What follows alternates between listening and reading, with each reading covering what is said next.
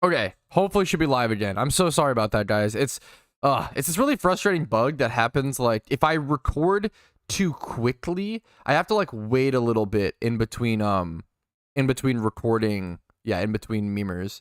I have to change my I'm gonna play music while I fix everything. Sorry about that, guys. I'm gonna go change all the links and everything. It's a really common bug if you record too quickly while live. It just crashes your it just stops your stream. It just crashes your OBS.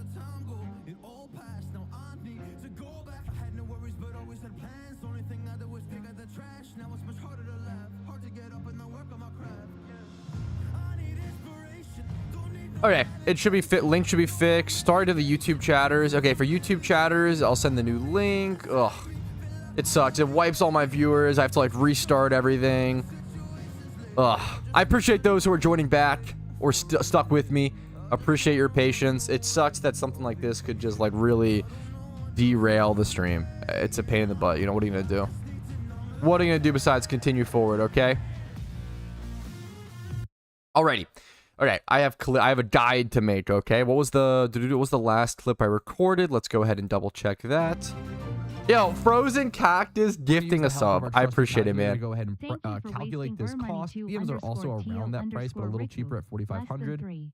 Dude, thank you so much, Frozen. Appreciate the support after a frustrating moment like that. What's up? Hello, good morning, dude. How you doing? We're back, fellas. Let's get back to recording this Shedinja guide.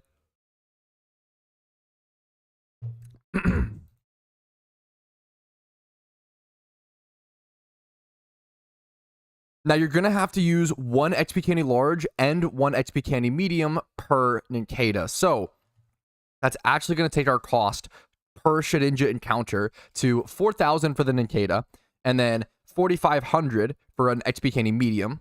I can't type math. 8,500 total right now. Then we're going to do plus around 4,900 for the XP candy larges. That can be 5k or so. It can, you can even out whatever, right? So it's going to be 13,000 Pokeyen per Shedinja encounter. That's also not including dinner status or shiny charm. Now we take this number, we multiply that by the 30,000 encounters on average you'll need, and that leaves us with a total average cost of the shiny Shedinja hunt to be 402 million Pokeyen. This is not a hunt for everybody. It also takes a lot of time. We can try to go ahead and guesstimate the time, but it's honestly a little tough. 402 million Pokeyen. What's the time is,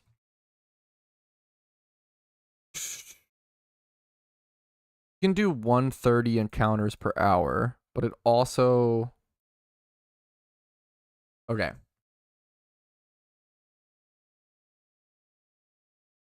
Now, the time is a little tough to guesstimate because you have some sort of in-between box work similar to egg hunting, where you're leveling up these Nincadas before actually actively hunting and popping charm and stuff. I'll explain that once again. I'll get to that in a split second. There's a lot of things to talk about. It's a complicated shunt. The way you would calculate time is you would understand the amount of encounters per hour. Now, you can get around 130 encounters per hour using logout strategies, and I will explain that in this video because I think it's the most important way to shiny hunt Shedinja, and I really, really recommend it. Having custom strings and logout shunting is crucial for this shiny hunt. So we're going to do 130 encounters per hour, but we have a lot of that box work time. So we're actually going to cut this around in half. I'm going to guesstimate it and say you get around 80, maybe like 70 to 80 encounters per hour when you include the timing for the setting up, because it actually does take a long time to set up all that stuff. So we're going to go ahead and do 80 encounters per hour. We're going to do 30,000 divided by 80.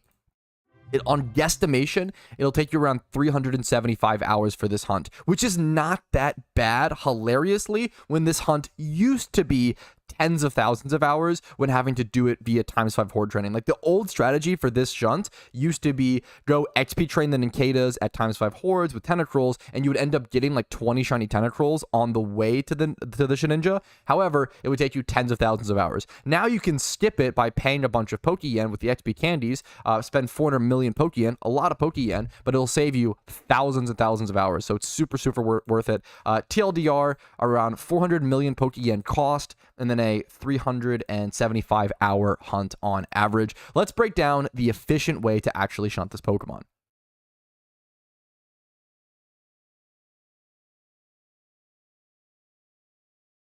All right, first things first, we have step 1. Step 1 is going to be preparing about 2.5 to 3 full boxes of Ninkata. Now, I don't have that, so I'm not going to show you guys that. My boxes are full of a bunch of other stuff at the moment, but I'm going to go ahead and show you guys with these 5 Ninkata. So you want to prepare around 2 to 3 boxes, around 130 or so Ninkata, maybe 150 if you're really fast and want to have extra, you know, just in case. And you want to go ahead and use XP Candy Larges on each of these Ninkata to get them up to level 18/19. The reason you do this off of Shiny Charm to not waste time is you can go ahead and prep all of these ahead of time, and then essentially once they're all at level 18/19, now you can just go ahead and click one little medium candy on them and do it in that order. Versus if I were to try to do this on Shiny Charm, I would go ahead, I would use an XP large candy, and then I would have to use another XP candy medium, and you're wasting time. There's no reason to do that on a Shiny Charm. You really want to get max value. So make sure to go ahead and prep all of your Ninkatas, getting them all up to a higher level, ready to be evolved before you pop a Shiny Charm. That's the preparation, getting 3 boxes or so of Ninkatas up to level 18. And then here comes the fancy part. This becomes logout strats. I'm going to be hiding my username just for protective reasonings. This is where things get a little funky. This is going to be the most efficient way to shiny hunt Ninkata. I'm going to show you. What you want to do is you want to get inventories of 3 Ninkata like this. Then you want to go ahead and use your XP candy like this. You're going to go ahead and cancel the moves. You're then going to wait in the evolution until the cancel button goes away, okay? Let me shrink chat so you guys can see that better. You see the cancel button in the bottom right corner here? You're going to wait until that goes away. You're going to prep your logout. You're going to log out. You're going to log back in. And now that just saved you a ton of time. Now you may ask, well, you know, you didn't really skip the evolve animation. How did that skip you time? Let me show you why that skipped you time. The reason that skipped you time is not because of skipping the evolving animation. It's skipping all of the learn moves. You have to learn a ton of moves when evolving Shedinja. So I'm gonna not log out here so you guys can see. Double team, cancel, Screech, cancel, Fury Cutter. Can't, like, you unironically, you go from doing around 90 encounters per hour if you don't do logout strat to 130 if you do logout strat. It is a ridiculous increase on encounters per hour. So I cannot recommend you enough. If you do this hunt, I really strongly recommend you use logout strats. The only downside, only other downside is that you can't actually be in a Shiny Charm with friends while you do this, because if you're in the charm, you're going to constantly be logging in and out and sort of canceling the leaving the charm and kind of messing up the charm. So that's unfortunate. And then number 2, you'll also be spamming your team chat with constant login and logouts, which sucks, but God, if your team is an efficient shunter, they'll understand. It is so much better to go ahead and do it this way, in my opinion. Whew, okay. Anything else to talk about? Is that it, guys? Yo, sorry for ignoring you guys. Is this allowed? Yeah, of course. What's up, man? What's up, Last Joris? What's up, fellas? Shiny hunt for new ISP. What's up, gamers? How are we doing? Dead chat question mark. The stream got disconnected and reconnected, so we're just kind of gathering everybody back. Thanks you guys for rejoining. Dude, like pretty much everybody rejoined. I really fucking appreciate that. Almost my brick collection, but there's no berries that are useless and on the GTL. Yes. Wait, that's a good, dude, that's a good fucking collection, Pikachu. That's awesome. Make my chat a little bigger. I'm trying to think if there's anything else to cover. I think that's everything. How many have you done now? I actually have no idea. FFL. Nothing crazy FFL. Maybe like I think I've still done like 500 to 600. I've only done, yeah, I've probably only done 500 or 600. Nothing. I have not done that many FFL. God, it's a cool hunt though. Okay, 100k singles at Staryu. Good luck to you, dude. I think that's everything I wanted to cover in this guide. I think that's everything. I really enjoy this shunt though. It's like so fun. How do raids work? Raids aren't in the game right now. They were temporarily tested recently during an event, but they'll be re-added to the game permanently within the next few months, hopefully. That's a good question. I feel like it must be one of the weirdest things. Yeah, okay. I feel like that's super under talked about. So someone said, how do raids work? Just started playing. Weirdly enough, raids aren't in the game right now, but there are still like little raid spots around the world, right? So if we fly over to the power plant, I'm pretty sure there's one like right here, or not there, power plant, sorry. fly over to Rock Tunnel entrance. There's a raid thing right here. So if you see this as a new player, you're probably like, what is this? This is not in Pokemon Fire Red. Like, what's the point of this? You walk up to it, you talk to it, the raid den is sitting dormant. This is so confusing for new players. I actually really wish there was like more of an explanation, like a sign post or something in game. However, raids are not in the game right now. They were recently tested, and these were left in the game from the test. Strange decision, I know. However, raids should be permanently being re-added to the game within a couple months. Hopefully by like June or July would be my guess. Hopefully. We don't know for sure, obviously, but yeah, hopefully that explains that for any new players who are coming across these. That must be wildly confusing. All right, I think that's it for the Shedinja hunt. What's your favorite deodorant? Do you want the fucking smoldering hot take? Women's deodorant works way better than men's. I don't know why. I've always found this to be the case. Women's deodorant smells better because it's like sweeter. It's way stronger. Like, unironically, if I use men's speed stick versus women's speed stick just works way fucking better. I don't know why. It makes no sense because I'm pretty sure like men should be stinkier on average. But I use, so to get to my point, I use, what's it called? It's like women's speed stick, and the scent is Wild Freesia. I'm a huge fan. Anyways, you have a video on major differences. I actually have a video that I like have to edit. I have a video made on that topic, Serenity, but I have to edit it. Spidget raid, yo, we got the Clamperl, same thing. Clamperl King himself with the fatty raid. Let me finish recording for this guide video that I just did on a really niche, funny, shiny hunt, but I'll see you guys in 1 second, okay? Okay, I think that's everything I need to cover. All right, but I believe that's everything I needed to cover. If I missed anything, make sure to let me know in the comments. Like this video if it was helpful. Subscribe for daily PokeMMO videos. Check out streams like this one, Monday through Thursday at 12 p.m. ET. Discord's down below if you're interested in that. And if you want to go above and beyond and support the channel, YouTube memberships, Twitch Primes, Twitch subs, and PayPal/Venmo do go a very long way and allow me to make videos. Thanks for watching, guys. I'll see you later. Peace, Reno. Not ending stream. Not ending stream. Just a fucking video. Okay, let me fucking... Okay. Let me do that. God, Spidget viewers probably think I'm so annoying. I mean, okay, kind of fair, but let me move all these. Okay, we got Shadow Shiny Hunt Shedinja video. Boom, bam, done. Over to export. This is what it takes to make 2,500 videos. This is what it takes to make 2,500 guide videos on PokeMMO on your YouTube channel. You got to do them on stream. You gotta fucking get it all over the place. Okay, I think that's done. Back to we lost to a Flinch Waterfall. Oh no. A Spidget game? Sounds like he was outskilled, honestly. I assume he EV trained with love. What's this music? It's new? Yeah, this song is new. We got some new songs in the playlist. I'm looking at hidden ability Drillbur to see how cheap/expensive they are, and the cheapest one is almost 600k. Yup, I am very aware. I have a Drillbur breed right here. These are hyper expensive. If you go Drillbur, the reason why, I'll explain why in a sec. Hidden ability. Oh my god, 750k. That's disgusting. Okay, Drillbur is 588. But that's still, holy shit. That is actually crazy. The reason why is because hidden ability access Excadrill is really good in PvP. 13% usage, 68% go Mold Breaker, which is its hidden ability access. It's a really good Focus Sash, Mold Breaker, Stealth Rock lead. What Mold Breaker with Stealth Rock allows it to do is it allows it to set up Stealth Rock even through Magic Bounce, which is really good, right? So you don't get your rock to bounce on your side of the field. The reason it's so expensive is because number one, it has really high demand, and then number two, it was an event exclusive hidden ability Pokemon. So you only got it via like the Lunar New Year event, which is an interesting decision. But yeah, they're really expensive right now. Yeah, we got some new boppers, I feel like. Okay, please, dear God, hopefully the stream doesn't crash again.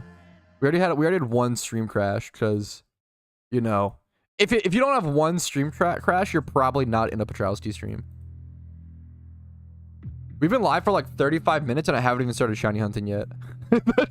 Dude, if I ever stalled for content, it's now. Okay, I'm gonna start a prediction. Will I see a shiny / legendary today?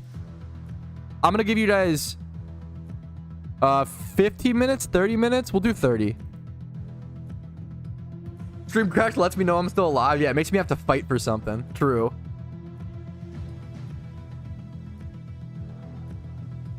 Yeah, that'll do it, Rill. Nice job, dude.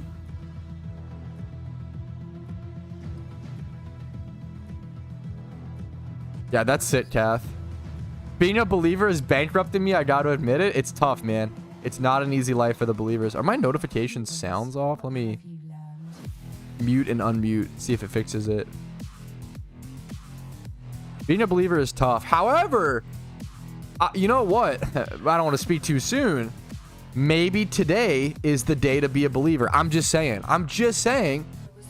Today, it could happen. I'm just saying it could happen. We have... Okay.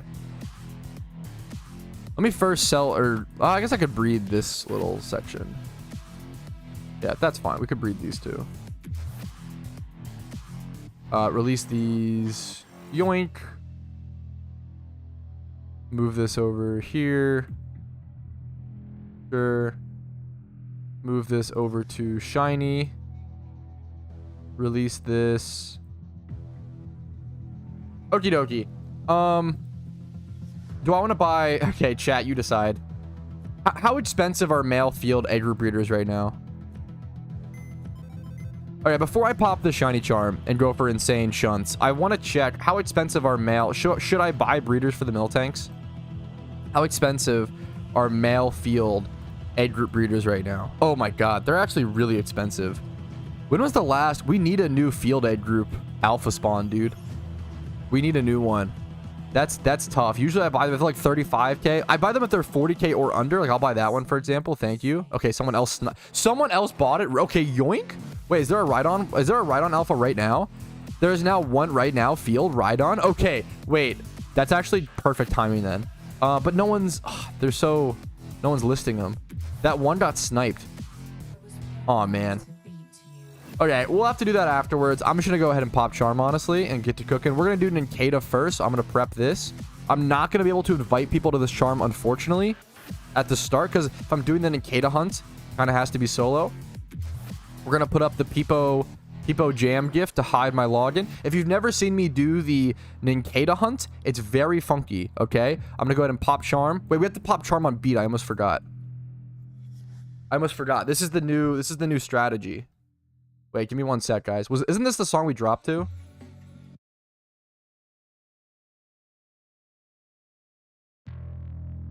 Oh yeah, this is the song for sure. This is for sure it. 100%.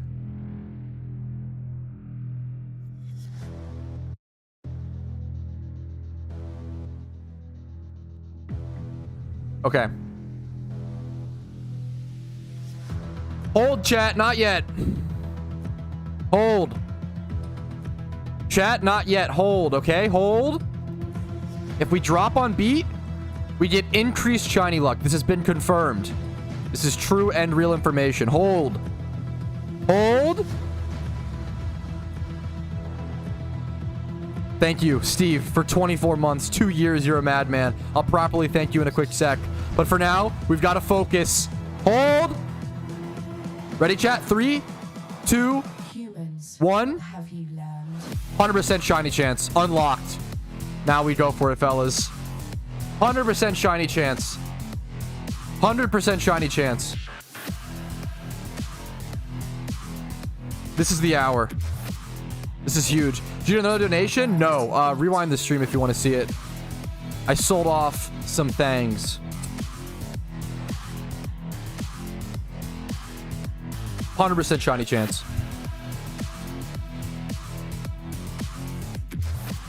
Yo, Steve! Okay, I gotta fucking suck Steve off for a quick second. Steve, thank you, my man. Dude, one of the most supporting people of the stream, of my content creation career of all time. Like, dude is a legend here. Dude will forever be remembered simply as Steve. Thank you so much, Steve. Appreciate you, man. Yeah, what's up, Hoodie? Happy to see you, dude. Dude, this little fucking emote, the wiggle, I'm a fan. Solomon, how you doing today, man? What's up? Much love to you, dude.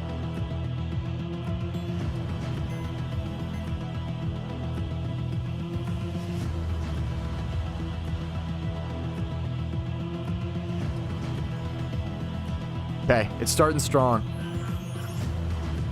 It's starting strong. Shoutouts to Minecraft Steven. Calling him Steven is crazy. Not the legal Minecraft name. I forgot to log out for a sec. How's your day, Pat? Dude, I'm pretty fucking... I mean, I woke up. I transferred some files for a video from my laptop over to my desktop via USB. I played a game of Dota. I've been obsessed with Dota 2 recently. I just want to fucking play Dota. It's so fun. Which is what a crazy arc. Didn't expect that in 2024. I heard from a guy who heard from a guy that heard from his mom that Patrouski is in prison, and this is all pre-recorded. That is true information. That is not global chat propaganda. That is true and real. Just always, be skeptical of everything, except for when people tell you things on the internet, because that's always true. But be skeptical of everything else. That is true and real, 100%. Moral of the story, be skeptical unless it fits your narrative, then believe it all blindly. 100%. True and real. Check out Deadlock. Is that a game? I'm not familiar, but now I'm curious. Oh, is this a... Oh, shit. Wait, is this... Oh, whoa. Is Deadlock going to be like a Overwatch style? Oh, my God. Yes, I will check that out. That's a great... Thank you for letting me know that that's on the horizon and something to watch out for. Yo, huge shout. Thank you. It's Tiger. Sorry for the... Yeah, thank you. That's actually good to know. That's coming out. Do we have a release date for it? Is it just like is it cooking? That's actually huge to know. I will definitely check that out. Thank you, man.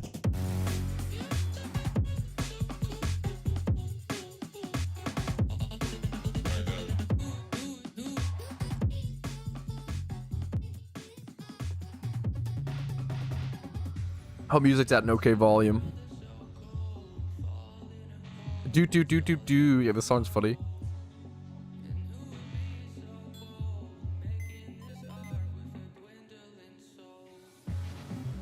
How do I get a team leader role in your Discord? I would just go talk to the moderators, man. I'm gonna be super honest. I don't even do that much in my Discord. I have a huge privilege that my Discord is basically ran by the community itself and by my mods.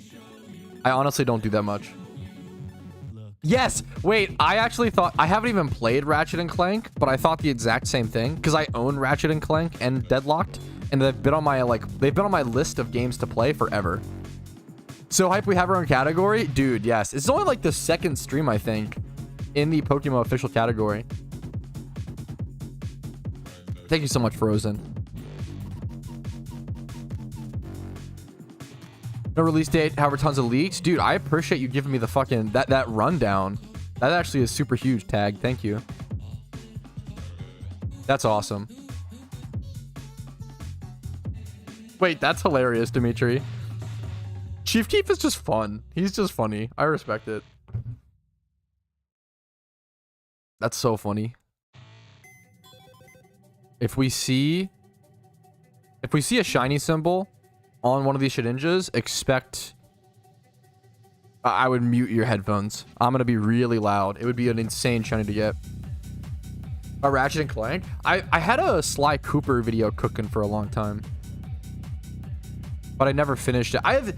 I am so guilty. I don't know why I do this, especially on Retro Pat, like way more than Patrouski.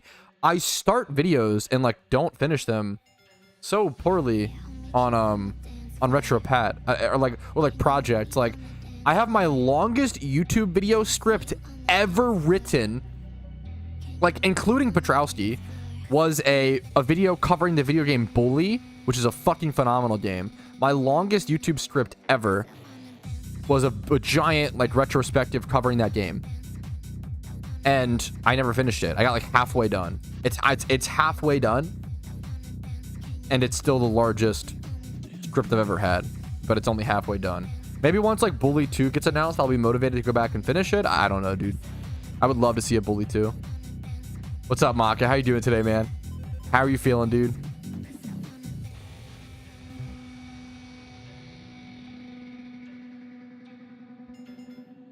Set it beside you. Hopefully you give me some good. This is a great shiny hunt, I will say, to like come hang out in game, flex your shinies, guys. I really don't mind. I always say the respectable way, the based way to flex your shinies on stream is to just come hang out with them as the follower sprite in the background while I shiny hunt or some shit. I think that's pretty based. Trying to like link them to me and stuff gets a little like, come on, man. I'm trying to, you know, focus on my own hunts, but if you want to come flex them on stream in the background, I think that's super based. Can you move the toad away? No, I cannot. It is protecting my username while I do the logout strat, Matthew. It's a protection method. Protection method? What protection? Whatever. Which may seem a little funny because it's just my username. But if I learned anything from playing old school RuneScape, it is that people will absolutely hack you just based on your username. Most underrated shiny? It's too... man, I used to be able to say this easily, but it's too tough. Why are you live streaming on the same channel? Wait, what do you mean? I should have, one... hopefully I don't have 2 YouTube live streams live. One of them crashed was the problem. But I should have 1 YouTube live stream live. Yeah, I have 1 YouTube live and then 1 Twitch. And that's called dual streaming, which is very, very common, thankfully. My last stream crashed, unfortunately, on YouTube, the one. But dual streaming, dude, dual streaming is like the best thing. I always talk about like literally the #1 thing. Like if I could go back in time and correct one thing as a content creator, unironically, it would have just been to start dual streaming sooner. It is that powerful. Like it is the #1 mistake I made was pushing off learning about dual streaming. People can absolutely be hacked in any game, any capacity. It's just, it's more complicated than like, usually that comes down to like passwords being leaked and then using the same password across different like accounts and different platforms. That's usually what happens. But it depends on the skill of the person for sure. Most quote unquote hacks are very like simple. It's usually just like a database leak. Yes. Sorry, dude. Sorry about that, Raymond. That's a fair. I have weird. It sucks that I have internet issues sometimes, which sucks as I do everything I can. I have a really good router. I pay for good internet, you know, whatever. Can't, you know, American ISPs, lol. And then I've been having certain bugs with my Streamlabs where if I record a video, for example, before going live and then go live without restarting my Streamlabs, it will always crash within 5 minutes. Really frustrating. So I have to like actively, like consciously, if I record in the morning before stream, which I almost always do, I have to like consciously close Streamlabs and reopen it before stream. And then also, sometimes recently, if I record clips too quickly while being live, it will also just crash. So there's like all these, like, it's like, okay, come on. Then I'll be sorry. But I can understand how like, I'm sorry because I could understand how it could be annoying to like, oh, I'm doing the wrong thing. But like, I hate that like I end up sending people multiple pings, you know? That sucks. If you're like subbed with notifications on Twitch or on YouTube, like, it's kind of a pain in the butt, you know? So I apologize for that. Flexing my only shiny for luck? Dude, I appreciate it, man. I am so ridiculously excited. I've said this once and I'll say it again. I'm not going to lie. I am so excited to break this dry streak because I want to go back to ×5 hordes so bad. I think I switch my mind on this all the time, but I really want to commit 2024 into being a quantity year and going for like a shit ton of ×5 horde shinies. Like, it sucks because rare shinies are much cooler, but I think Casey even said this. You reach a point where if you get enough ×5 horde shinies, like if you get so many, it becomes just as cool. So like, if I get like 20 ×5 horde shinies, like that in comparison to like one single or like one egg is like pretty impressive, you know? You're saying that 5 months into the year? Hey man, it was supposed to be a wet year, but we had a little bit of a sidetrack situation happen with, you know, I don't know, one little weird hunt, but I think it'll get a lot wetter after I break this dry streak at like 100,000 encounters. Hopefully not. We'll see. Yeah, we're changing plans 5 months into the year. Dude, I appreciate it, Raymond. I try, man, but I always have stuff to improve on, you know. I can't be real. Dude, I appreciate people checking, people being invested in my shiny hunt and wanting to see me like break a dry streak is one of the best feelings in the world. Like, I always say, like, if I could just make a living, which is what I kind of do, but not quite. I have to like make a bunch of guides and do other stuff. But if I could make a living just fucking streaming myself shiny hunting every day, like, that's my dream goal. Like, I love shiny hunting so much. And if I could like just shiny hunt, have fun, push for goals like that, that'd be like my dream come true. It's already my dream come true to do what I do, but yeah, that'd be sick. I would love to get, but it's tough because like I have to make guides and stuff, and like I like doing that. It's not like it's, you know, oh, like, but it's just what I really want to do at the end of the day is shunt. But I like making guides too occasionally.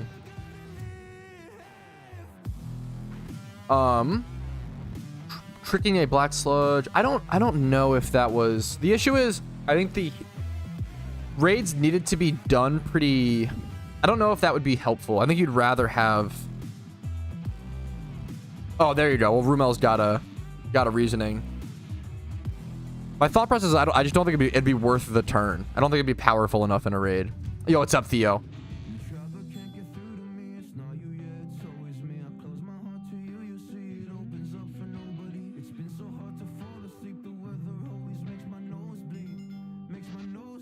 This year is going to be so wet. Top 10 moments before disaster.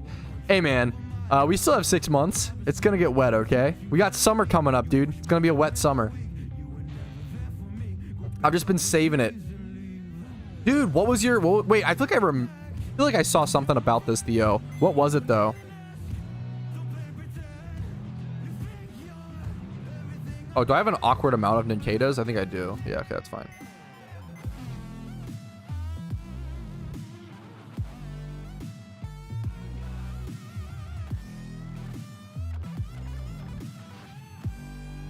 Yes.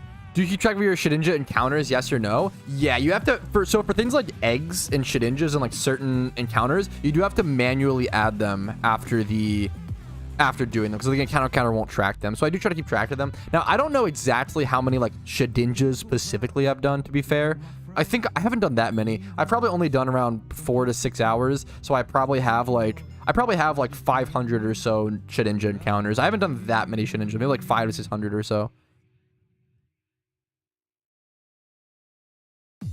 Doing Hunch Crow. I haven't like EV trained a lot of Pokemon to like fully prep them proper. We can talk about that after Charm, honestly, and go, if you remind me after Charm, because I have a bunch of Pokemon. I have a bunch of Pokemon that I've created that need to be trained, right? But I haven't like EV trained anything because I'm obviously like super dry on the shiny hunt and I really want to get a rare. I'm broke. This is all I got. Don't send this to me. Keep it, man. Keep your super potions if that's all you got. Your 2 super potions. My absolute king, okay? You can keep those.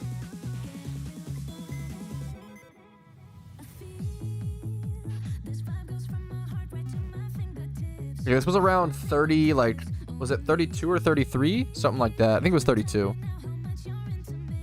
32 Shedinja encounters right here. 38 Duskull encounters? Great shiny. Good luck to you, man. For shiny today, good luck to you, dude.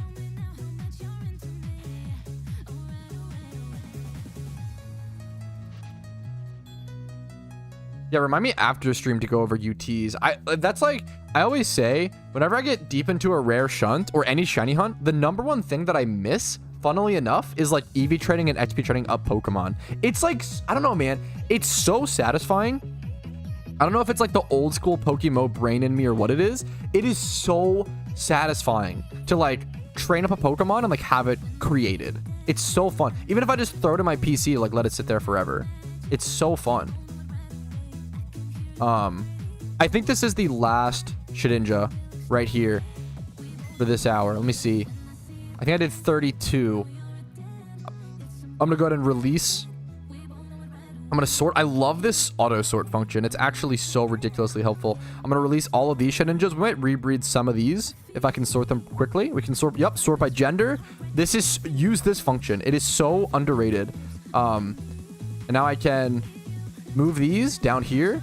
Grab a row of female Ninjasts. Move these down here. split the 3 males. There we go. Perfect. Just like this. That is actually so good. We have another little breed right here. Sure. Not shiny. Okay. So none of these were shiny. We did 32 Shedinja encounters, neither of which were shiny. I'm gonna go grab my Shuckle, and then we're gonna go do eggs. We're gonna go breed over in Unova really quick. On 45 minutes left of Charm. I gotta be fast and not waste any. Okay. Grab this. Sorry, I'm like scatterbrained. So I'm trying to go as quick as possible. You can multi-select by just dragging, or you can press B, and it'll also help you multi-select a little differently. Hard to explain.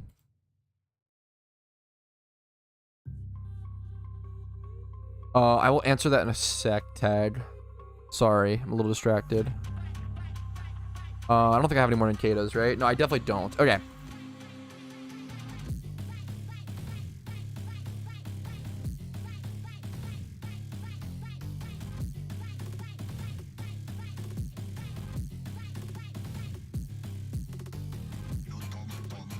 Okay. Anybody? Wait. Team Mr. Charm. I got Charm. Shiny, Charm. 44 mins. All spots open. I need people in. What are Hoenn money? If you look up PokeMMO money making methods, I have a playlist with over 80 videos on it that'll go over a bunch of different money making methods. We got Phil Radish in on the Charm. Kuroshi? Yes. Dude, wait, we have Kuroshi and Theo luck. Wait, that's huge. That's actually huge. Okay, we have Kuroshi and Theo Pembo on the Charm. I feel like that's got to be turbo good luck. I'm excited for this. That's got to be super good luck. Oh yeah, I can remove the Peepo Jam now because we're done. Okay, we're done the Shedinja stuff. All right. This is what we're going to start egging. And I started changing my strategy to this because this is so much faster. If you take your bar and put it down here, I'll show you what it looks like. I have to move it a little bit. Remove this up. This, for me, is so much faster. Yeah, like this. Because the button's right here versus dragging from, like, right. I love this strat. I saw this on a YouTube video, and I've switched to this strategy now. Thank you guys for the good luck.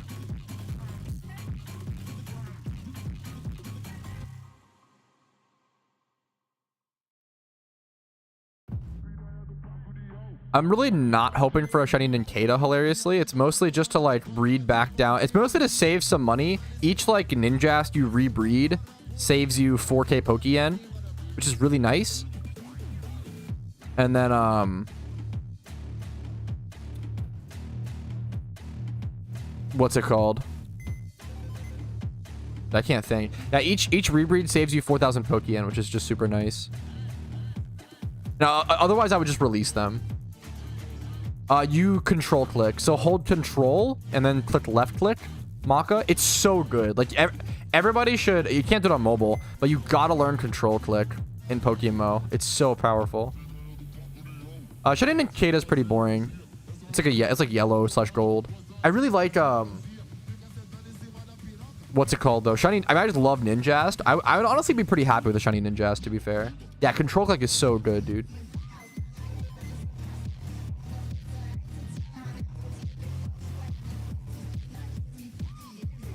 If you hatch a Shiny Ninkata, no, you do not get both when evolving. That's why the Shedinja hunt is what it is because you can't do that. Yeah. So someone actually pointed this out to me recently. I didn't even understand why in PokeMMO it works like this. So if you evolve a Shiny Ninkata, you obviously don't get Shiny Shedinja. Well, to be fair, in traditional Pokemon you do, right? I already have a max charm, Emerald. In traditional Pokemon, if you evolve a Shiny Ninkata, you get both Shiny Ninjast and Shedinja. In PokeMMO, you don't. And this is the reason why. The reason why is if, sorry, I'm mislooking. If you could do that, then what you could do is you could actually create infinite Shiny Shedinja. Unironically infinite. So what you would do is you would take the Shiny Ninkata, you'd evolve it into Ninjast, get a Shiny Shedinja, and then you would take that Shiny Shedinja and you would take the Ninjask, breed it back down by paying a few million Pokeyen, and then get another Ninkata. and then evolve it again, you would literally just infinitely chain. If you get 2 shinies per evolution, since you can breed down shinies in PokeMMO, you can't do that in traditional Pokemon, you would literally print infinite shiny Shedinjas, which is pretty funny. So SAT, so number 1, I have a full shiny charm.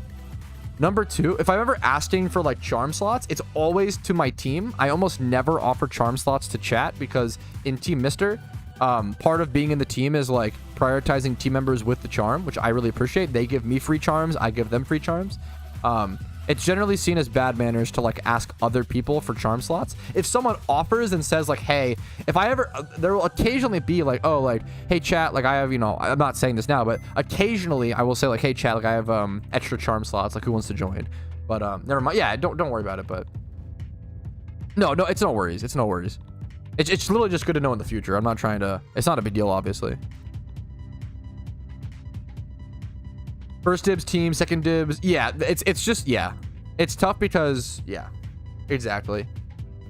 I wish you the best of luck on your shiny hunts, SAT. I hope you have extra good luck and just don't even need the shiny charm, man. Good luck to you, dude. What are you shunting right now, SAT, if you don't mind me asking? Good luck to you, dude. Look, Mom, I'm near Patrouski. What's up, dude?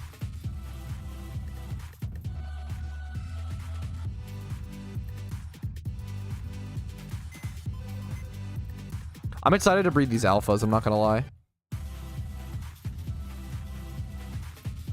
Yo, what's up, Pixels? How you doing today, dude? What's up, gamer?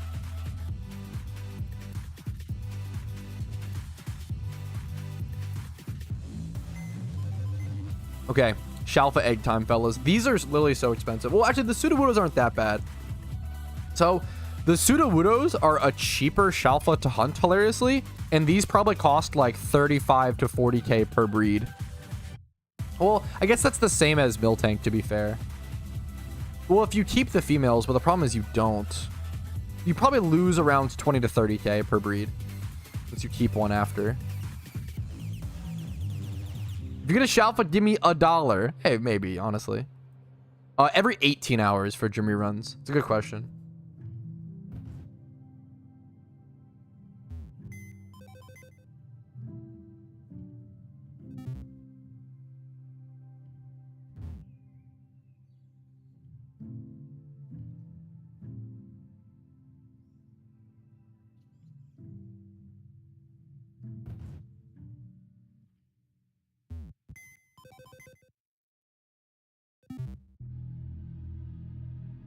Would you use shiny Shedinja if you got it, or keep it in box flexing? I'd probably leave it as my follower sprite. If I got a shiny Shedinja, I'd probably keep it as my follower sprite for like months.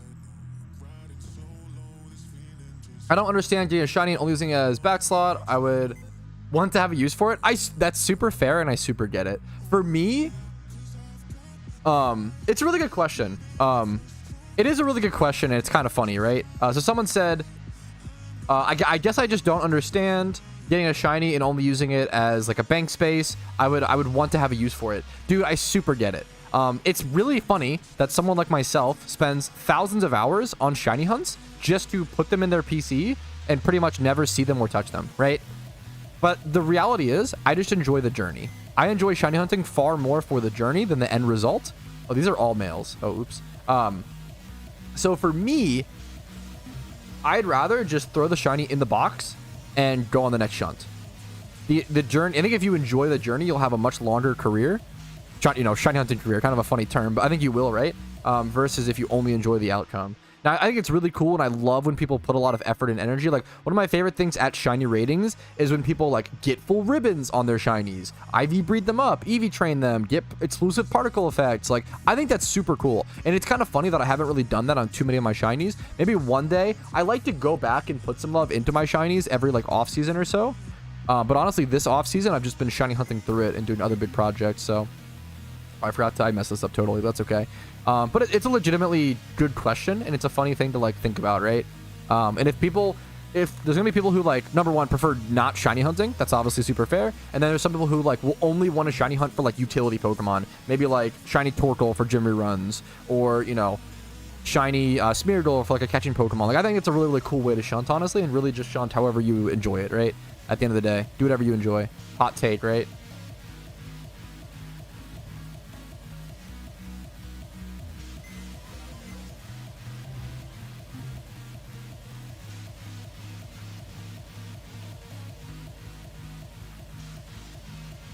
But I think that's super fair. I think having like 4 or 5 really like I think that's super fair.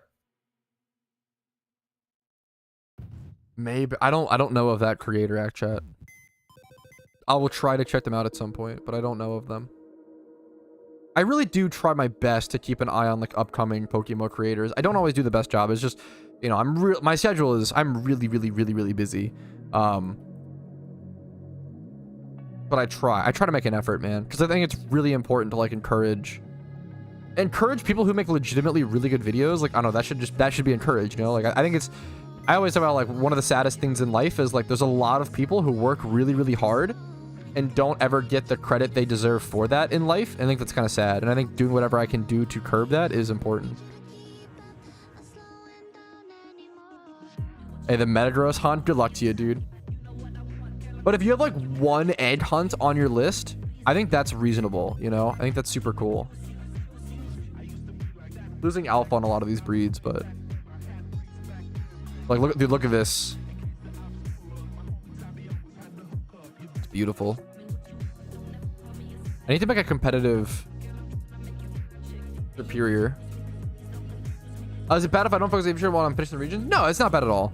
EV training is honestly, EV training might be the most helpful. If you're like stuck in a storyline, it actually might be the most helpful thing you can do. EV training is really good. But it's really up to you in terms of like,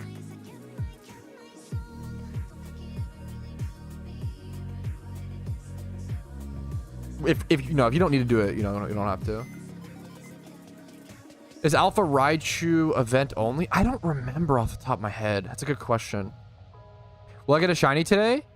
Are you popping a shiny charm?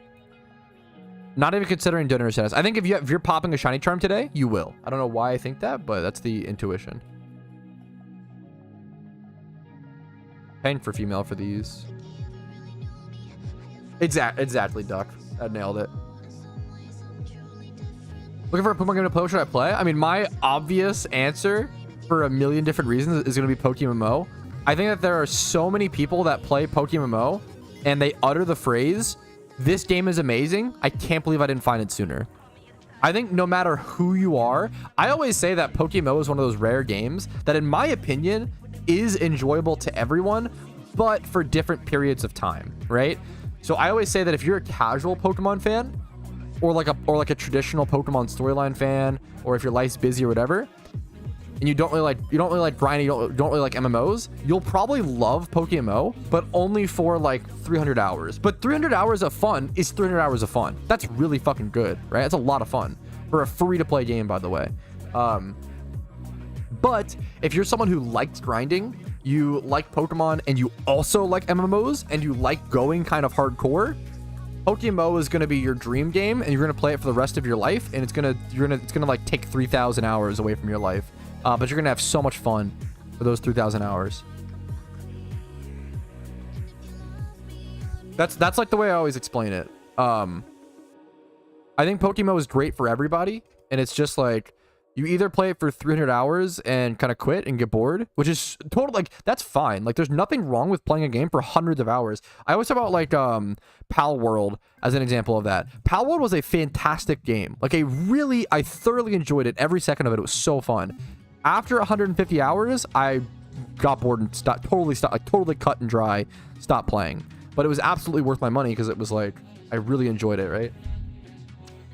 That's awesome. PokeMMO can be kind of addicting, so be careful. You know, obviously be aware of that. If you're like not showering or not going to school or not doing your job because you want to play PokeMMO, be careful. Maybe pull back a little bit. This is PokeMMO. Denzai, this is PokeMMO.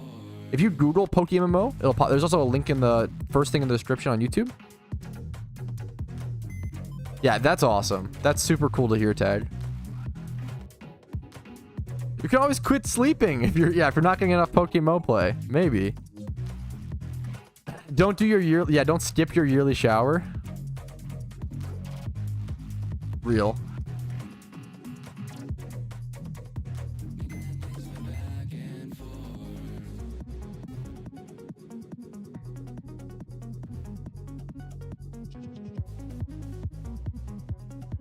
You guys shower? God damn it. My main line is clogged. I can't shower. That actually is a huge bummer. That would tilt me. Every other year? Okay. How do you guys make it more insane? How do you manage to go from, yeah, yearly shower? Oh, you mean every other year? Yo, much love to you, WGS. Much respect to you for doing that, dude. Guys, I found, yeah, dude, imagine the next YouTube video of Proper Pikachu. New PokeMMO money-making strat. Found out. Just don't sleep for 8 hours and do payday grinding instead. Giga brain. Only shower on 20, fuck, every 4 years on the leap year. Okay, for the record, I love showering. I literally shower probably 2 to 3 times a day on average. I love showering. Best location on Chuckle? You probably want to egg hunt it, man. Egg hunting is probably the best, which sucks because it's expensive. You either want to egg hunt it or rock smash hunt it. I stream on YouTube and on Twitch. I dual stream. All right, that's that box done. There's not much more left. It's only 3 breeds. It's crazy. People always ask, like, oh, isn't that like a little too much? You're like rough on your skin or whatever. And honestly, it probably is a little bit. But at the end of the day, my answer is always like, if I'm gonna have like a weird little addiction or some shit, I'll take the showering 2 to 3 times a day over like drugs or alcohol or something like that any day. You know, if that's one of my like, oh yeah, I do this too much, I don't mind it being like, oh, I shower too much. I think I'm fine with that. You know. What's up, Uncanny?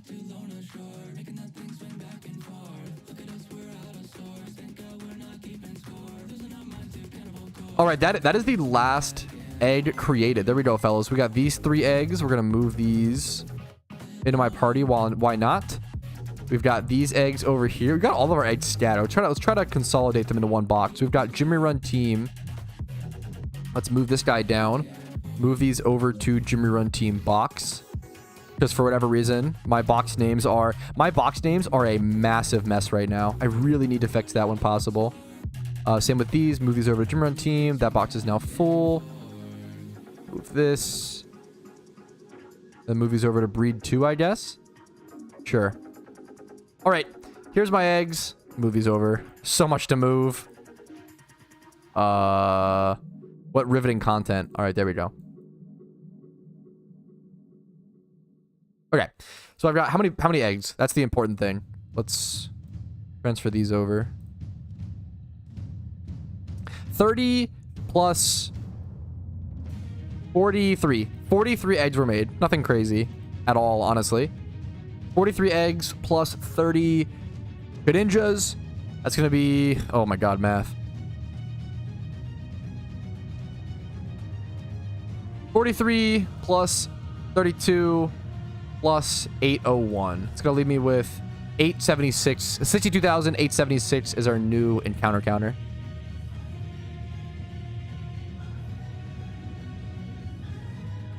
Thankfully, I feel like I just have I don't know, I'm a very oily person naturally. I have black hair and I feel like my hair gets very oily very naturally, so I don't know, the showering kind of honestly works out for me. IMO. How nervous were you doing your show? I mean, I wasn't trying to hunt in the Safari Zone, hilariously. I just happened to get lucky and get it. Let's go throw this in here. Grab our Spinnerack, throw that away. I'm so slow today. Grab this, grab this. I think this is all I need. So then we grab eggs. All right. All right, here is the setup for the rest of this shunt. I'm going to switch this back really quick. Saw someone say hi, Patrouski. What's up, dude? We got Spinnerack Swarm for single encounters, Breloom for catching, Quagsire just in case of an explosion Pokemon. We're going to head over to Sinnoh. We're going to go do our Honey Tree route, and then we're going to head over to the spot over at Sudowoodo to actually single encounter. So Let's see if we can get a rare today, fellas. Someone else named it that, or the Breloom. Someone, I think I have some Pokemon named that. Megumin or whatever. It's like the anime girl, right? I'm like whatever on her, but I had someone else pay to name it. Thoughts on Pokerogue? I made like 6 videos on Pokerogue. If you want my thoughts on it, I would go check out those videos. TLDR, I thought it was a very good game.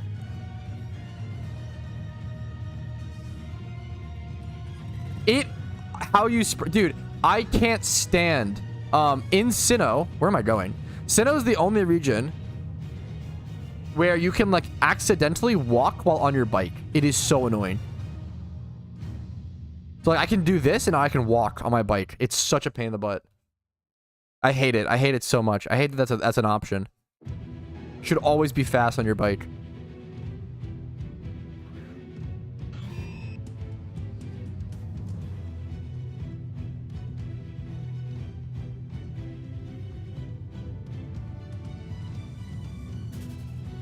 Why does it exist? It's actually so annoying. You don't have a bike? What do you mean? How do you sprint? Like I can sprint when you can go with bike. I mean, you don't have a bike. I do. What do you mean? I do have a bike. I don't even have the dragon. I have the flaming motorcycle. So there's like skins for bikes. So some people will have dragons. Some people will have flaming motorcycle.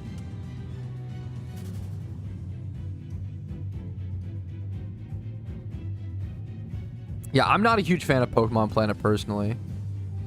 I will keep an eye on that chat.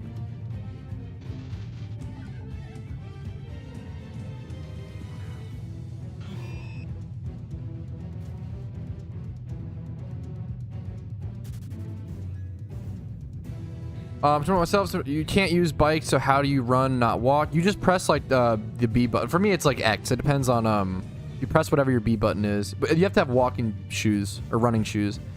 I stream on Twitch and on YouTube. Yep. Links for everything should always be like in the description.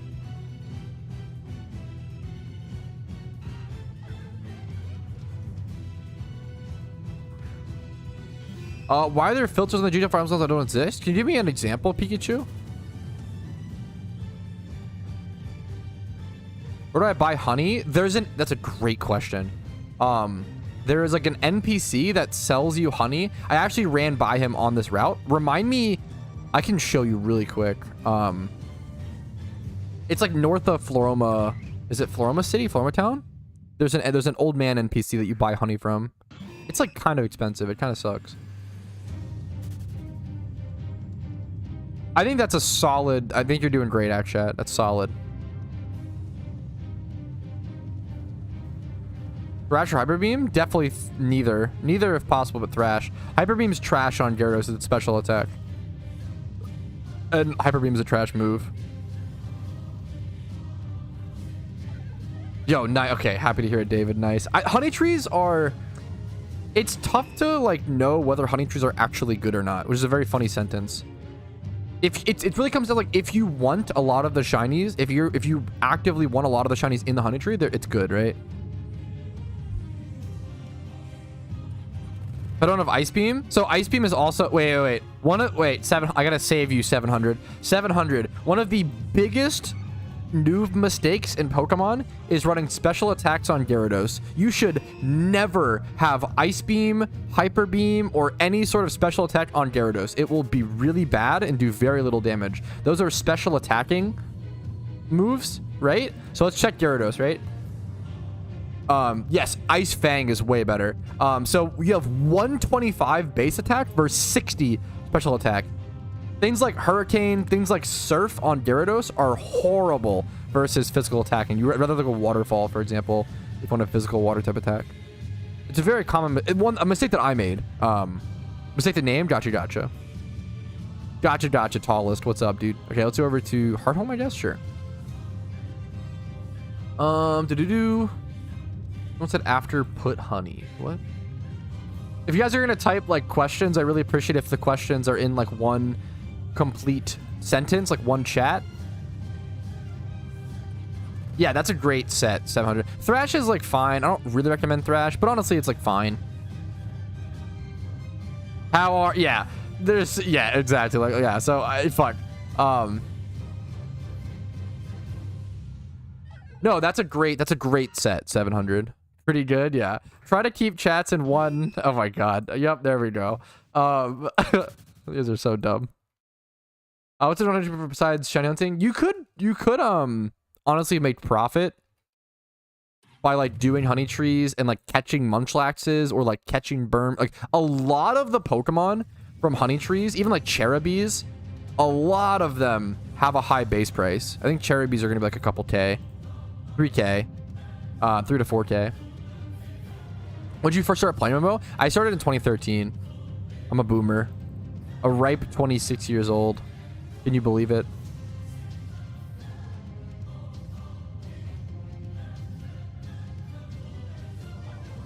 Yeah, good luck to those checking the ride on. Right on this dick. Nice try. There is a legitimate ride on alpha, but I gotta cover my bases, okay? Hope you understand.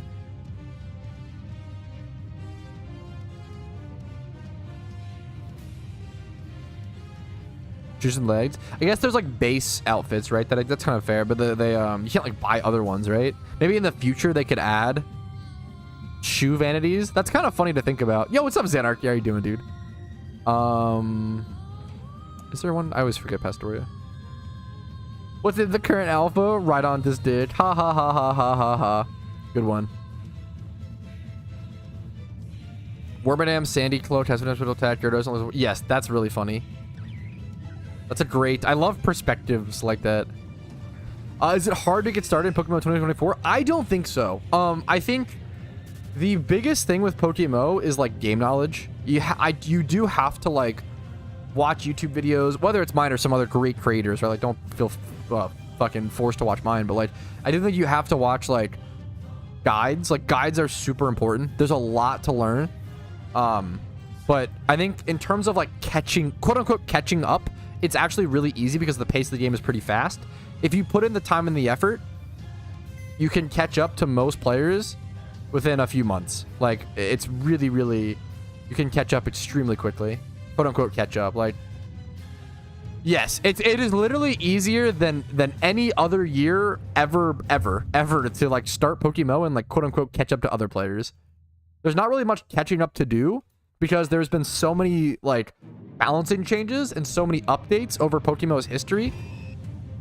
You only stream twice a week. If you go to the description, I stream Monday through Thursday. So Monday 4 times a week. Monday, Tuesday, Wednesday, Thursday.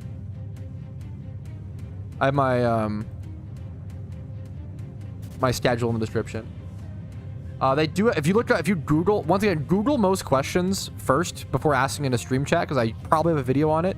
So if you Google like breeding guide Pokemon, I have a video on it. If you Google legendary guide Pokemon, I have a video on it. Only Monday and Thursday. That's honestly an easy mistake I get it. Okay, chill, Pikachu. I know you're memeing, but your Shiny Munchlax? Shiny Munchlax is pretty fucking hard. It's an egg hunt, right? So it's probably gonna be like 2,000 hours. The best way to go for it would be an egg hunt. Probably like 2,000 hours. I use 3 times honey.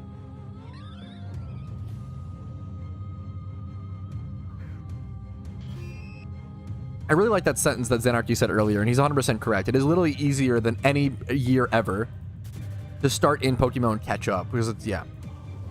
I never sell shinies personally. I'm 26, so like someone said I love this game. I hate PvP. I hate PvP a lot, yeah. What if I'm gonna get investments? I don't love giving investment like recommendations, but I have videos. If you Google like Pokemon investment, I don't know, guide, or like I have guides on what to look for and like general things. But what counts as catching up? That's a great question. I would count catching up as like getting all 5 regions done, getting a catching Breloom, getting a gym rerun team, getting HM friends, getting some ocarinas, stocking up on repels, pokeballs, expert lures, just like building your account in that way, if that makes sense. Maybe getting a shiny Pokemon, maybe building a PvP team. Basketball was the sport that I played the most growing up, but I never watched much NBA, hilariously. I don't know why. I was a way bigger like NFL fan. Now, The only reason I have a take on an NBA, I'm a Nuggets fan, but now they're hilariously really, really good, which is funny. I became a Nuggets fan back in like 2013 because I really liked it was Andre Iguodala, Ty Lawson, Wilson Chandler, and like Jason McGee and like some other. I thought that squad was super underrated, and I liked them on like NBA 2K13 or some shit. I played the Nuggets. But honestly, I don't watch much NBA. I don't know.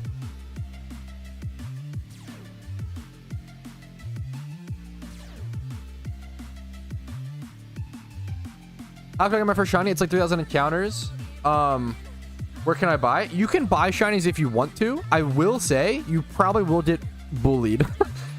Generally in PokeMMO, buying non-OT shinies is really not respected. No, I think it's a little too mean. He was a hooper. I was always like, I'm 6'4". I'm 6'4". I was like 300 pounds in fucking high school. 300 like fucking 6'2". Nowadays I'm like 6'4", 270.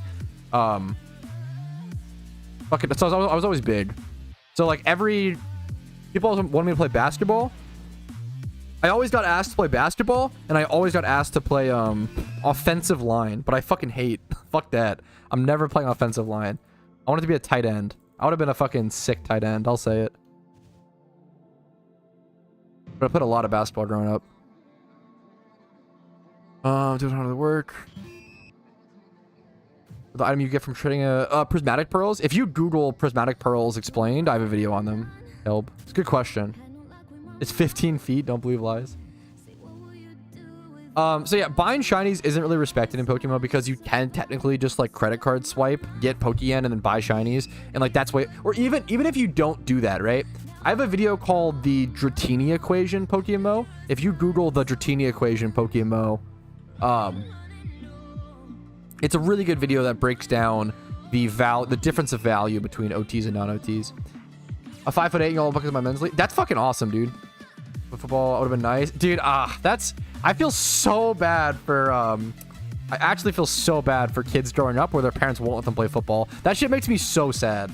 That shit actually makes me so sad. I understand the concern, but I don't know. I'm a huge hobbies, passions, and interest guy. I feel like for most people, our hobbies, and a lot of philosophers agree with this, hobbies and passions and interests are probably what derive most of our life meaning. Like really caring about things, right? About activities and skills and journeys. I feel like depriving someone of that, like if someone's true hobby and like interest is football, it makes me really sad to like deprive someone of that. Obviously there's injury and like risks involved. I think that's fair, but I don't know. I'm really against depriving someone of their. Yeah, it's not like I obviously disagree, and I you know, for whatever, right, Ramil, but I would never like. It's a tough thing to like. I don't know. It's tough. I'm not gonna like tell. I don't know. You know. I get it. I super do get it. Yeah. I don't know. Ugh, that sucks. Maybe a QB. I would suck as a quarterback. I was a really good fuck, I'll never forget. I had this like baseball that would like, it would show you the miles per hour at which you threw the ball like on it, like it had like a little screen on it. I eventually broke that screen, but for a while when I was like, I mean, I feel like every fucking kid says this, but maybe I'm fucking full of shit. This is what I remember. Like for a while I was throwing like low to like, I think the fastest baseball I ever threw, this was at age 13. I threw like 88 miles per hour at like very, very young age. The problem was I threw out my arm so fast. I think I stopped being able to throw stuff at like the age of 14 or 15. I don't know what happened, and I still have that problem to this day. To this day, my shoulders like do not go in that motion well at all.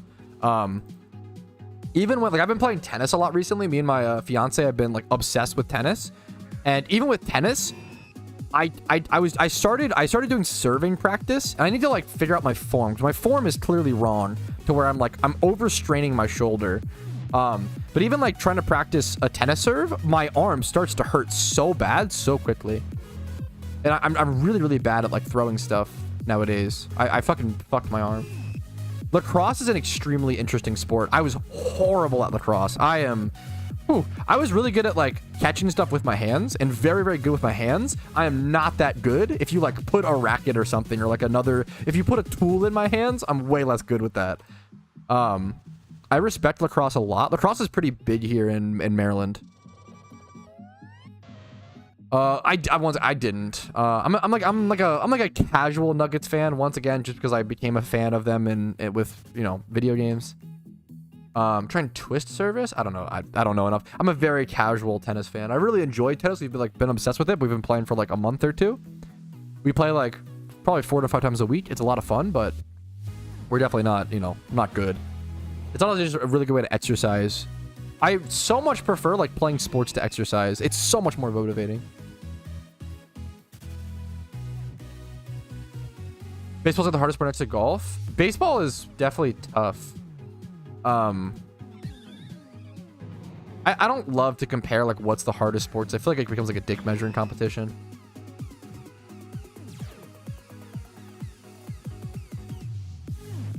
So true, Varol. I haven't lost a league game in years. It's so funny. That's crazy. See, we got some fucking. I would have never known that tag. That's cool. Yeah, Maryland is. I know. It's like I had some friends growing up that were big lacrosse memers.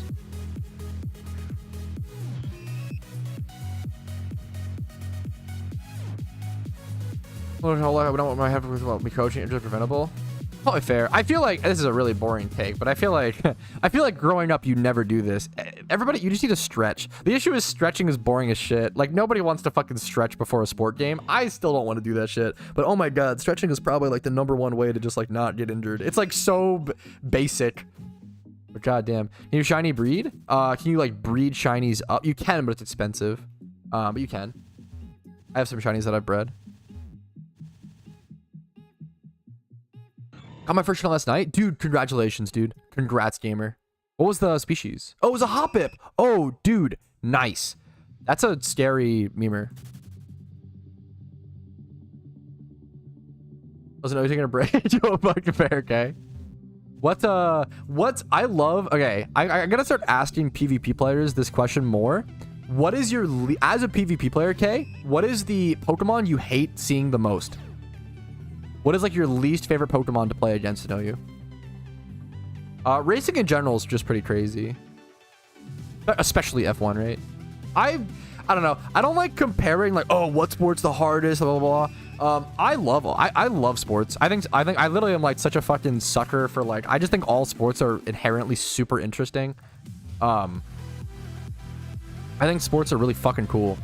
Dude, recently, this is actually so fucking sick to me. Recently, by me and Casey's apartment complex, there's like they built a little fucking amphitheater, which is so bougie. It's like an outdoor like little theater place. But recently, there's been a group of kids who go there, like, not kids, maybe like they're like 16 to 20, something like that. But a group of people who have been going there to play cricket like every day at like 5 p.m. And that's like so fucking cool to me. I don't think I've ever seen like, or I've very, very rarely seen cricket played like in like out in public, in, you know, real life spaces. I've maybe seen it played once or twice before on like certain college grounds or whatever, but that's, yeah, that's crazy. 100% Anderson. Yeah, god, it's so boring though. But yeah, future in India, yeah, exactly. The people, there's a really big Indian community in Virginia, and it's like a huge group. But yeah, dude, it's so fucking cool. I don't know, it's so cool. It's so cool to see cricket played. I don't know much about it, but it's neat. Hosting a World Cup, that's cool.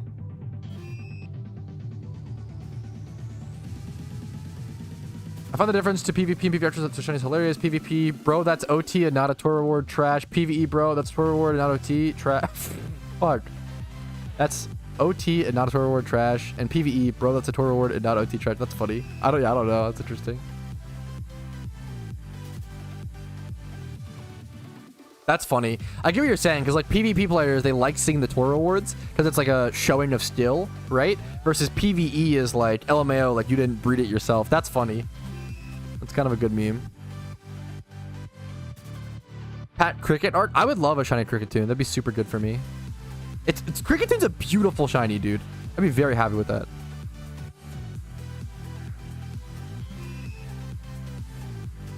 Scizor, dude. Scizor is my least favorite Pokemon in all of Pokemon. If you know me, you know this.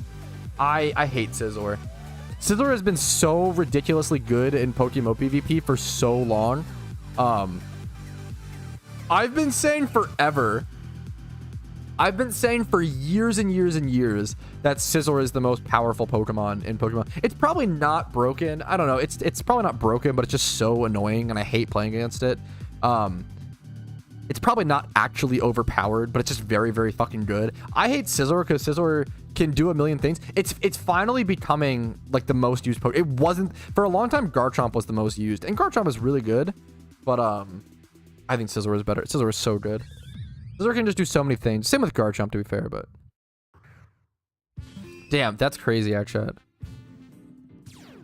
If you Google that question, 700, you'll get a better answer than me trying to explain all those mechanics on stream. I always tell people, generally, like, if you have a question about PokeMMO, Google it first, and then if you can't find an answer or have an incomplete answer, then feel free to ask me on stream. I am, like, vehemently happy to answer a million questions on stream, but I really encourage you to just, no, you don't have to apologize. It's not a big deal. Just Google it first is all. It sounds really mean. I'm like, oh, Google it first. Rah, rah. But it's just like, it saves me time and energy, and it also saves you time and energy. And you'll get a quicker and a better answer via like a video. If I have like a 4-minute video, like, created to answer a question within a succinct amount of time and like scripted.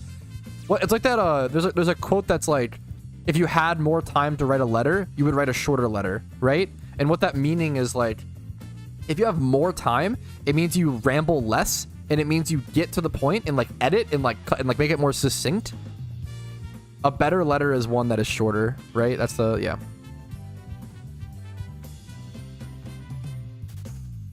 Hopefully that makes sense. Typical Patrouski being mean to his viewers. Yeah, that's one way you could swing it. Yeah, I mean, I try to make it, hopefully it comes off reasonable, but I understand, like, I don't mean to be a dick, but I understand when I constantly say, oh, just Google it, you know, I get it. Fuck, that's awesome. Dude, well, that's a crazy, interesting. Welcome to the game, Kay. Welcome, dude. What's up, Rockets? How you doing today, man? Yeet, how you doing, gamer? I think I haven't talked to you. What's up? How you feeling today? What are you doing today? You playing some Rooney? That is super true. That's fair, Duck. We'll have that's a minor for Glade. This is fine. Sharpness is fine. That's fair. Zapdos is probably one of the few mons that can actually, like, that's a good, yeah, like, can, like, chip down Scizor. I feel like it's so, I hate Scizor because it feels like you have to have, I always say, which is, like, obviously true, but, like, it feels like you have to have a fire type attack to be able to beat Scizor. Like, obviously that's kind of the case for a bunch of mons. Like, think of, like, Gliscor with its, like, 4 times weakness to ice, or, like, Garchomp with its 4 times weakness to ice, right? But, like, I feel like those mons you can at least chip down. To be fair, if it's, like, Rocky Helmet, rough skin Garchomp, chipping that thing down is a pain in the ass. And Garchomp is so fucking annoying. But, like, I feel like Scizor is so hard to chip down. I feel like it's so tough to chip down reliably. I feel like you have to just, like, one-shot it. This is why whenever I play PvP, I hate Scizor so much that whenever I play PvP, I always have, in OU, I almost always have a Rotom Wash and a Magnezone on my team. This combination of two Pokemon can counter Scizor pretty well. But the problem is if you only run one of them, Rotom Wash, like, checks Scizor, but it's not, like, a perfect counter. And if you don't have Will-O-Wisp and they have Swords Dance, you get fucked. There's, like, certain matchups that get fucked. And then, Magnezone, this is, like, I love talking about this because I hate Scizor so much. Magnezone, right? If you're on Magnezone, you have Magnet Pull, right? To, like, trap the Scizor. But the problem is, if if your opponent is on Scizor and they see that you have a Magnezone with Team Preview and it just instantly switch into Magnezone, they click close combat and they one-shot you. So Scizor, if piloted by a player with more than 10 IQ, actually counters its most hard counter, which is insane. The fact that he can just click close combat and one-shot Magnezone always, like you can't. I've tried to do an EV spread / nature / whatever. You literally cannot EV train Magnezone in a way that allows it to tank a close combat and then also outspeed and kill Scizor in return. You can't.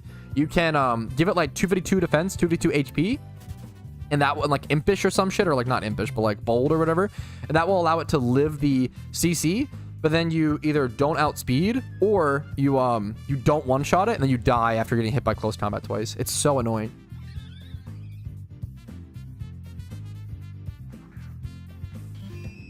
Yeah, obviously it becomes a mind games. The point that I'm trying to make, Kay, is that like literally the hardest counter in the entire game to Scizor still gets countered by Scizor. Obviously you can still play it well and play it right, but that's pretty amazing, you know? That's pretty unbelievable. That like literally the hardest counter to Scizor in the entire game still gets one shot by Scizor. I think that's pretty ridiculous. Watch Zapdos. Yeah, I haven't played with Zapdos in meta, so yeah, that's pretty insane. That's a pretty big deal. Yeah, maybe Zapdos is literally just like, yeah, the fact that also I forget Heat Wave coverage. That's so insane.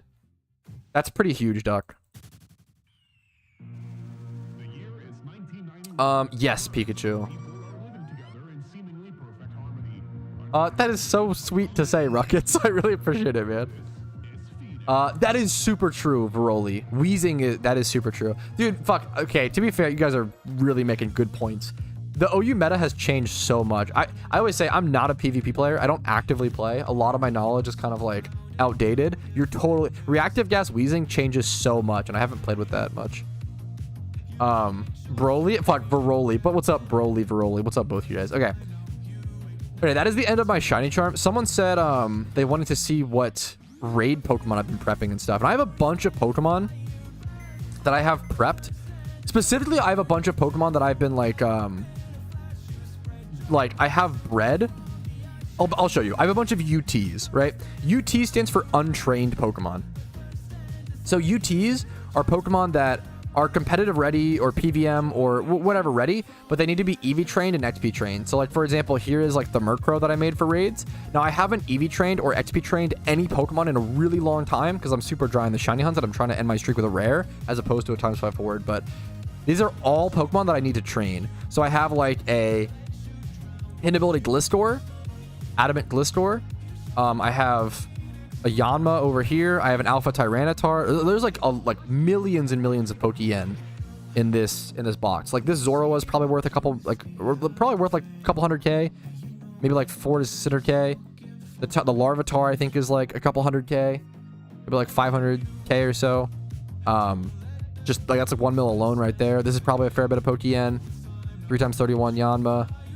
There's a lot of Pokeyen just sitting here that I haven't been able to train yet, unfortunately. This is a special attack in Cranidos for EV training / XP training at like the best spot in the game. I have a bunch of stuff here. There's Arbok. That's really good. Hilariously, Brave Arbok. Gunk Shot in NU. Why not? For fun. I love building bad comps. There's a bunch of stuff here. This Drillbur is worth a lot of Pokeyen. Jolly Drillbur, 31 speed. With the particle effect. That's super good. Random Typhlosion. Extra over here. Aerodactyl. I have a bunch of Mons around here. A bunch of Metagrosses. Metagross is going to be super good for raids. That's super good. Jolly Nature. This is super solid. Solid enough. I plan to like train these up and sell these off when raids release. I'm sure they'll be a lot more popular. Anything else worth talking about? This cool Altaria from Barrels. Bunch of Rotoms.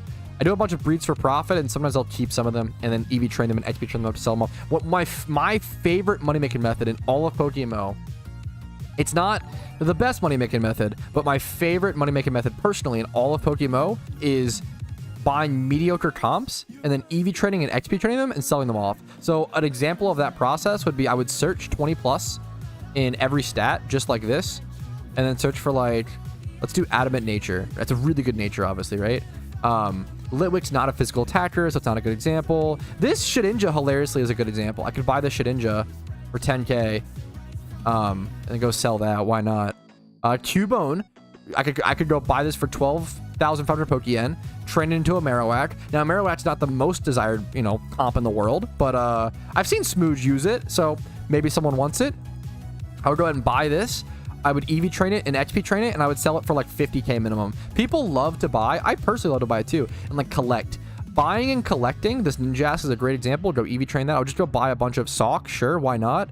I really enjoy buying mediocre comps like that, UTs, training them up, and then selling them off for like 50k a comp. Like super cheap comps. It's a lot of fun.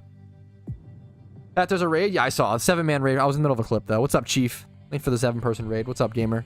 Appreciate it. Let's head back up to Sudowoodo. It's a good question though. I love collecting UTs like that. It's so fun. I appreciate it, Chief. What's up, gamer? Anybody Zapdos? What's Zapdos? Is it static?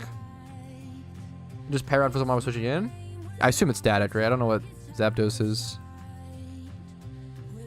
Speaking of, I need to EV train my legendaries. I have a Zapdos and stuff. I need to like fix that one. Make him usable. Arrogance for ignoring the raid. True and real. I'm gonna go use the restroom really quick, guys. Give me 1 second. I'm gonna be right back.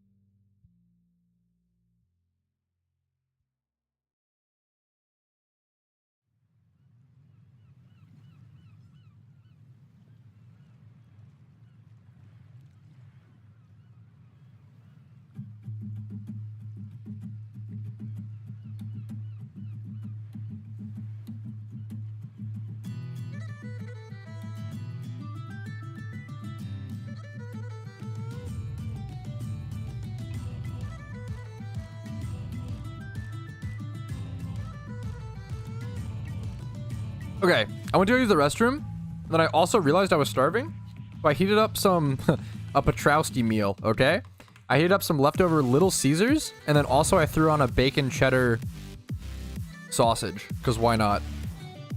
Dude, I was talking about, okay, I fucking love, okay, here's the food take of the day. Okay, I absolutely love a cheese-filled hot dog. My fiance Casey says she hates them because of like the texture. It's like gross to her, which is fair. I get it. Dude, I'm obsessed with a cheese-filled hot dog. There's something so delicious about that cheese just oozing out as you take a bite. I'm a huge fan. I need chat's opinion though. Leave your cheese-filled hot dog takes in the comments, please. That's the most important talking point of today's video, most likely. Cheese wrong. Amigo Patrouski, what's up, man? How you doing today?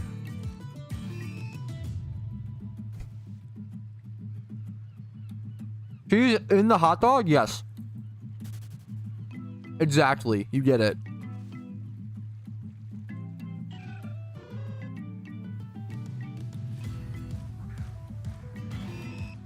It's literally so good.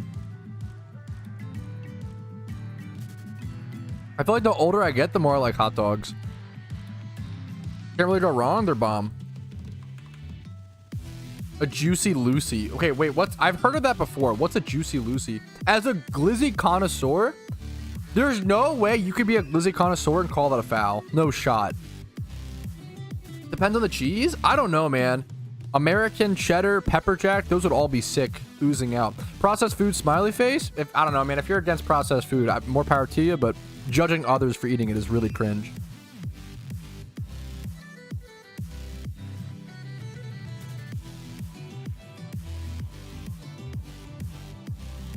If you know what hot dog are made of, you wouldn't eat it, bro. There is nothing more cringe than judging others for what they intake, right?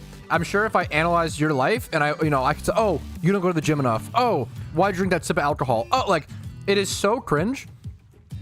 Don't be that person. Don't ever be that person where someone brings up, like, enjoying a milkshake and your response is like, ugh, you drink milkshakes? Really? Do you know how much saturated fat and sugar is that? I didn't judge, mate. You 100% did. Own it, dude. Don't, well, I don't know. Unless you're saying processed food smile. Maybe I'm misreading it. Unless you're saying processed food smiley face, like it's a good thing. Because, I mean, that's kind of based. I'm just sick of this whole, like, internet arc / era of people being like, you'll, like, post a video reviewing some food place, and you'll show a milkshake or some shit, and they'll just get so mad. And it's like, dude, enjoy life. Live your life. Eat little treats. It's fine. Obviously, in moderation. Like, I don't know, judge your shit, but, like, I don't know, man. Life isn't about making the most optical, correct, objectively, like, logical progression-based decisions. Like, it is okay to, like, not make the most optimal decision for, like, your long-term happiness at every second, you know? Don't overdo it. Yeah, of course. Yeah, of course. But that should be assumed, right? When someone brings up something, like, it's just weird to, like, you know what I'm saying? If you don't like it, fair enough, but...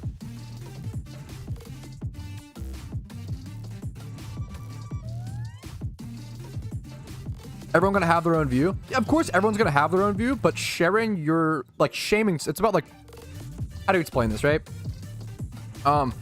If someone sits down, how do you explain this?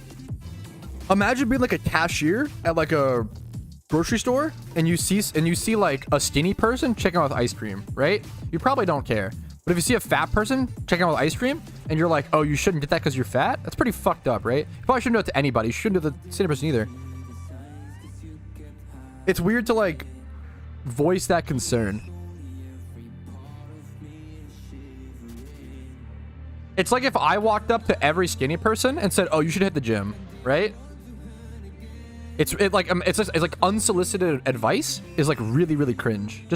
Yeah, never be that person. Unsolicited advice is probably one of the worst things in the world. It's, like, really, really annoying. And it shows that you assume, you think people are dumb. whenever you give unsolicited advice, it gives like you think everybody else is like an NPC and you're the only main character like vibe, in my opinion. I outlift you? Probably true. Based. I really, really hate, yeah, as someone who like has always been like kind of overweight, I fucking hate when obese people, as an obese person, I fucking hate when obese people tell skinny people like, oh, I wish I could just eat as much as you, or oh, I wish I could eat as much as I want to have to try to gain weight or some shit. I hate that shit. It is like, it's really frustrating because like I've like, yeah, being underweight sucks just as much as being overweight. And it's a real struggle for people who are underweight to like, they're like, if you've ever tried to eat food when you're really full, it's like really disgusting, right? And that's like what a lot of people who are like have underweight issues like have to deal with. And it's really, it sucks, right? Yeah, it sucks. No matter what, yeah. It's human nature to do, it's gonna judge, it's human nature for most people they do without even knowing it. That's, yeah, that's, yeah, 100%. Great sentence. True.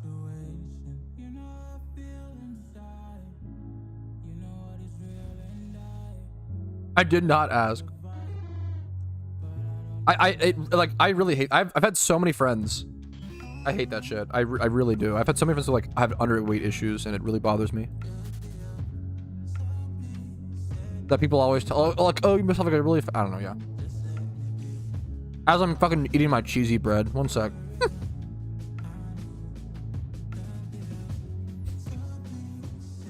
Yeah, that's a legit good line. At chat. It's sad. I don't know.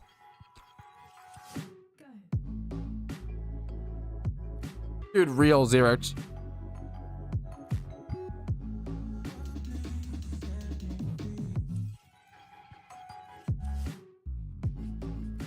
Oh, 100%, Doug. I've 100% watched how hot dogs are made. Everybody knows how hot dogs are made. I feel like that was like a talking point back in like the early 2000s. Like, oh my goodness, hot dogs are so gross when you see them made. Oh, I've seen it, okay? And I fucking love them. They're still tasty as shit. I love all the jokes where like I personally am I'm a macroplastics eater.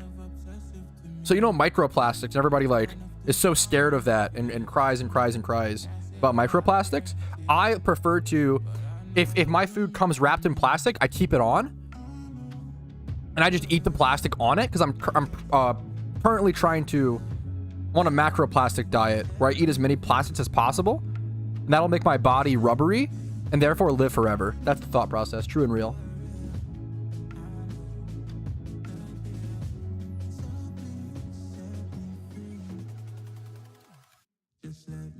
Catch me being flexible like Luffy.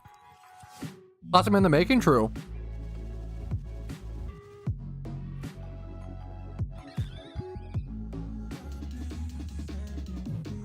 Build up tolerance. Dude, actually, true, okay.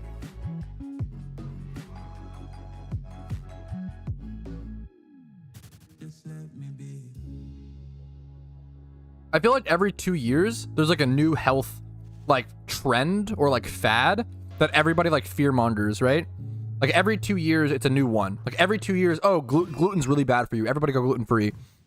Every 2 years, oh my goodness, we should all be eating non-GMO, like fucking grass-fed, blah, blah, blah. And it's like, there's like there obviously are like micro benefits with it. At the end of the day, people overcomplicate and over fearmonger the fuck out of health. Now, I'm not an expert. Go talk to your doctor if you have specific needs. Every person, every body's going to be different. But at the end of the day, if you just eat less calories, you get your vitamins and nutrients, you fucking move your body, you're going to be fine. People like super overcomplicate and over fearmonger health. And I think it's one of the cringiest things. This fear sells. Fear sells really fucking hard.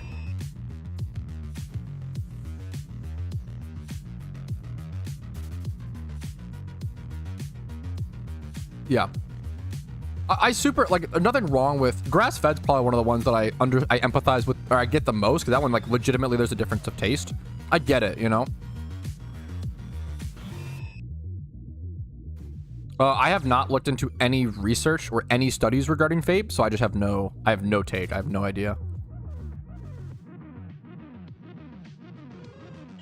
Energy drinks is a big one that I talk about a lot on my stream, where like energy drinks have been extremely fear-mongered. But if you look into like any studies, there's almost nothing supporting that they're actually like bad for you. The only thing that's bad for the main thing that's bad for you in energy drinks is sugar. If you drink sugar free, like there hasn't been any substantial studies that show like problems. Now caffeine addiction and just like overdoing caffeine is bad, but like that's not the energy drink that's the problem, that's just caffeine. It'd be the same thing if you drank like 5 cups of coffee a day, right? Yep, growing up it was trans fats, then calories, then yes, it's unbelievable how you really notice it every 2 to 5 years, the goalpost for what is healthy and what isn't just moves. And it's usually just like a market, like people are just trying to sell a product, you know? And it has like the results haven't actually changed. It's usually just like I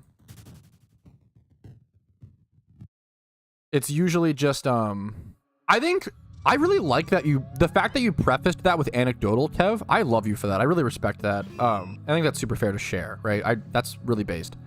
Yeah, even saying water is bad for you. I can't. Health stuff is pretty simple. Go talk to your doctor. I'm not an expert.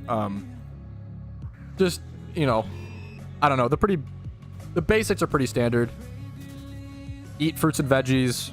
Eat less calories than your fucking, unless you're probably trying to like gain muscle or some shit. I don't know. You don't eat, all the standard stuff is pretty basic, but don't get lost down the rabbit hole of like, the problem is we end up focusing on like, how can we gain the final like 1% of efficiency? You know what I mean? So like, it's like a scale, right? Most people just need to like walk for an hour a day. Most people just need to like do a little bit better of the basic stuff, but I feel like there are people who like aren't doing the basic stuff who just get trapped into like, oh, if I just do like I know I'm like 300 pounds and I eat like a ton of fat and like all these things, but if I just do like a keto diet, I'll be fine. And it's like, dude, if you just, and like obviously things work different for different people, but oh my god, it's crazy that like if you just stick to the basics, like that's really what it comes down to.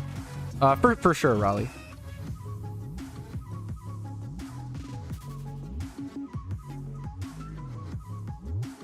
Yeah, it's really simple.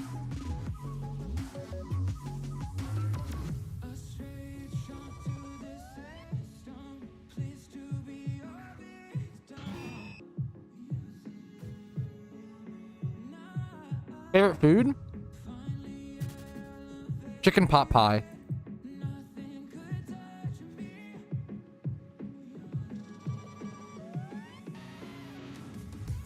Hey, you're killing it, Pikachu Woo. I'm happy to hear it, dude. Yeah, dude, fuck. 100% Delu. That's one of the funniest, yeah, 100%. One of the funniest things to think about. Hey, I'm stalling, dude.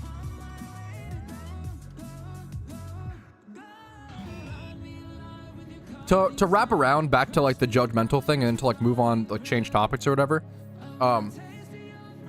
I think one of the most telling things, now this is still, these studies are still coming out and they're still in their infancy, so keep that in mind. This is not like a, okay, scientists have all agreed this is the case situation. It's like, but it's like being discussed and talked about and like studied. There's a lot of studies coming out, not a lot, like I think 2 or 3 or some shit that I've seen. Adam Ragusi has talked about this exact point as well. He's a great YouTuber, go check him out. There's studies coming out that show that the mental ramifications and the mental damage from being bullied and from just hating yourself for being fat, right? So people who are fat take more mental damage from themselves and from others than the actual physical damage that it causes to their body, which is really, really sad. Like there are studies coming out that the self-loathing and the hate that they get online and from people in their life or whatever, that is taking more years off their life than the fucking greasy cheeseburgers, which is really, really fucking sad. Like that's the point where we're at, where like people keep doing this thing of like, oh, we gotta return to bullying, like bullying works and all these things, right? And it's like, well, no, actually, there are some studies coming out that show that the mental damage is worse than the physical, which is really, I don't know, it's just really, really sad to me. I think that's like really, really, really pathetic. And it's obvious that it's just people projecting. It's okay to have concern for someone, but yeah, you gotta be really careful about it. I think that's really, really interesting stuff. What's up, Sir Him? Happy to have you, dude. I have to go wash my hands. As I'm talking about fucking being fat, I gotta go wash my greasy little fingers from eating leftover Little Caesars. Give me 1 second.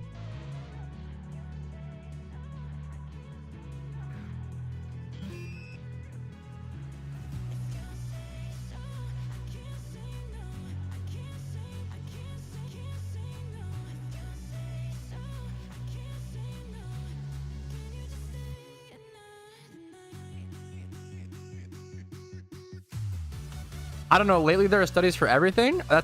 I disagree. Usually, like, studies are very, like, peer-reviewed. Like, studies... Okay, the way studies work is that there's, like, 3 or 4 organizations that all have to, like, engage in something, work together, and peer-review them, right? There's so many checks and balances.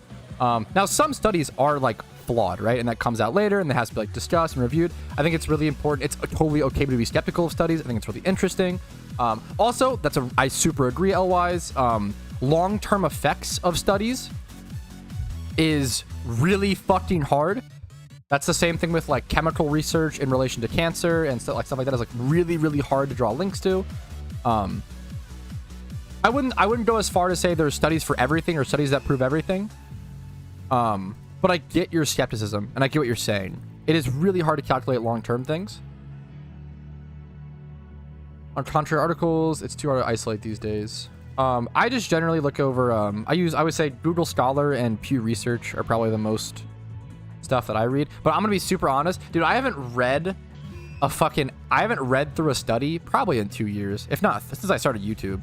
It is so much work. I used to be a lot more into like politics, philosophy, psychology, and like do a lot more of that on stream. But that it's a full-time job, like just reading over studies and actually trying to learn things. It is so, like, it is insane. I've once said that it took me, I think it took me 3 to 6 hours to read a study once on, I won't even say the topic because it's kind of divisive, but like, yeah, there were studies that took me like 3 to 6 hours to read, and like just to like understand graphs and charts and data is like really tough to comprehend sometimes. And there's so many things you don't want to miss. Right, a piece on the PokeMMO market, yeah. Yeah. That's why, like, this is why, like, everybody, like, most humans just get their opinions from headlines. I fucking get why, because it's so much work to actually go research. So, like, the pragmatic solution for most humans is to just, like, find a figurehead that you trust, like a YouTuber or some shit, and then just copy all their takes, which is obviously really dangerous and really sad, and it sucks. I go from Twitter, yeah. I feel like most people's opinions come from like Twitter, Facebook, like social media, right? Which is really fucking sad. But it's also just like, dude, I don't know. It's so hard to like work a 9-to-5 job and then come home and be like, I can't wait to read this paper on fucking I don't know, boring statistics on this thing that I may disagree with internally. But then I have to actually consciously reflect and acknowledge that I'm wrong. Ugh.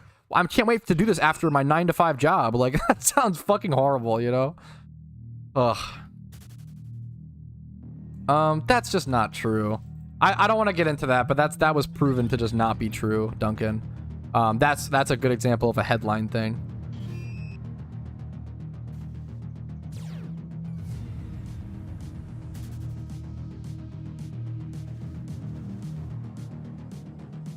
What do you work as? I do content creation full time. I've been a full time content creator since I was 18, thankfully.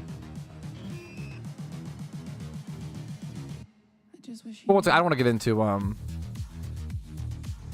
rotates rise to the top. It is cool to see when that happens. I don't know if it's I think it's kind of rare, but I don't know. I could be wrong. 50-50. I would really recommend you. So I assume you're talking about the Twitter files. I would recommend. I don't want to get into politics. I would recommend you go read them, Duncan. I promise you, it's not as exciting. The issue is reality is never as exciting as it could be. Things could be really exciting and cool, but usually they're pretty boring. I did read them, bro. Okay. I want to disagree and move on because I'm not going to sit here and debate. I really don't like to talk about politics on stream. I really want everybody of all sides to be able to be welcome to talk about Pokemon and enjoy my stream and have a space away from that stuff. Okay. I'm asking to move on. That's all I'm saying, Duncan.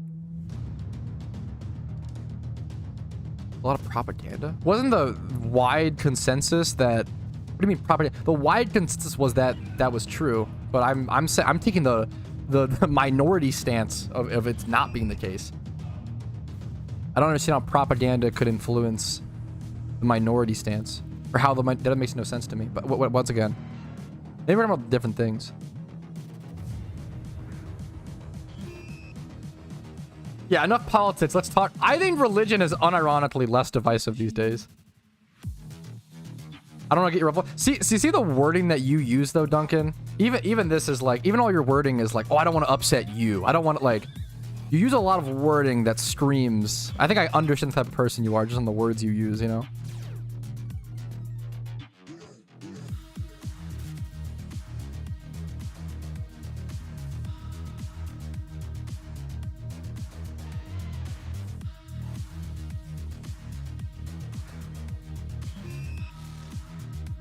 Anyways, how many encounters do you guys think until my next shoddy? Okay, we're at 62,060. This is very polarized. Yeah, it's more polarizing than ever, which sucks. Once again, Duncan, I don't want to talk about this, but you see how you're so ridiculously confrontational, Duncan, right? I'm trying to move on, man. It's okay. I'd rather just talk PokeMMO, dude. Is there everything you heard over figureheads? I agree with you. I think once again, I don't want to talk politics. Skepticism is really, really good. The problem is, the current consensus, I feel like, in society is that people are super skeptical of like the mainstream opinions on this is a bipartisan issue, a both sides thing. People are extremely skeptical of mainstream stuff, but then like listen to some random alternative YouTube guy as like objective, like he's God, you know, and they don't question anything.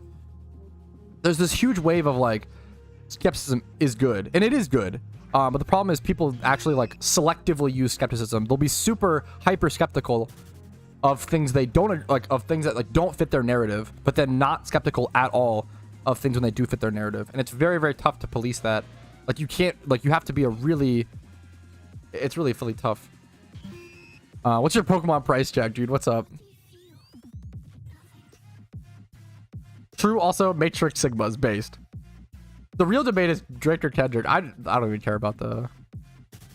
I hard prefer. I mean, I just don't love Drake, so my lean is probably Kendrick intuitively. But I don't know the beef. I don't care for. I don't know. I have no opinion. Yes, I can turn on whispers. No, you're okay, dude. It's honestly not a big deal. Dude, no, Duncan, you're fine. I want to, dude, I'm a confrontational person, right? My stream and my content is kind of inherently, or we have like a lot of, beef ended sadly. I have a lot of, debates with my viewers a lot, and I don't want to ever walk away from it unless I like permaban you because I think you're like doing something apprehensible, right? But like most viewers, I walk away from a discussion with or a debate, I'm like, I fucking, you know, I move on. Like it's not a, I think it's really, really important. I don't like the oh, I don't agree with this person, therefore I'm never gonna like talk with them, be friends with them, like interact with. I think it's really sad, you know.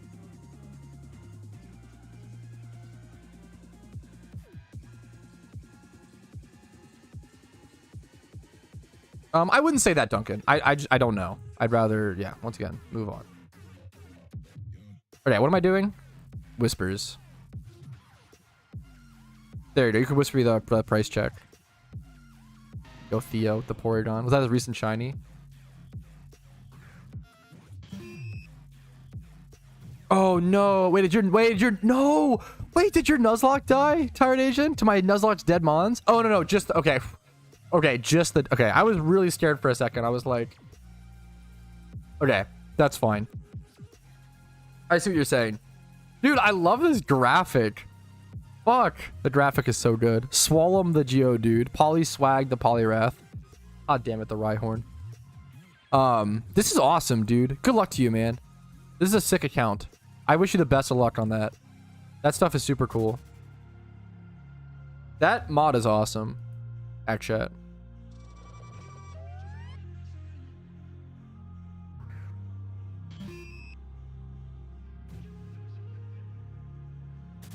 Dude, I'm super honored to hear that, Reinhardt. What's up, dude? Please, thank you, of course. Okay, we got a price check on an alpha Rhyperior with particle effect. Okay. Let's try to check this appropriately. So this is a price check request from someone. We've got Phantom particle effect. Is this just EV trained and like okay. And Rhyperior is big right now because people love it to counter Zapdos. Hilariously, Rhyperior ends up being a good Zapdos counter. Which is very funny. That is controversial slash isn't good. Was there an event you participated in? Like a in-game event or like just like a something I did that was controversial? I'd have to think about that. Probably, right? I'd have to think about it. I mean, I don't know if I really just made a lot of mistakes. I'm trying to think of like personal ones. Like I like gambled on my Pokeyen away and stuff like that.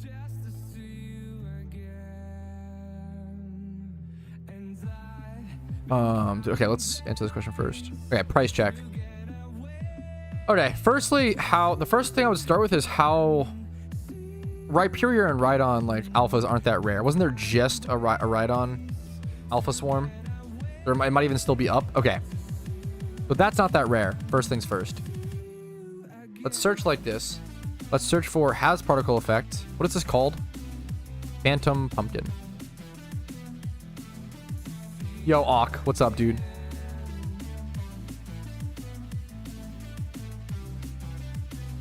Is this right? Let's check. Yeah, okay. Is this female? It is male. Well, if it's male, you could sell it as... Anybody is reckless, but it's solid rock.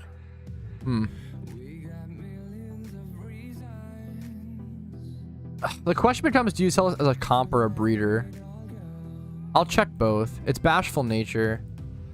I'll check both. You probably sell this as a breeder, to be honest. No dog cam today? Done dog sitting now, dude. What's up? Okay. Throw attack, 31 speed. 20 plus. I'm sure to throw in a little bit of extra Pokeyen on at the end for the particle effect. This one's modest. I feel like you check it as a breeder. And I don't think anyone's going to buy this to use as a comp because it's bashful nature. Which is not great. Okay, so what I would do is I would check it as a... So monster. Probably better than field. I would do monster. Get rid of the level thing. It doesn't matter here. 31. Hide female only species. Check male. Alpha, yes. Let's do, now we can add the particle effect as well. See if that makes it more accurate or less accurate. Like that's gonna be way less accurate. But this one, it's a Rhyhorn. I wonder if this is listed by the... No, okay. That one's brave. That one's usable as well. This is a legit tough price check. I like that you requested this. What if we do has particle effect any? Cheapest. Huh. Okay. Man, I just don't know if it's going to sell for this. This is actually really tough. If I were you... This is awkward. If I were you, I would personally list this for around 200k. Is that too cheap? I don't think so. Let's double check minimum. Yeah. If I were you, I think 300k is also fine. Like, it's at the end of the day, it's your sale, and whatever you think will sell, I think it's super fair. I would go 200k personally, but there's no like wrong. I think 300k is fine. It really comes to, like, it's gonna be a tough sale, and you're definitely gonna have to just like be patient with it and just shoot for whatever price you think is the best chance of selling and max value. I think 300k is super fair. Super fine. I would probably go 200k. That was a great price check request because that was an extremely complicated niche one. Hopefully my answer was a little more helpful, Shulo. a little helpful. I appreciate it, dude. My favorite Pokemon should be listed in like my Twitch FAQ down below.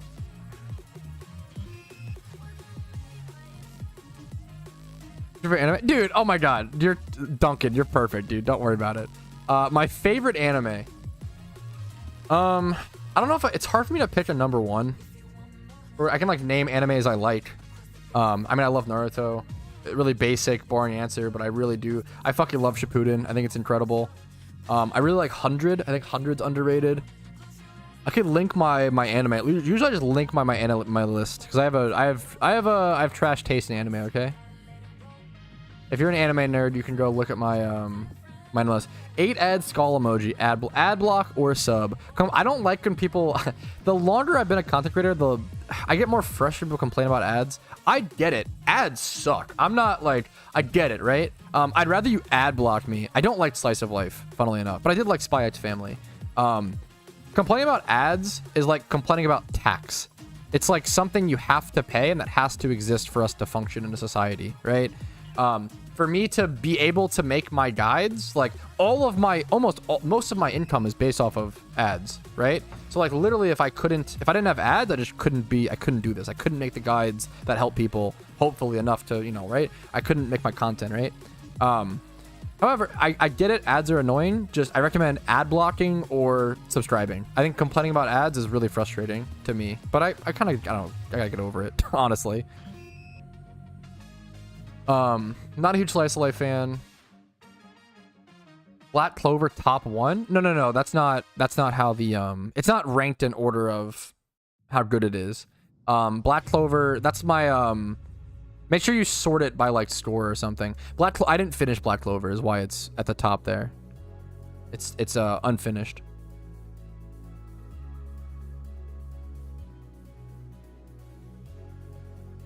Fuck, that's just awesome. Wait, that's kind of based, 700. Fuck, that's funny, Xerix. You've trash taste in a lot of things. A lot of people seem to think so, which is fair. FMA is overrated. I actually agree. I think Fullmetal Alchemist, I haven't seen the Brotherhood specifically, is like an 8 to a 9 out of 10 anime. The problem is, obviously this is an opinion thing. Fullmetal Alchemist Brotherhood has like the best first 5 episodes of maybe any piece of media ever. Like the first 5 episodes are ridiculously good.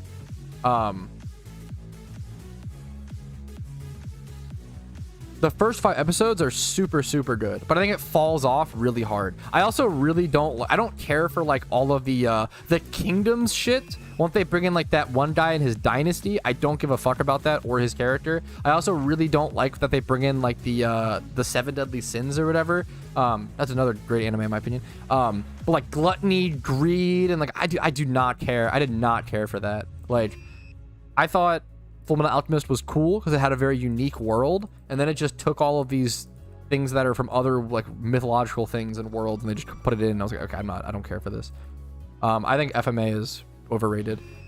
Some 10 out of 10 animes for me, I can get on my list is the 1997 Berserk, 10 out of 10. Samurai Champloo, 10 out of 10. Naruto Shippuden, 10 out of 10. I gave Blue Exorcist a 10 out of 10, which is probably a rating that I gave it when I was like 16. Blue Exorcist is good, but 10 out of 10 is pretty fucking high. I do like it though. It's a little cheesy. Some other shows, 10 out of 10. I gave Attack on Titan season 1 a 10. I'm kind of surprised I did that. I think AOT is solid.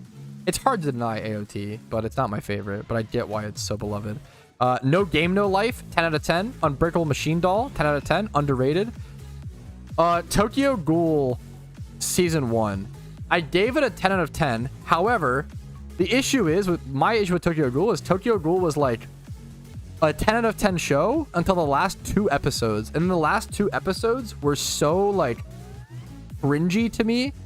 It was like his edgy transformation and like the torture stuff. Oh my god, I fucking hated. Welcome to any anime ever, Yeet Greed. If you watch like any amount of anime, you better buckle up, because that's just with a lot of anime, you just like, if you've watched anime for long enough, like you just fucking get used to it. You just kind of push past the cringe and you just try to enjoy it for what it is. Yeah, good luck.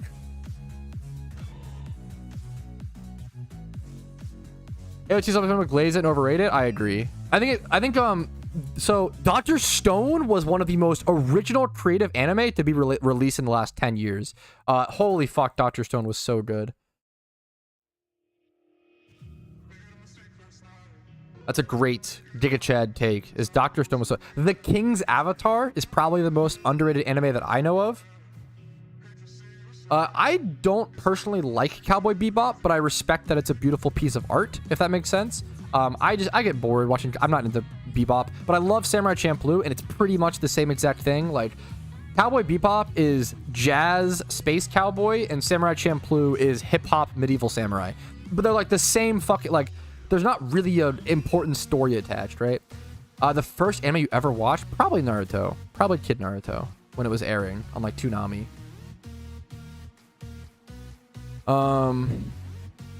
Okay, the number one. Okay, this is a what do you call this? If you're trying to, okay, wait a minute, this is gonna be cringe. I haven't seen season 3, Awk. Oh shit. I read the Dragon Ball manga when I was younger, and I thought it was interesting. It was what it was. I don't know. I never got into DBZ much. I respect it. Never really got into it. How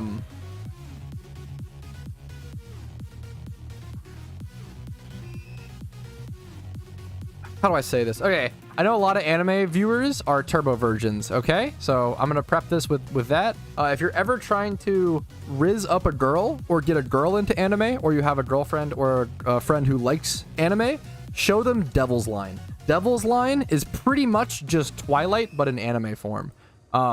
They will probably really like it. I actually really like Devil's Line, hilariously. Devil's Line is I showed it to my fiance. She fucking loves it. I showed it to all of her fucking girlfriends who love Twilight. They all fucking like fell in love with it. Devil's Line is very good. Death Note. Death Note is an interesting anime that is an 8 out of 10. Death Note is a gateway anime, so it gets a lot of people into anime. I always say that if Death Note is your favorite anime, you've probably seen less than 5 anime. I think it's super overrated, but it's very good. I haven't seen Chainsaw Man. My fiance said she fucking hated it. Shut up, Yeet. Cringe. I respect the manga Giga Chads. I don't know. I like watching stuff. I hate reading because I can't multitask while reading. I can't do it, which sucks. I like to like shiny hunt and PokeMMO, watch anime, you know? I was hatching eggs, John Wayne, and those were just out of the eggs. Dr. Stone is so good, though. Vinland Saga, 10 out of 10. Fantastic. I'm actually, like, not a huge... I'm about to get a lot of dislikes on this video. I'm not a huge Ghibli fan. I respect Ghibli for it being very beautiful. It's very artsy and very, like, interesting and beautiful and cool. Ghibli movies don't have much of a rigid story. It's usually just vibes and aesthetics, which is just not something I prefer a more rigid, structured story, personally. However, Boy and the Heron was my favorite Ghibli film, but a lot of Ghibli fans didn't like it that much, which is very funny. I feel like a lot of people thought Boy and the Heron was like, whatever. Ghibli? Is it Ghibli? No way, it's Ghibli. Ghibli or... Ghibli. How do you pronounce the name of these Japanese animation studios founded by Miyazaki? In Japanese, it's said as Ghibli, Ghibli. Now, in English, it's normally said as Ghibli, Ghibli. Okay, so I'm rocking the original. I'm clearly just talking in my... Okay, I don't know. I guess it could be either. So in Japanese, it seems like they say Ghibli. But in America, we say Ghibli. I don't know. Whatever. Fair. We're both right. That's the most on the fence position. Hell yeah. So do you like do you like you did this to yourself? I don't what? So do you like you did this to yourself? I need a what do you mean, man? It didn't copy. Japanese version saved you? Yeah, that's true. I haven't seen Ponyo, to be fair. I need to watch My Neighbor Totoro as well. Yeah, I feel like everybody fucking loves... I think Ghibli's fine. I think it's overrated, personally. I'm gonna be honest. But I think it's good. I The Boy and the Heron is probably my favorite Ghibli film ever, though. Spirited Away was scary as a kid, true.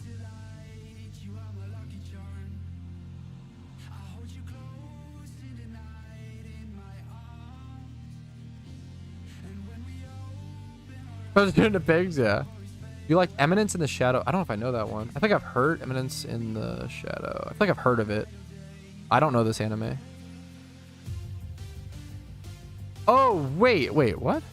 Oh, is that a... Wait. The Eminence in the Shadow. I don't know this anime. Grab ice cream? God, a vanilla cone. Or like a cookies and cream cone sounds so good. All are works of art? I think... Yes. I think the perfect sentence is saying they're all like very works of art. They're very beautiful. 100%. The most like amazing thing about Ghibli films is like this, in my opinion, is like the sound design in correlation to like what's happening on screen. You really notice it in The Boy and the Heron. Like, I don't know, you don't think about like in an anime, they have to make all of the sound effects like afterwards, right? So like a character like just tapping in most animes, right? A character, or like in most animated things, a character tapping their fingers on the desk may not get like a sound audio added. Studio Ghibli is so fucking ridiculously, meticulously detailed, where they will have like every little scuffle of paper, every little finger tap, every little pencil drop, like everything will get a sound effect, and it will all be layered, and the sound mixing will be so good. Princess Mononoke, I did not like, with the main critique being that it shouldn't have been a movie, it should have been a show. It was way too short. Princess Mononoke, it's too short.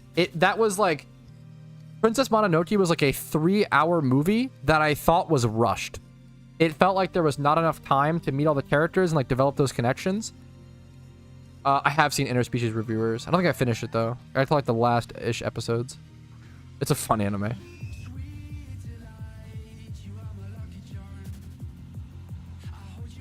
Much better anime in every face exists. That's a hot of a I wouldn't go that far. I think I've seen... Is Mirai Nikki the... What is that? Is that the... No, maybe I don't know this.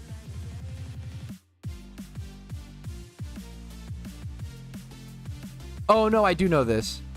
I didn't watch it, but I know of it. I think I maybe tried when I got bored. I think it's on my plan to watch or some shit. Have you seen AI? No. AI anime?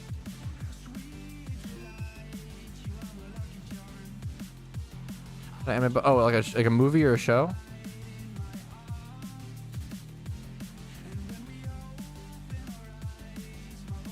Yeah, my main problem with Princess Mononoke is that I liked the premise and I liked the idea so much, and I felt like it wasn't fleshed out enough.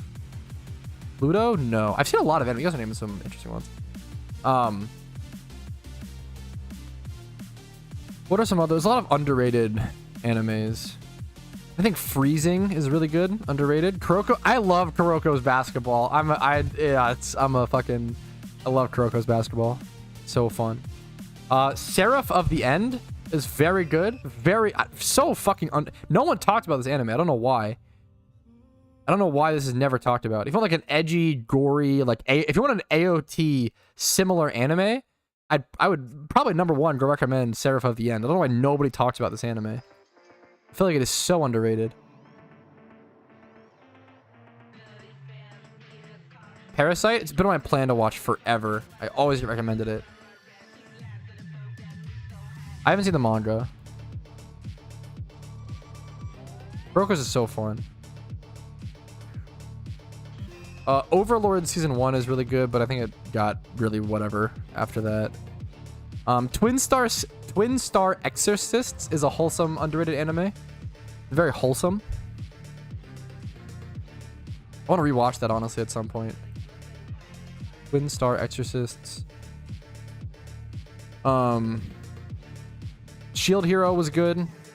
Well, wait, Shield Hero had one of the craziest. So Shield Hero season 1, 9 out of 10. Great anime. Season 2, I think I gave it like a 2 out of 10. It was one of the most insane drop-offs I've ever seen in anime history. I've never seen a show go from a 9 out of 10 to a fucking 2 out of 10 within 2 seasons. That was wild. Vinland Saga is a 10 out of 10 for me. I've been saying forever that Vinland Saga will go down as like a classic. It'll go down as like a One Piece level anime. I think some other anime, I remember like, I think Gidrock made a video talking about that, and that was like, that was so, it's so, I always love when hearing like an opinion or a take that I've come to on my own time, my own conclusion, be reiterated by a another person. Dude, I'm so glad. Oh, what a good fucking Alexander. Dororo is one of the most underrated animes. For sure. I give it a 9 out of 10. I'll link my anime list again for those who missed it. I was not into Fate Zero. I get why people like it. I tried to watch it. I didn't really care. I haven't seen Akira, hilariously. I need to. Dude, Dororo is another example of like, Dororo is very similar to Fullmetal Alchemist, but in my opinion, probably better. Dororo has one of the best premises, arguably the best premise of any like media ever. The premise of Dororo is beautiful. I really recommend everybody go watch like the first episode. Just go watch the first episode of Dororo. It is very fucking cool. Small spoiler alert. This is like, I mean, it's the main premise of the show and it's the main hook, and it will, it's all explained in the first episode, but like as a quick TLDR, spoiler alert, I guess, but you know, Dororo is about a newborn child that is born without, he's born without skin, born without eyes, born without limbs, born without a sense of smell. Like he is the ultimate, like, this is fucked up, but like Helen Keller to an extreme, right? He's born without like, he's like born like this because the dad traded away his like newborn son to like some demons for prosperity in his land and for like a good harvest, right? So yeah, it wasn't even bad RNG. It was like 12 demons or some shit, like all took a piece of him to like, for like a trade, right? A deal with the devil, right?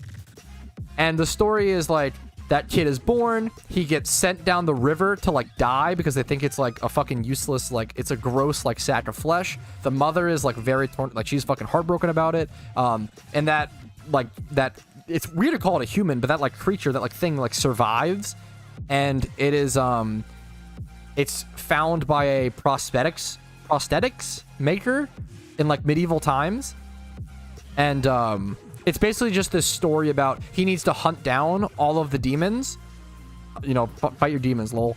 And for each demon he defeats, he regains one of his senses and regains something. It's very fucking, it is a story that actually originated from the 50s. It's one of the oldest animes ever. Yeah, Dororo is beautiful. It's a beautiful story. I really can't recommend watching it enough. That's a work of art. It's an anime that actually existed if you look up like Dororo anime, there's one that was in the 50s.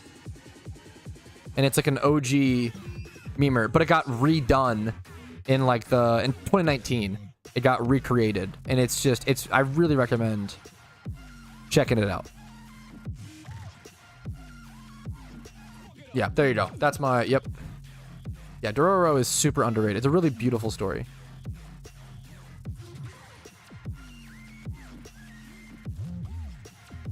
I never went back and watched the original, unfortunately. Just joined something like key or order there. I don't know, man. I couldn't tell you. I have no idea. It's a good question. I don't know. Dororo is great. I recommend it. Anyways, any other anime questions, anime takes before I kill my stream viewers? We can talk about it. There's a lot of people who love it. I love anime, but the problem is I have so many hot takes when it comes to anime that I feel like even when I talk about anime, I lose people who aren't interested in it, and I also lose people because I say stuff like MHA fans are the worst, you know? Yeah, it's crazy, Alex. The English dub of Ghost, yeah, of course. The English dub of Ghost Stories is like Boku no Pico. It's one of those memes that's literally as old as time. If you've been on the internet for any significant amount of time, if you've been on the internet since like 2010, you hear like, oh, like what's you're new to anime? Go watch Boku no Pico, he XD. Oh, you're new to anime? Go watch Ghost Stories, dub. I mean, they're like interesting stories, but they're like old as fuck memes, right? What's your hot take on Boruto? No hot take. It's fucking bad. I hope it gets better. I don't know. I did my take on Cowboy Bebop earlier. I think Cowboy Bebop is really, it's cool, but it's not for me. I just prefer the vibe of Samurai Champloo.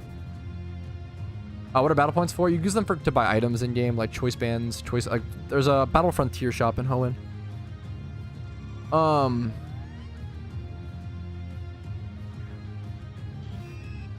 Shut up, Shamo.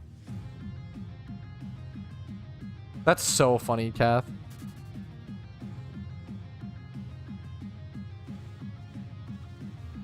I miss the dark but vibrant aesthetic and vibes of the 90s anime. I say this all the time.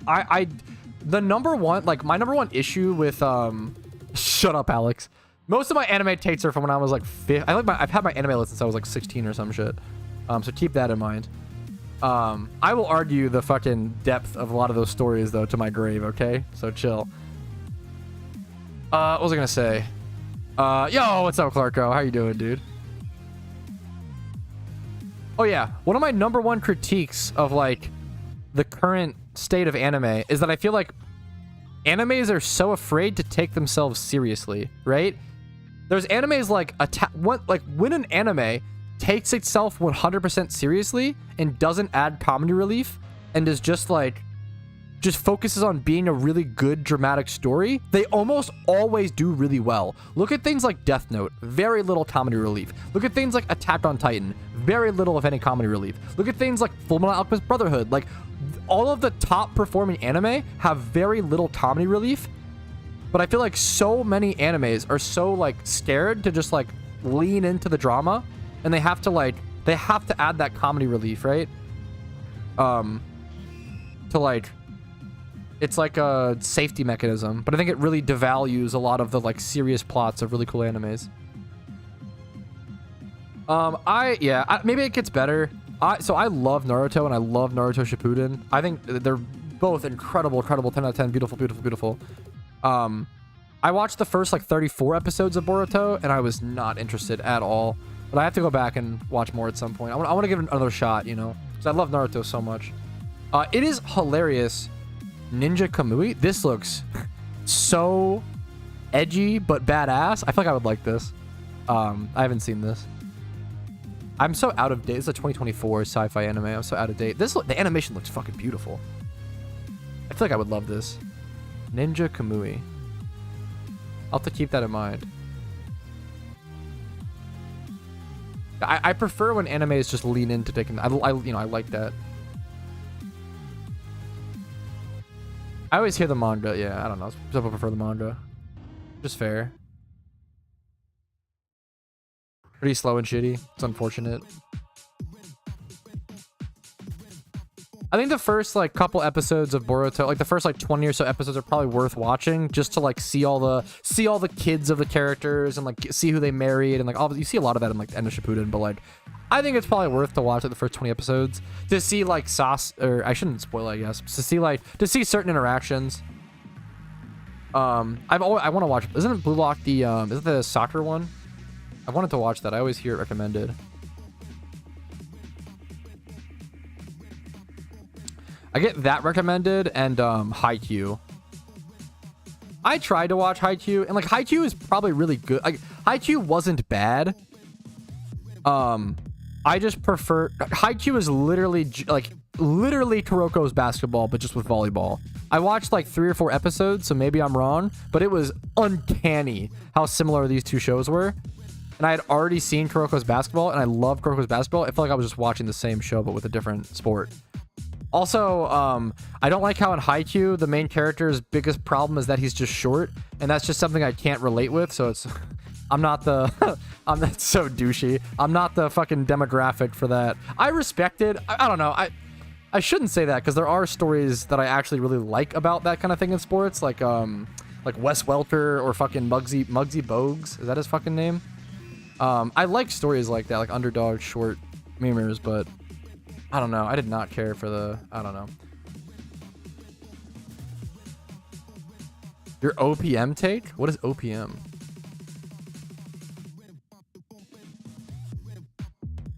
I Google OPM, United States Office of Personal Management. Okay, that can't be it. Oh, One Punch Man. I think One Punch Man. So I don't like One Punch Man, but I don't think it's because it's bad. It's just not for me. I don't love comedy and anime. I think comedy and anime is kind of, I don't know, never hits for me. There's probably a fair argument to be made there, player.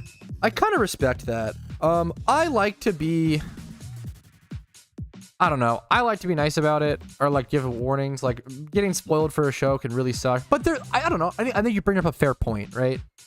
I do kind of respect that.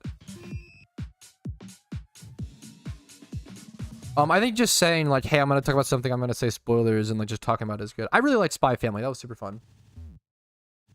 I actually like normally really don't like Slice of Life, but I thought Spy Family was like intense enough or action based enough.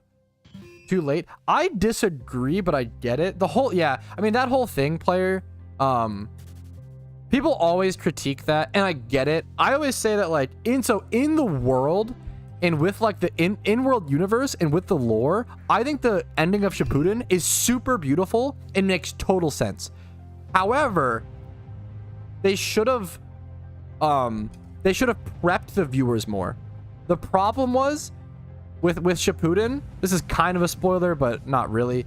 The problem with Shippuden is that from the viewer's perspective, it was like all of a sudden this big bad boogeyman comes out of nowhere, and that's actually the big final boss. And it's like, okay, well, this feels kind of cheesy. And like they should have just teased more about that big bad enemy like hundreds of episodes ago. Like, they should have just teased it beforehand. But I think in the like Naruto, and if you haven't seen it, Shippuden ends up being so, one of the biggest moral lessons is history repeats itself. It is one of the most like important lessons that like you walk away from Shippuden with, is history repeats itself. And it's so, and like how everything, all history like impacts us and is super important. I think that so I think that because of all that, because of all those, I think it's really beautiful and it does make a lot of sense. It does work, but it's impossible for her not to feel cheap from the viewer's perspective. I really, really wish they would have teased it more.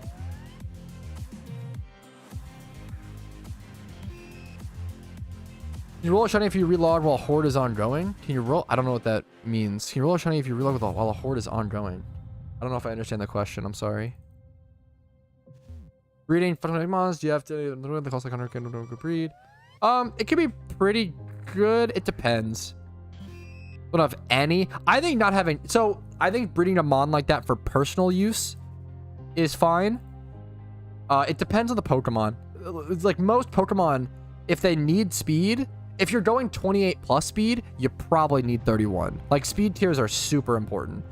I think going like 31 speed and then like 25 plus every other stat is fantastic. I'd rather go that than 5 times 28.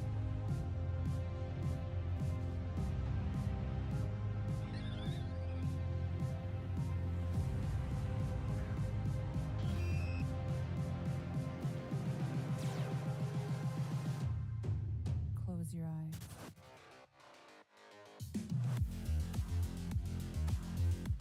Wait, I don't know if I understand what you're saying, Culture.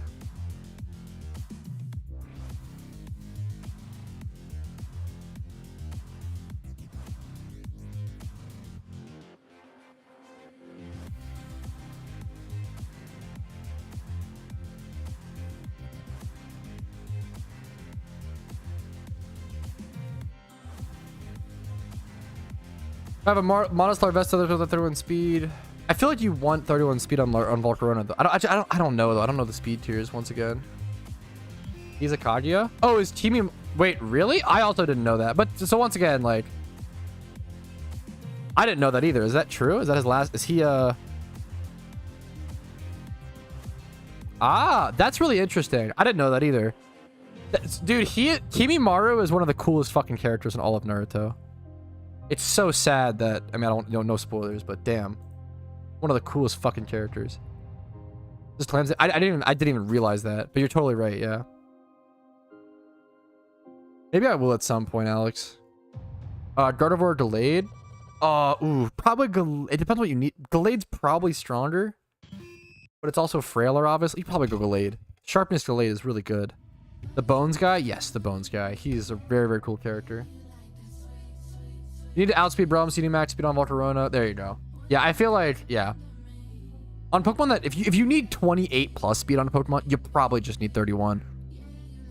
You can't really skimp on speed. Because one, you know, the difference between, I always say, like, the difference between, one speed stat, right?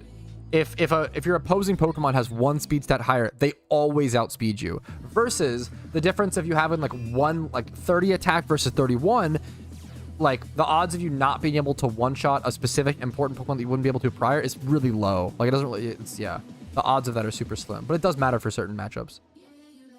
PokeMMO has a very unique PokeMMO has up to Gen 9 balancing alongside the DLC, dude.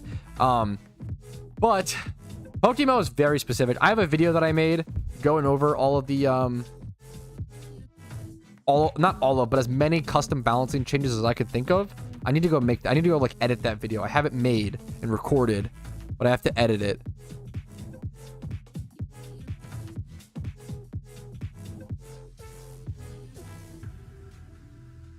Really? That's really okay.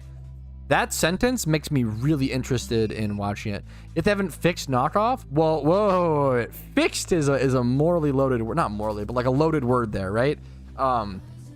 Saying, you know, I personally think knockoff should get slightly buffed probably, but the knockoff buff was probably one of the worst updates traditional Pokemon ever did.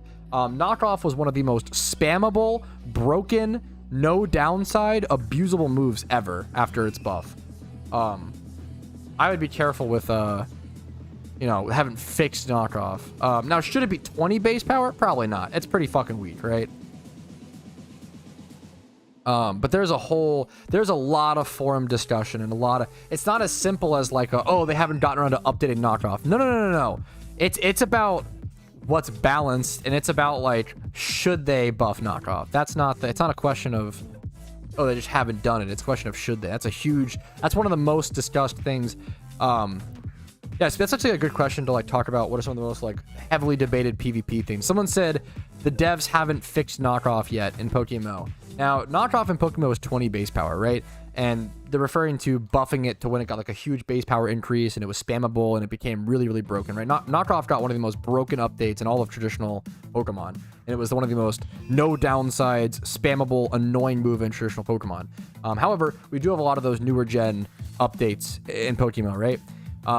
The knockoff one isn't a matter of, oh, they just haven't fixed it or haven't updated it. It's a matter of should they update it. And that is one of the most heavily debated topics on the PokeMMO forums. Should knockoff get buffed? Should Dugtrio be banned? These are some of the, should Gallade have 1.5 times sharpness? These talking points are probably some of the most heavily debated, heavily researched, and like hot topic issues in PokeMMO PvP. If you're interested in learning more, like the arguments for and against, I really do recommend checking out the PokeMMO forums and going over to like Competitive Alley, and like you can learn a lot. Being a casual player and seeing the calculations that are ran and seeing how these like higher level players discuss and debate something, it really teaches you a lot about the game. I think just watching that discussion can be super helpful. We do have Imposter Ditto, yes.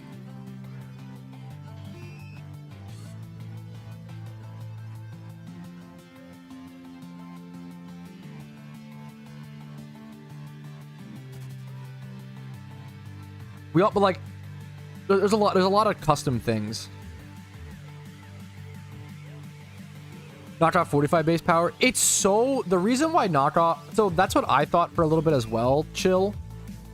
The problem is knockoff is so impossible to balance because you have to factor in Pokemon like Scizor, Pokemon with Technician, right?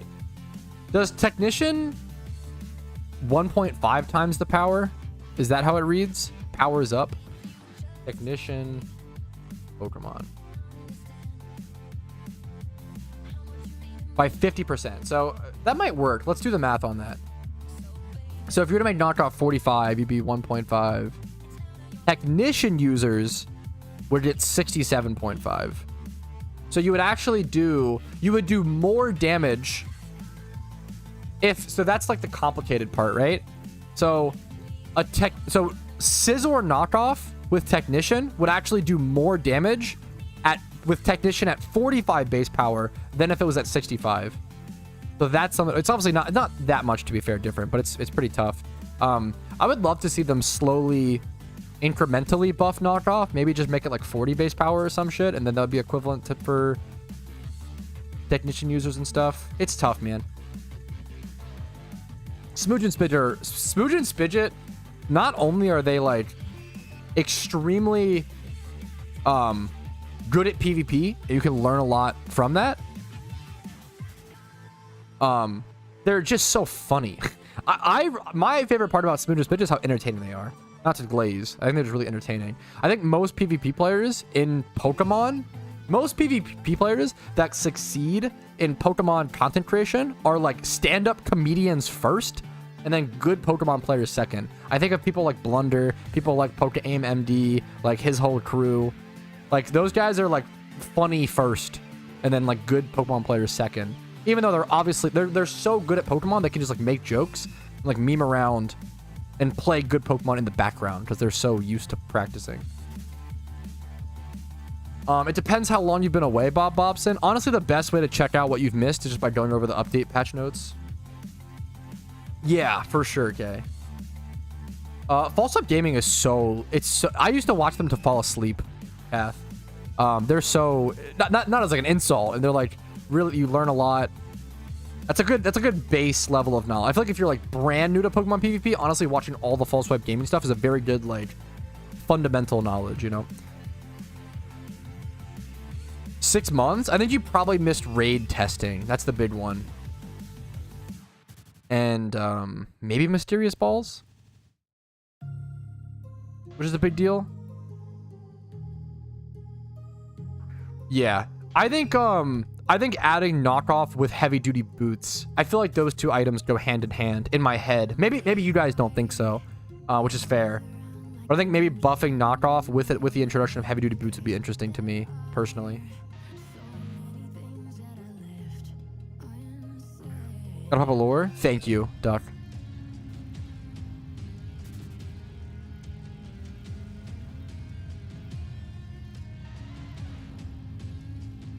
Yeah, dude, I definitely am like, I'm like that, Kath. Like, eating food, gotta have a YouTube video on. Fucking falling asleep, I love watching stuff while falling asleep. My fiance hates it, which I understand.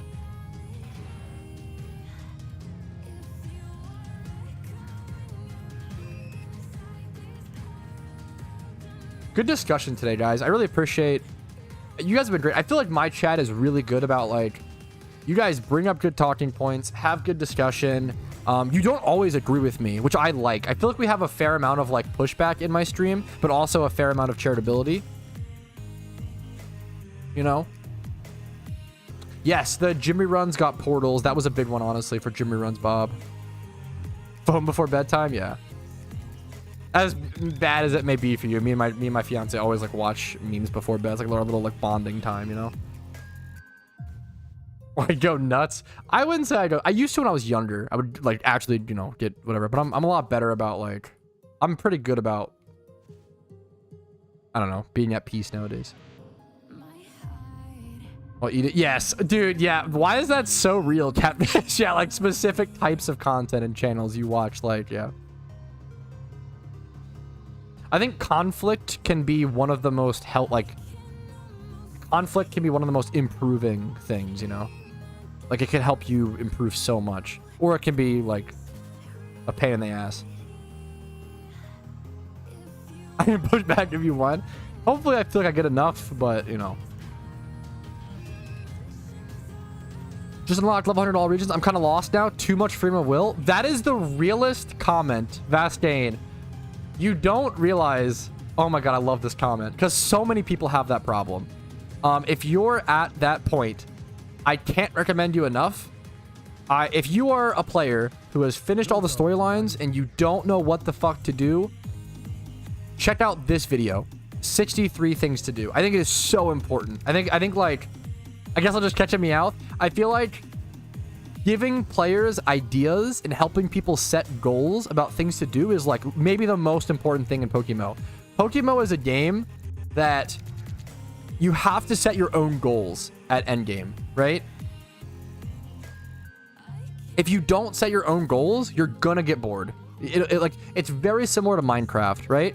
For a lot of people in Minecraft, once they beat the Ender Dragon, they stop playing in like a week or two, right? That's very, very common, right? And PokeMMO is kind of the same. After you beat all the storylines, you have to set goals.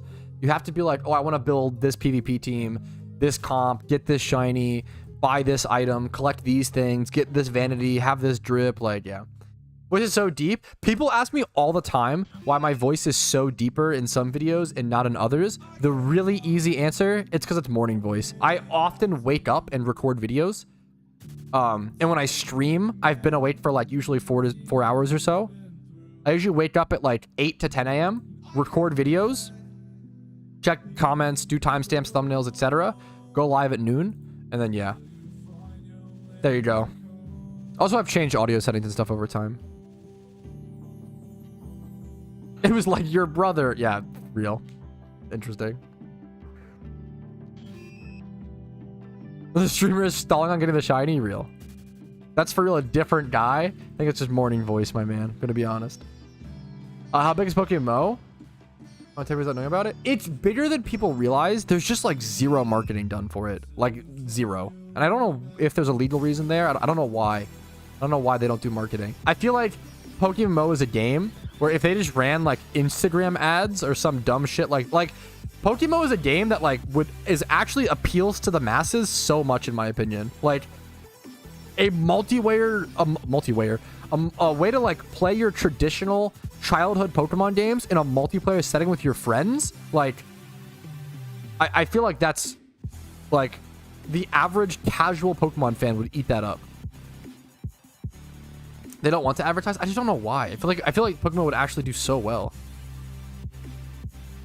When it was coming, I've done a video on this. Nintendo shouldn't be able to take down PokeMMO. The only way Nintendo could take down PokeMMO is if they just like locked them into a legal, like they have no legal. I'm not a lawyer, so go like whatever, right? But like from my understanding, they have no legal grounds to take down PokeMMO. There is no copyright infringement. I made a video talking about this. If you Google will PokeMMO ever be shut down? I have a video talking about it. They should be totally fine, but the only way is if they just like made a bullshit. They just like did a war of attrition and just like put a bunch of money into like lawyers and just like played the long game in court and just stalled, which is really shitty, but wouldn't put it past Nintendo. No, I don't know about that, Uncanny. Peepo Comfy. What's up, dude? I love the Peepo Comfy. If you Google what's the best region in PokeMMO, I go over each region and I break down the like positives and negatives of each one in great detail. And I go over like which regions you should do in which order, which regions are the most powerful, etc., etc. TLDR, Unova is probably the best to start with. Exactly, Kath. Read a Cricketune impression. There you go. Okay, you do them on your stream, so I'll do them for you, Spidget. Maybe I should use an assets and ads to promote the game. That's the, I guess, yeah. That's yes. That's the thing is like, I'm not a lawyer. I feel like there's probably a legal reason why they don't advertise. But what if they just made advertisements without showing like Pokemon? Because like even on the dude, who noticed this? Even on the recent like rule, they did a post talking about captchas and shiny locks, right? And in that post, they call Pokemon monsters because I feel like legally they can't call them Pokemon, which is very funny. But I feel like there are a lot of things like that. But they're very smart about legally avoiding that shit. But I feel like in an ad, if they just like didn't show Pokemon sprites, what if they just like did a generic like a PokeMMO logo? I feel like they could do it. I don't know. But it wouldn't be, I don't know. I would have known if I found this in high school. That was literally me. I got so addicted to PokeMMO in high school, I just skipped school to play PokeMMO. And it was a terrible idea. And I was a dog shit student. I don't recommend it. Luckily it worked out for me because now I spent all that time learning about the game so now I can make videos on it, but I don't, that was pretty lucky. So Don't do what I did. All the bite skins are worst to best. I am a flaming motorcycle gang, rank 1. And then probably like Lucky Red Dragon, rank 2. And then probably Christmas Sleigh, rank 3. I might even be Christmas Sleigh over Lucky Red Dragon. The dragons are very cool though, but like And then like yeah. So like number 1 flaming motorcycle, number 2 Lucky Red Dragon, number 3 Christmas Sleigh, number 4 like Lucky Gold or some shit. Catch Pocket Monsters free. Now even Pocket Monsters would be like copyright, right? But yeah, monsters. Catch virtual monsters. Yeah, it's just like white text on a black screen. That's their whole ad. Catch monsters free. Click here.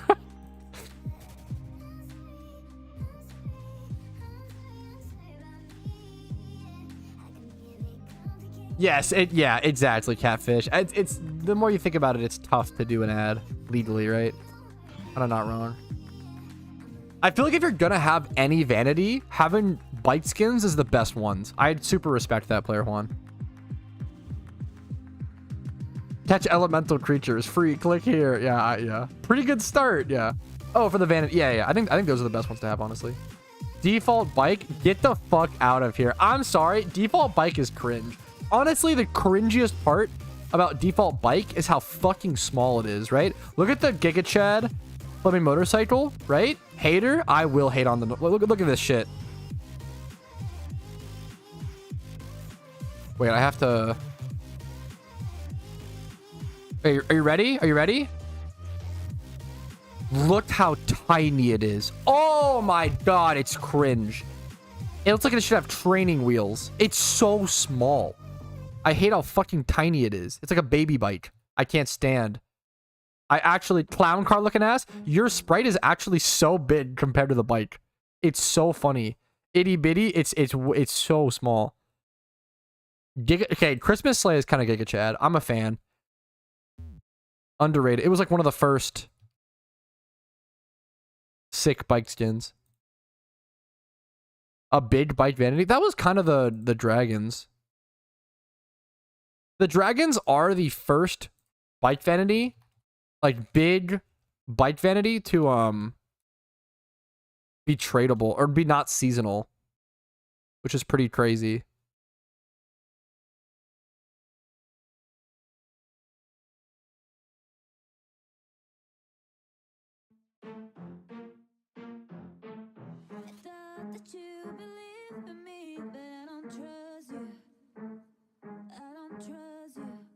Do look broke on that big bike, dude. Actually, real.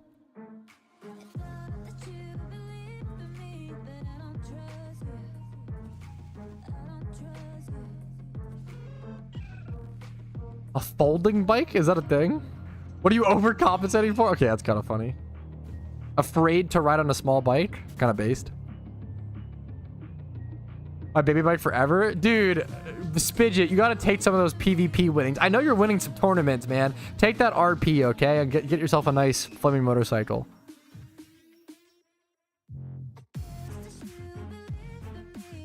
Are dragons going up in price? Planning on getting one. Don't know if it's a good time. Dude, it's tough. I'm gonna be honest. I don't know if lucky red dragons and lucky gold dragons will ever get cheaper. Maybe like slightly. I almost want to go ahead and buy one. There's a lot, to be fair, 56, but like, I'm gonna go ahead and bite the bullet, honestly, and buy one on stream right now, because I think it's an and I'm fucked up by not buying one during the event. I was way too greedy. I didn't buy one during the event, and I should have. The thing that's so interesting about the lucky, the dragons, right? They're the first, like, big bike vanity to ever be tradable, right? So before these, or not tradable, sorry, not seasonal, right? So before these, we have the Christmas Sleigh, right? But that's a seasonal vanity that returns every year. So the price can't get out of hand because it will always go back down to that price every year. Then we have the Flaming Motorcycle, which is once again a seasonal vanity. So it returns every Halloween.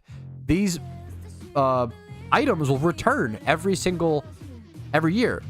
So they can't really get out of hand. Versus the Lucky Red and Lucky Gold Dragons, they were only released once. They'll only ever be released once. And if anybody wants to ride them in the future, they have to go buy one of those that were opened or bought off the RP shop during that event back in 2024, right?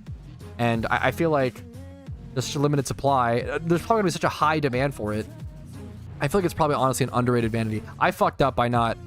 I thought it was going to be one of those things where I thought it was going to be an investment that didn't pay off because too many people did it, right? If an investment is too obvious and everybody gets that jumps into that investment, then it ends up not being that good of an investment, which makes sense. Like the supply and the whole people holding all these items because they want to make a profit on them. You know, there's not as much actual demand. It's all like fake demand, right? Not fake demand. You know what I mean, right? Investor demand versus actual collector or actual user demand. I thought that it was going to be like that, and I was wrong. It turns out the demand really is there, and I should have known, but I was a little scared. I've made that mistake on investments in the past. A good example is Mage's Staff. I thought Mage's Staff was a clear winner. Thankfully, I only own 2, but like this item, Mage's Staff was like 7 mil at its peak, and now it's 700K. That's crazy. Like, this is one of the most dropping items of all time. This was like, everybody thought that this item was going to be a sick investment, and it fucking plummeted.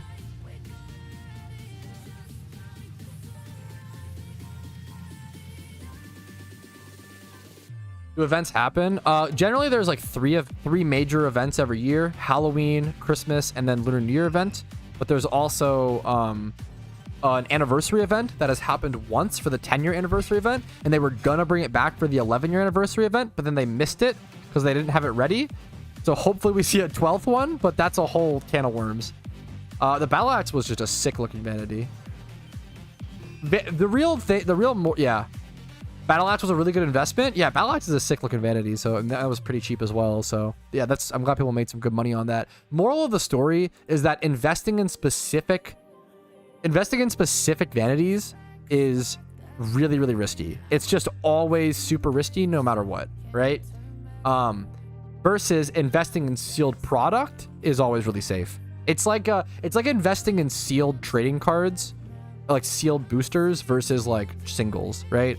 There's just way more risk versus like sealed product will almost always consistently go up over time. So I really do. I can't recommend enough going for sealed product is much safer. It's the safest Pokeyen you'll see in PokeMMO. Like, I think red envelopes were like 4K during the Lunar New Year event. This was like 4 months ago. So these went from 4K 4 months ago to now they've already doubled in price. That's pretty significant, right? And there's a ton of these, like hundreds you can see here. Yeah, sealed product is still king. Sealed product is absolutely king. You have to open the box or else you're a bitch? Call me a bitch. I am 100% a bitch then. Because I have so much sealed shit that I will never open. Where at? I got all these fucking golden anniversaries. Look at all these 64 goodie bags. 1 goodie bag 2020. 447 from 2021. 645 from 2022. 1,400 anniversary chests. 300 mysterious Pokeballs. 400 Great Balls. 30 premieres, 30 ultras, some lucky reds, some Santa presents, 550 21 Xmas, 2018 Xmas. I am some reds over here, 557 red envelopes from 2024. I hold on to this shit, dude. I have a 1,000 RP voucher for some reason. Wishing Stone, big. I actually have no idea, player. Hold on. How do you not open those? It's called, I don't know, fucking basic willpower. I don't know. But I can say that I can fucking sit here and not open my, I could sit here and not open my sealed product in PokeMMO all day. But if you put a triple cheeseburger in front of me, I don't know if I can help myself, dude. So I don't know, man. It's a person dependent thing. Whatever floats your goat. Oh, is that from boxes? That's the like Altaria like Swablu hat, right? Cloud Nest hat. That's interesting. Dude, you should do okay. How hard is it? Spidget, I don't know much about PvP boxes. Do you have a lot of them? Okay, some PvP player needs to like stock up on PvP mystery boxes and then do an opening. It would actually be like so based. Because like it feels like nobody knows what's in them. That's hard, yeah. But if you could even get like 10, you know? If you could even get like 10, it'd be so good. I feel like PvP mystery boxes are like one of the biggest mysteries left in PokeMMO. I don't know if there's like a forum post or some sort of like any data collection done on these. I would love for some PokeMMO big PvPer to like do a bunch of PvP, like collect like just like 10 mystery boxes. It would take a while. You have to do like it's every 2 weeks or some shit. I guess if you play different tiers, you could technically, if you got this many points in each tier, 2, 4, 6, but this is so much PvP. You could technically get like 9 in 14 days, but that would be, I don't even know if you could time-wise. This would be so much PvP. I think it takes like 60 to 80 games just to get this. So you'd have to like double that plus more. You'd have to play like, oh my God. You'd have to play like 150 games in each tier. I don't think it's possible. That's crazy. But I would love to start trying to get some of these. Can you buy them off the GTL actually? Are they tradable? Oh, shit. Okay, well. Video idea, boys. I can only do this because of donations that people give me. So, well, don't go donate me stuff, but I'm basically thank you for those who do donate me stuff because now I can research, okay? I'm buying these all for research. I've literally never seen Legacy. What the fuck is in that? This is like, these are mechanics that even I don't know that much about. What the hell is this? PvP Mystery Box Legacy. Don't get a twisted gamble. No, you should not open these. I'm doing this for science. You guys should not waste your money. What is this? I'm so tempted. 15 mil. Holy shit, what a waste. It's not gambling, it's research? Yeah, this is research. What is in this? Buy it? No, I don't think I can. What is in that? How many did I buy? 2, 4, 5, 6, 7. Okay, I bought 7. Do I have any? Nope. Of course not. You won Super Carbos? Real. Dude, holy shit, Clarko. True.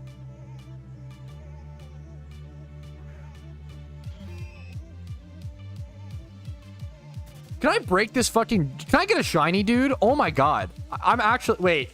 Can I get one, please? I'm actually kind of tilting. I'm actually losing it, boys. Yes? Never heard of it? Yo, what's up, Aram? I'm actually fucking tilted. Can I get a shiny, please? I will allow you to get the shiny. Thank you. Actually, thank you. Just open one box first. Okay, I gotta save them for a video, okay? Chill. I believe in you, Pat. I gotta start playing,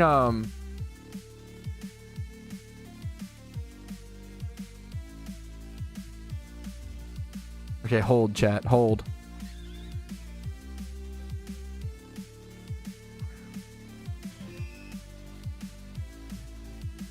Make the video now? No, I gotta stock up.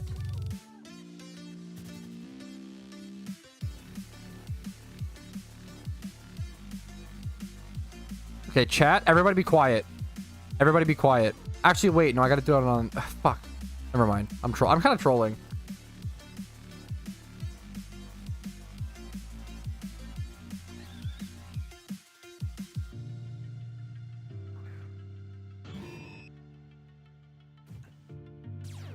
Okay, shh. Chat, quiet. Everybody quiet. Don't say anything. Don't stream. Stay quiet. Oh my God, I was in a battle, so I trolled. I fucking trolled. Oh, I'm such a troll. I was in a battle, so I couldn't even fucking pop Q. Oh my God, I trolled. I trolled so hard. That was so stupid. What is this clip? I feel like PvP mystery box. Okay, shut up. Cringe.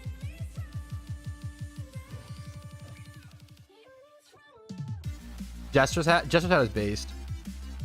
That was like a big vanity back in the day. Not like it was like ever expensive, but it was just like one of the few vanities.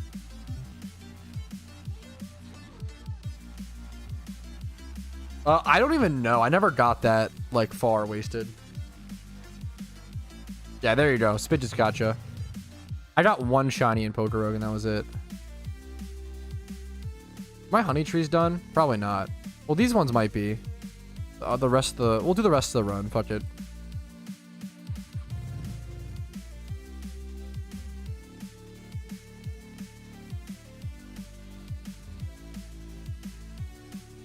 There we go.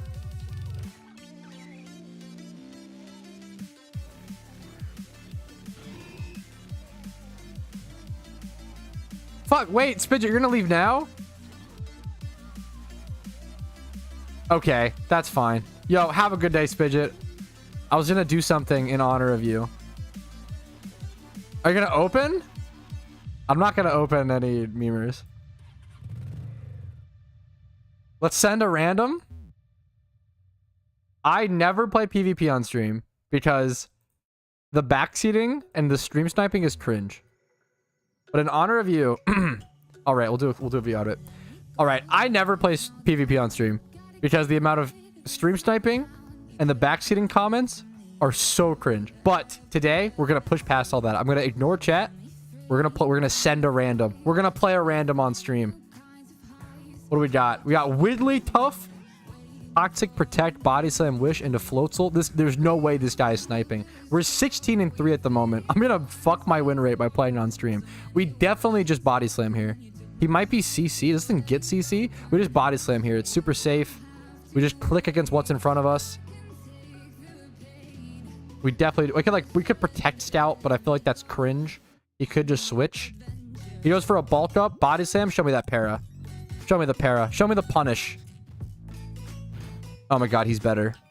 Okay, 30% chance. If he's bulk up, I think I go for Toxic here, right? Someone said Banded Wave Crash. Yeah, real. I just Body Slam again. There's no way I ever start to Toxic. No way, right? The problem is this thing... Okay, wait. This thing's actually fast as fuck.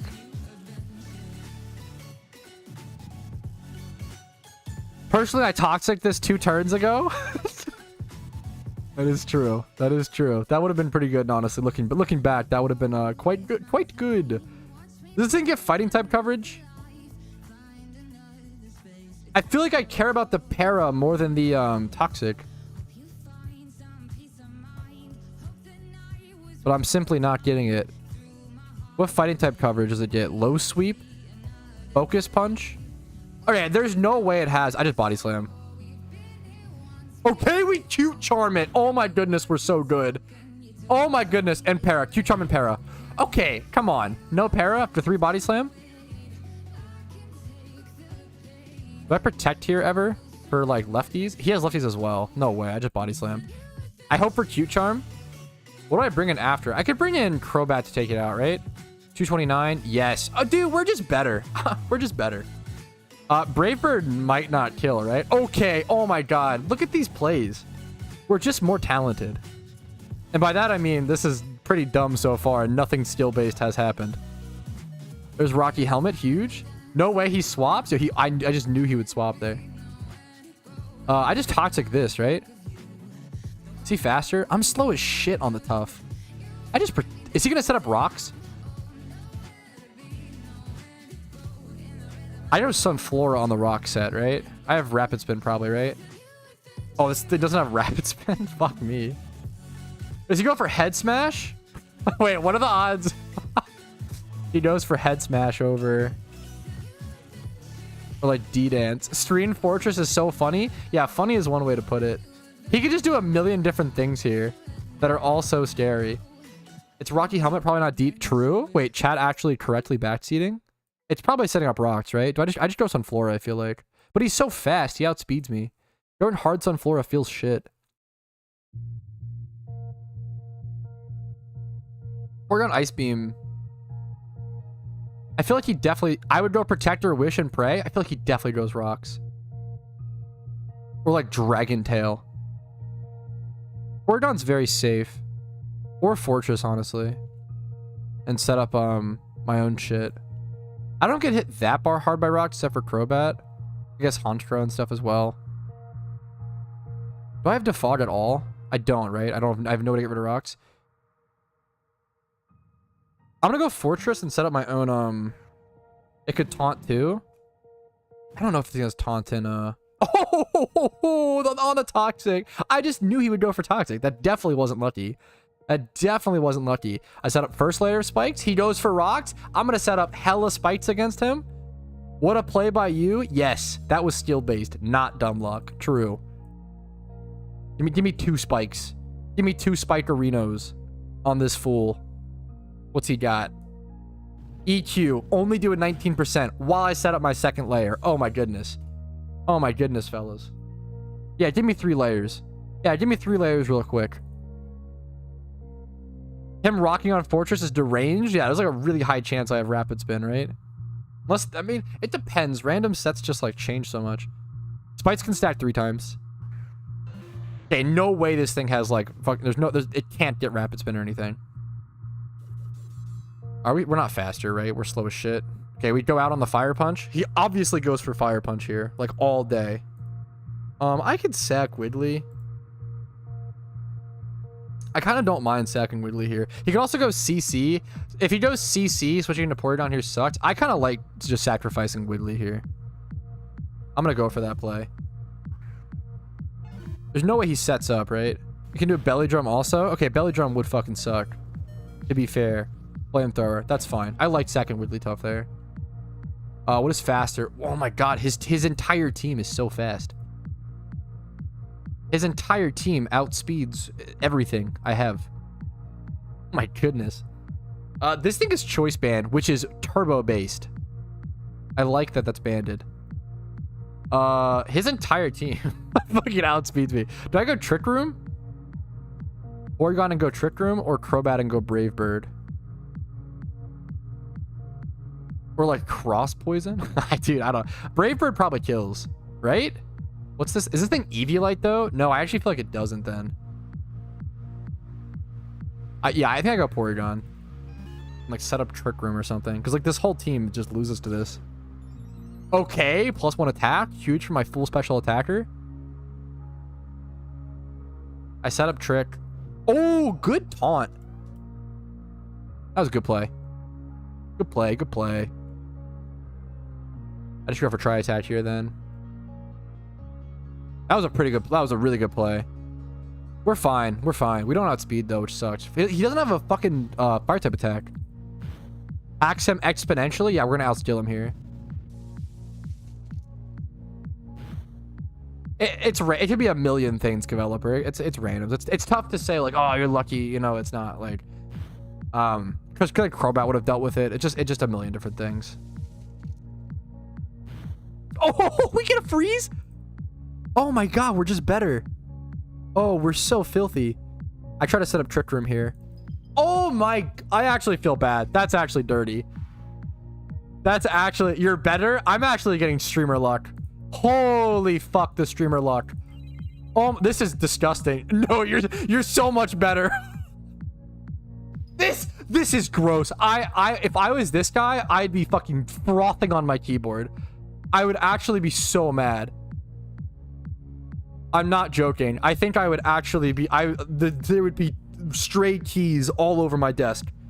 I would have totally smashed. This is wild. This is so dumb. No shot I deserved this. That freeze is wild. I apologize. Morris, you know, to you and your whole bloodline, I am sorry, my man. That was the dumbest fucking play. I can't believe that worked. We're still in a Trick Room, so next Tri Attack kills. Does he ever switch here? I think I still just click Tri Attack. Literally came to my PC to talk my shit quicker. Dude, that freeze was lame. That was insane. You have a guaranteed shiny. Yeah, if I win a PvP game, I get higher shiny luck. That is true. That is actually true. Cacturn coming in.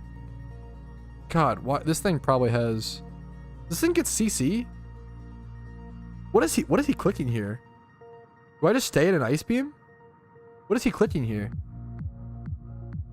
What is he clicking here? Focus Blast. Am I heinous for thinking it doesn't kill? No, it kills. It definitely kills. 56%. There's no way. Do I still have Trick Room up? Wait, do I still have I still have one turn of Trick Room, right? I can't click on my custom strings.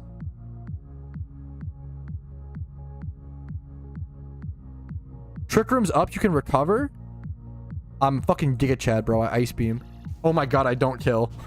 Oh my god, but I'm better. Oh my god. Okay, no, he's better. Oh my god, but he tried to sub. Oh my god, this poor guy. Holy shit. Oh my god, this is the most heinous. Oh my goodness, this is the most foul, unintelligible fucking PvP game. This is so fucking gnarly. Oh my goodness, this poor guy. Streamer luck. This is the dumbest shit. This is genuinely dumb. I have to play faster though. I'm running out of time. What do I do here? Do I just stay in? I think I do. I just click Ice Beam in case he subs. Or do I have a Trick Room here? I think I just Trick Room actually. Drain Punch. We do 51. Oh my god, we kill. Is he lefties? He's lefties. Oh, he's gonna lefties out of... Ooh, he lefties out of Ice Beam range. That's really good. I could recover, but then he's like sustaining off me. I'm just gonna Ice Beam and hope for crit / fucking freeze, bro, because we're better. Just freeze again? Yeah. I'm gonna do that really quick. Oh my... What? I'm sorry.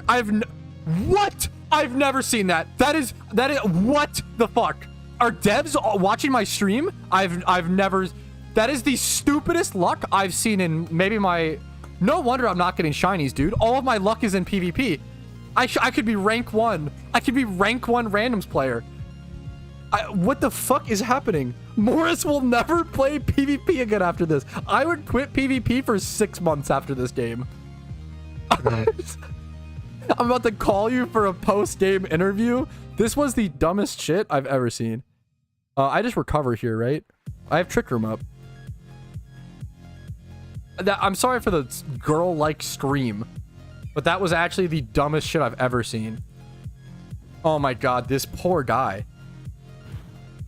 I feel, is it BM if I like mail him a shiny charm to apologize? Like, so insane.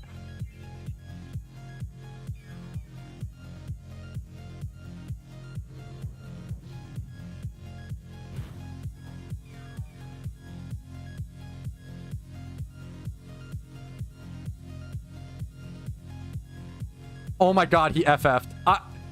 I'm so sorry. I'm so sorry. I need to like mail... Okay, I need to apologize to him. That was actually... I'm so sorry. That was the dumbest PvP game I've ever seen. I did not deserve that win. Sorry for the hacks. Hope you can forgive. Yeah, he's gonna be like logged off and like he's like never logging in ever again. What do I send him? Some Pokeyen? Shiny charm? I'll send him through an okay. That was the dumbest shit. That was literally the dumbest RNG I've ever seen in a PvP game. I think that was the dumbest luck. I apologize for that disgrace of lack of skill. But at the same time, outplayed, outskilled, absolutely owned and pwned, true and real, totally deserved. What's my rating now? I am 17-3. I had some crazy unwinnable games this season, but I did not deserve that win. That was dumb. Anyways, thanks for watching. Not ending the stream, but ending this little quick dumb little video. Insane game. Like it if you enjoyed it. Dislike if not. Honestly, this should be my most disliked video because of how disgusting that was. Subscribe to the channel. I'll see you guys soon. Peace, Reno. Not ending stream. Oh my god, that was actually wild. That was actually crazy. That was so dumb. That was so stupid. What the fuck did I just witness? The third freeze. That was so funny. The one PvP game that I play on stream being that is so funny. Dude, have a good day, Spidget. Disliking the stream for that? Honestly understandable. I want to see if he ever responds. Let me go back to shiny hunting. Dude, no wonder I'm not getting shinies. All of my RNG is in PvP, man. It literally makes so much sense. I can't even, like, all of my RNG, all my good RNG is just transferred into PvP right now. That was foul. Oh my god, I can't believe that. 73 is sick. I've had a really good start to the season. I want to keep playing. It's been really fun. I had some, like, I had like 2 or 3 ridiculously unwinnable games, but then I feel like my RNG evened out, and I won 2 out of 3 of them or some shit. But I feel like now I'm getting pretty lucky. So, imagine losing a PvP game and still getting 300k. That guy didn't just lose a PvP game, okay? He lost his faith in the world, the system of randomness in the world. And I feel like for that, you deserve a little treat. That was disgusting. We could PvP with me stream stopping and you'd still win with that RNG? Yeah, for sure. What's up, Turtle? Play a tournament with that luck? Yeah, usually I'm not that lucky. I was crazy. Now I know why you don't PvP on stream. It's because you're a PvP god. Yeah, that was all skill. Like, I played probably below. I didn't play well there. I probably played below average. That was just stupid. That was just crazy. I might have missed. That is so insane. Yeah, that's wild, Kev. That is so crazy. That poor guy, dude. I would have. I'm just shit. I would have logged off. I would have never played. Oh my god. No wonder I'm on a win streak. That was literally mind blowing. Anyways.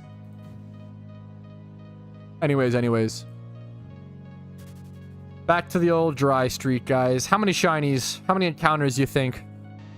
How many encounters do we think?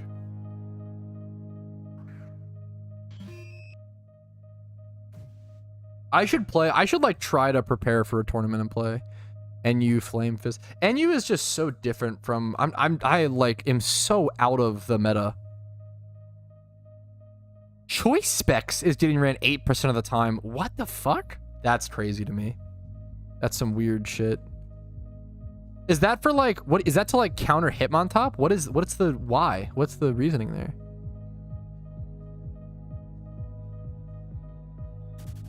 Like specs overheat. Okay, I will say, let me check the metagame.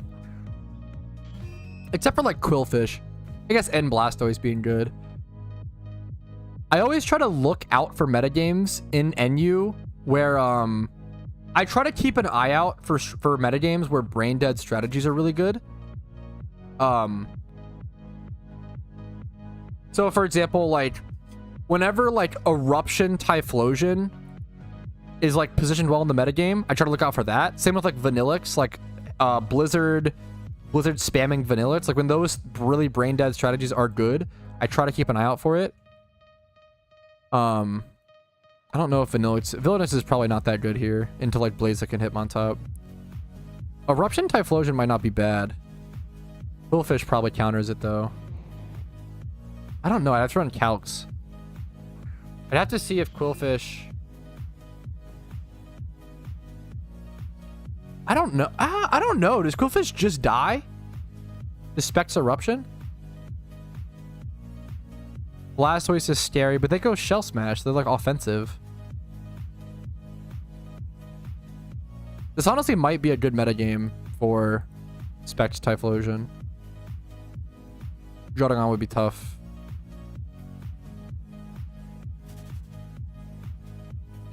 Anyways, I try to keep an eye out for stuff like that. I try to keep an eye out for metagames where really brain dead stuff is strong, and then talk about it. Interesting. Yeah, I've been playing a little bit more PvP. I've honestly been really inspired by Smooge and Spidget.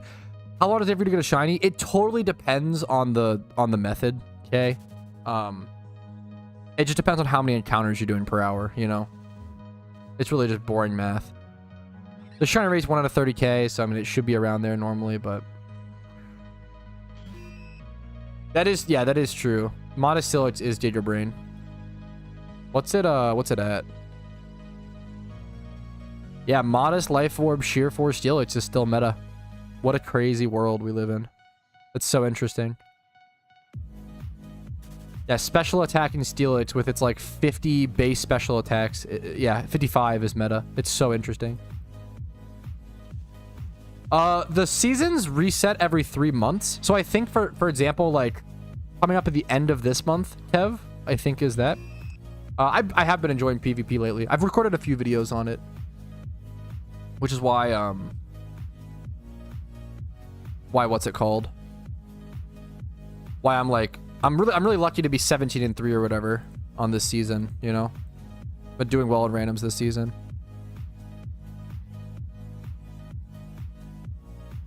I just don't play enough. It just like PvP just takes so much time. And I'd rather, unlike shiny hunting, which is way more fast paced, you know? Keck W. Yeah, sorry, Kev. It's tough, man.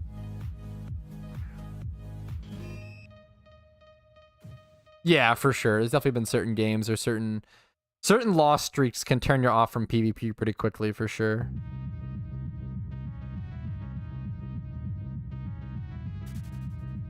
Yeah, I love them. They're one of the few PokeMMO content creators that I watch, like, I try to watch like a lot of their videos. Not that other, it's not that like other PokeMMO content creators are bad. It's more like they're actually really good, right? It's more like I just don't have that much time. I don't have that much time, so I spend a lot more of it. Like either why would I usually just spend more time making my own content, right, versus watching others. But with Smooch and Spidget, they're so fun and they're so different from what I can do. They have like the total opposite skills of me, right? Which I love to see.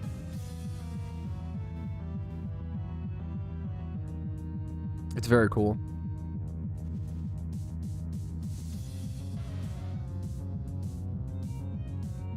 Dude, yes. It is one of the most, infuriating things, Kay. A drop like that? Ugh, it's fucking brutal, man.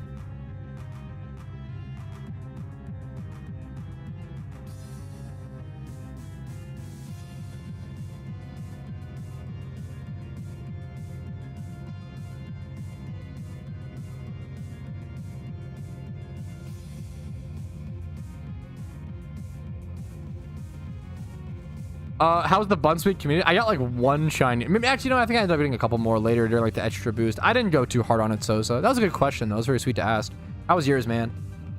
I think I got like maybe 5 or 6. I had nothing crazy. How was yours, though, dude? That was very nice of you to ask.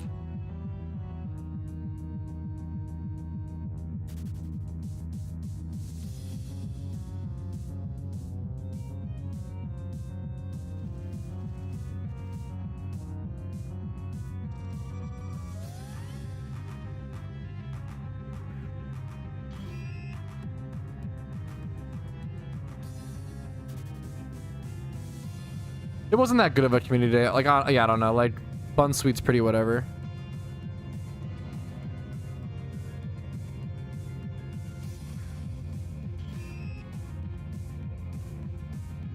Oh, is there a Dratini swarm? Ooh, it's a cool one to go check.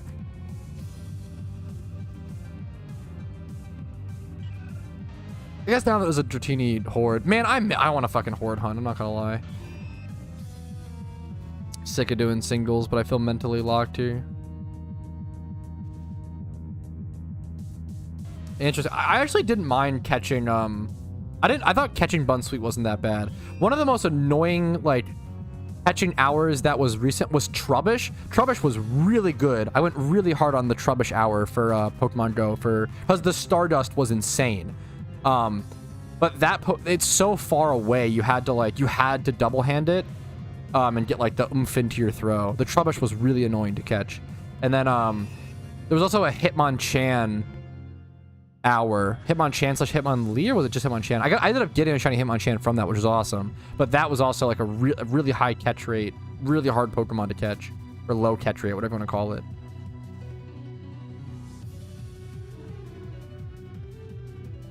Fuck, that's funny. Pokemon Go I really enjoy it, honestly. I think it's in a really good state. IMO.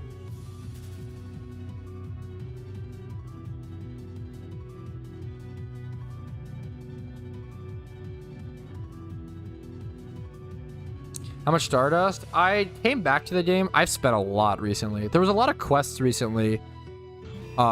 that required you to level up Pokemon. So I'm honestly pretty fucking low right now. Ooh, for any Bitcoin, sorry, this is cringe. I hate talking about finance because everybody's really dumb, including myself. I don't know shit about finance. Go talk to a professional. Any crypto bros, shit is booming right now. Like real out of nowhere, there's clearly some giant buy happening. Bitcoin just went over 70K. Again, obviously, but there's a huge spike happening right now for anyone who cares. I hate talking about it because it's cringe. It's such a like crypto is interesting, but everybody who gets involved in it makes it their entire personality, and I fucking hate it. It's so cringe, but it is interesting. But God, it's yeah. Anyways.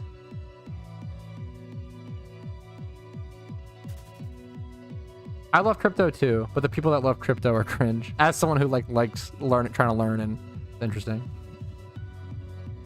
Yeah, good luck to you, man.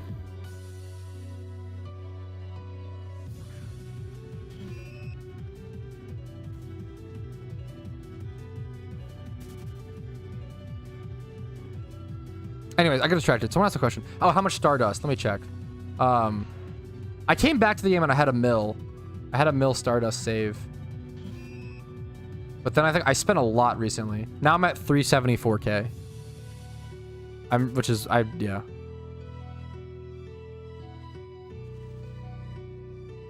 Don't be a Doge bro that thinks he's an expert. I'm a Shiba bro who knows that I'm fucking trolling.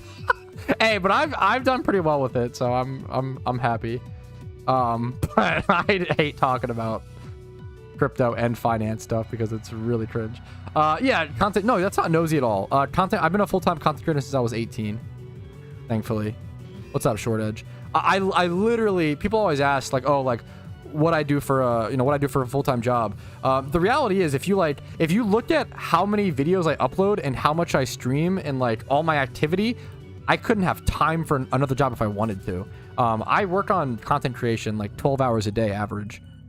I fucking, there's no shot I could have another job. With daily uploads, usually multiple videos a day, streams 4 times a week, video uploads on my second channel, my side channel, every other day. Yo, what's up, Coops? With Master Ball in Master Ball, bro? In Master Ball in PokeMMO or Pokemon Go? Fuck, now I'm confused from out. Fuck.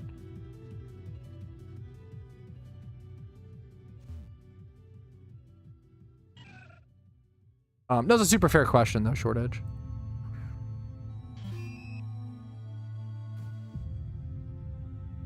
I really enjoy, I would say, so shiny hunting and in PokeMMO and shiny hunting in Pokemon Go kind of works out to be like the perfect, like, they complement each other so well, right? Because Pokemon Go is piss easy and PokeMMO is piss hard.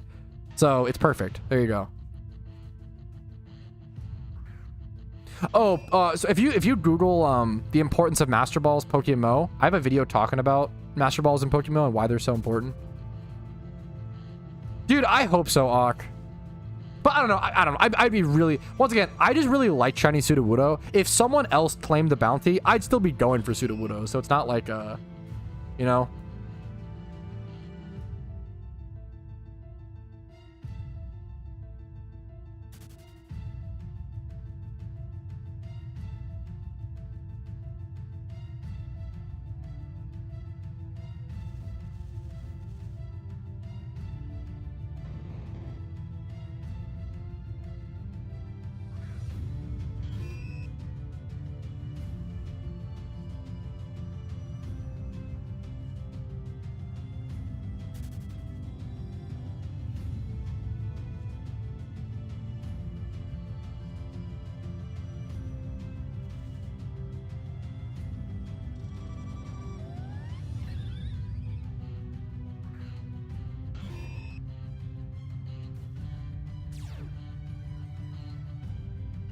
Yeah, generally Master Balls should be saved for shiny Pokemon that you're not prepared for. That can KO themselves. Muna is a tough shunt. Yes, the best way to shiny hunt it is to single encounter for it. Muna's a tough single encounter hunt, dude. I wish you the best of luck.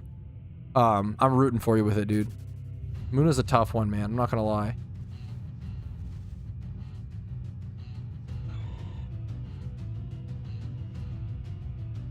Going back to RuneScape? Fuck, good luck to you, man. Hey, just shiny hunt on the side while playing Rooney, man.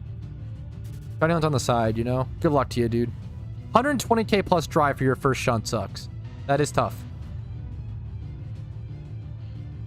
That's tough. But I would say the positive news with stuff like that is like every other shiny hunt afterwards is going to seem like a cakewalk. If you go dry on your first shunt, it's kind of a blessing and a curse because obviously you go dry for your first shunt, it sucks.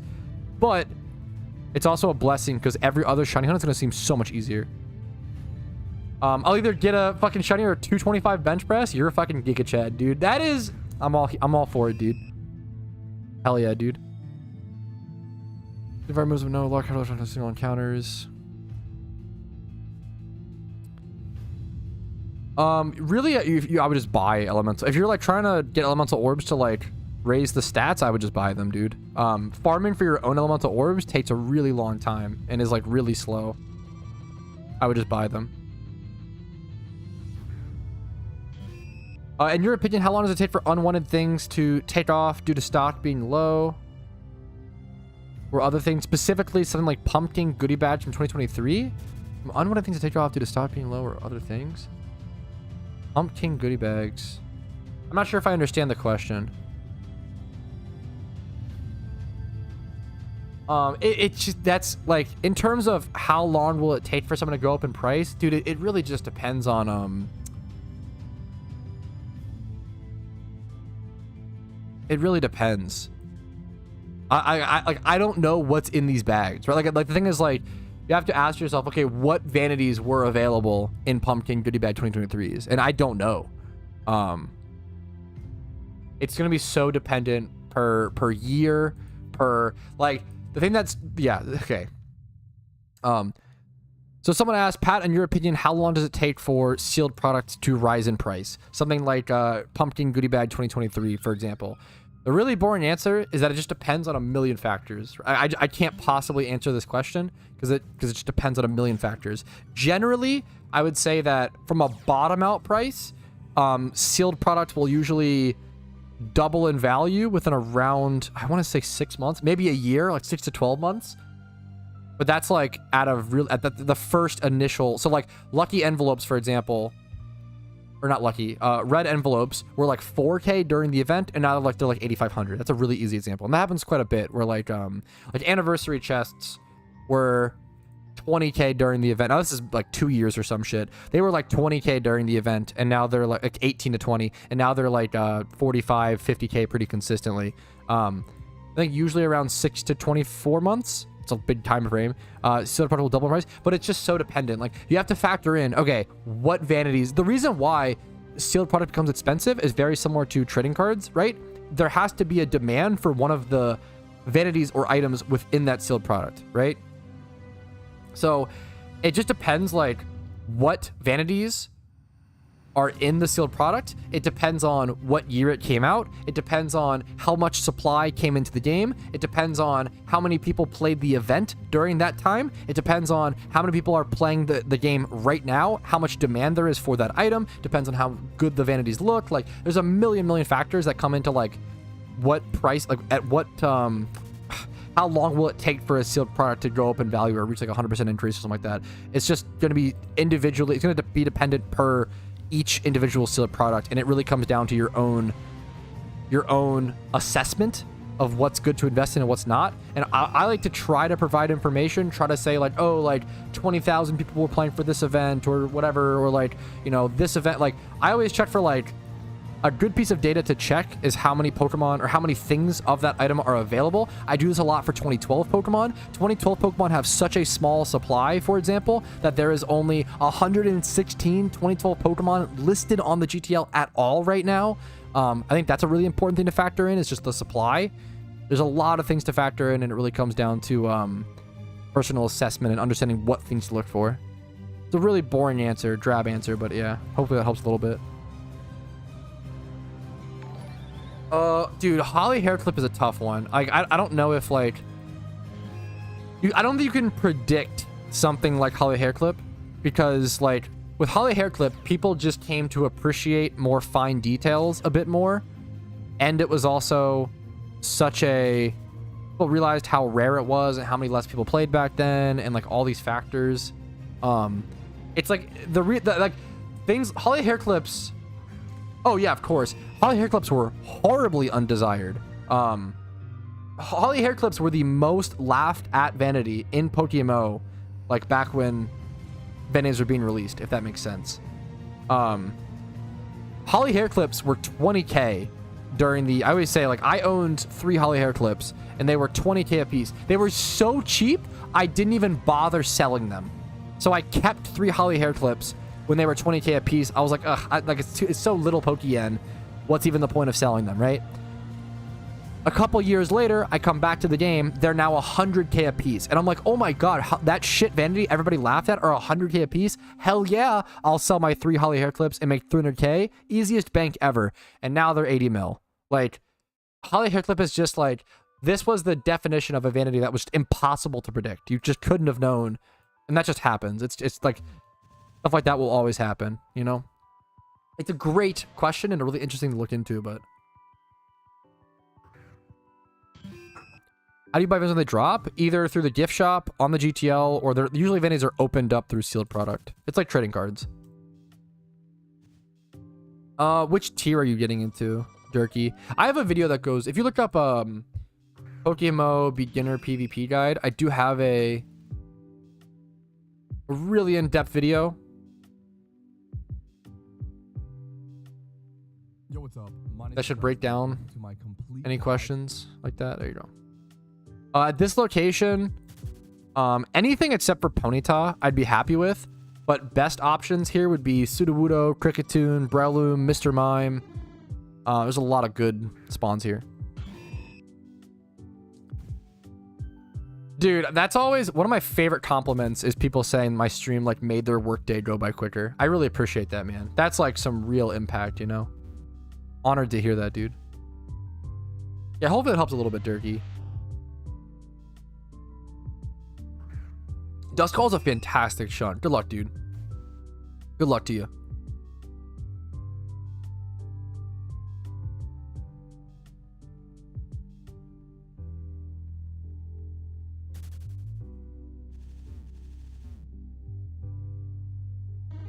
I don't even remember. I get this question all the time. I don't even know what the Sudowoodo bounty is. Like, the main reason I want Sudowoodo is number 1 is I like it, and then number 2 because it would help keep Mister. But I honestly don't even like know. I don't really know. I don't know what the Pokeyen. I think it's Pokeyen, but I also don't know, which is funny.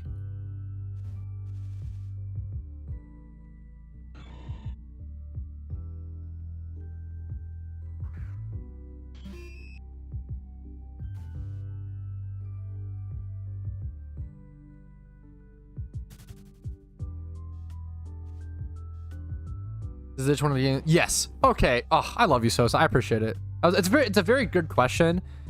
It's just like the answer is kind of a runaround answer. You know, it's tough, man. Pretty much all finance stuff in markets, even in like video games, right? Like it's all like runaround answers of like, there's just, cause you have to kind of be wishy-washy because like it's a huge pet peeve of mine when people act super confident when it comes to markets, whether in video games or, you know, IRL. Like that really annoys me because usually that's never the case. Like it's never 100% predictable. I think it's good to give percentages. Something I like to try to do, I need to be way better about this, is giving percentages of my confidence of my takes, right? So if I say like, oh, I think that there's like a 50% chance, you know, if I think Lucky Dragons will like stay at the same price for a while, I'm gonna like assign a percentage of confidence on that or some shit. I think that's really, really important. That'll give people a good idea.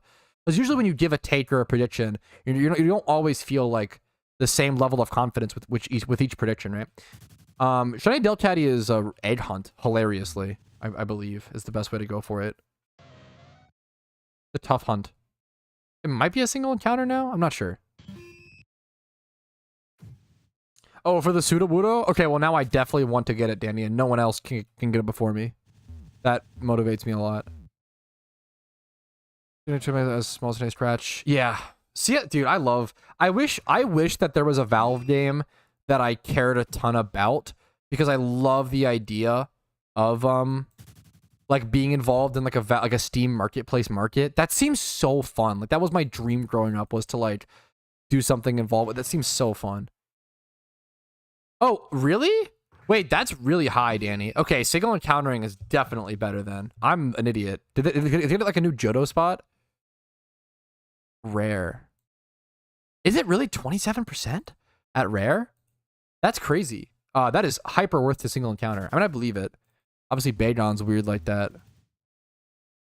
The dread, dude, I appreciate it, Kay. My recent thing I've been fighting and buying up North Pokemon. That's, dude, good for you for finding that stuff. Been noticing they keep popping up? Really? That's impressive. That's very cool. Oh, repel. Okay. 27% chance repel trick. That's probably still worth doing. You explain lures. Lures are, well, if you Google, I have a video called I Tested Lures So You Don't Have To. And I made that video when lures released. If you Google that, you'll find a much more in-depth video. But as a quick TLDR, lures are like reverse repels. That's the really quick, like, casual explanation. I finished it, Janky. Yes. What gym are you on your shiny only account? Dude, I finished it. I am ready to restart that challenge, which is funny. I finished Kanto. Yeah, that account can actually move over to Unova and continue his challenge, which is cool. Congrats, Plant Boy. There are no shinies that are impossible to get, I'm pretty sure. Which it's one of my pet peeves in Pokemon Go. I hate that in Pokemon Go, certain Pokemon don't have shiny forms. Rank these meats. Beef, chicken, pork. Beef rank 1, pork rank 2, chicken last. It's not even close. That's an easy ranking for me. Easy rankings.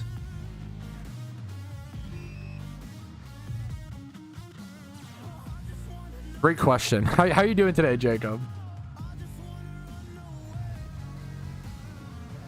I know I do the Hoenn route, which I think is route 20 or whatever. But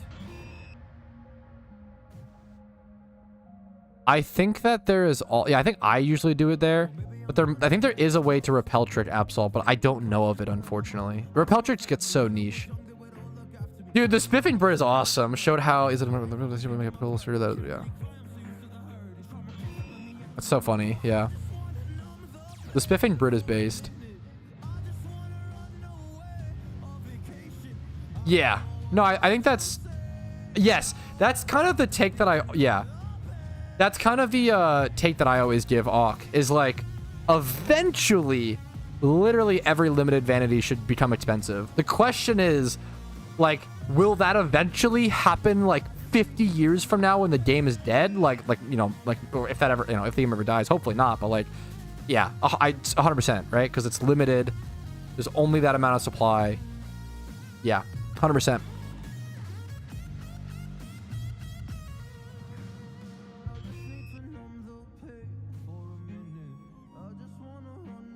How did I fuck that spelling up so much?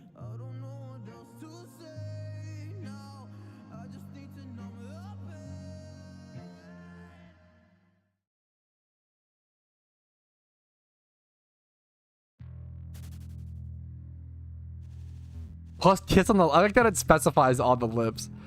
5.9 mil plus Pumpcat hat. I don't really care. Like, I don't know. I really don't care much for the bounty, but I love the idea of, number one, getting it for Team Mr. Dex, and number two, I just love Shiny Sudowoodo. Like, it's up there for me as one of the big rares I want to get. The... what's it called? The bounty is really just like icing on the cake, for sure. Yeah, I feel like that's a pretty agreed upon opinion, right, Kath? It also has like crazy high base stats, but still just ends up being bad.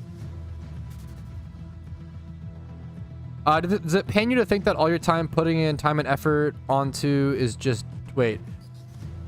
No. So I think a lot of people have that problem, Clarko, which I understand, right?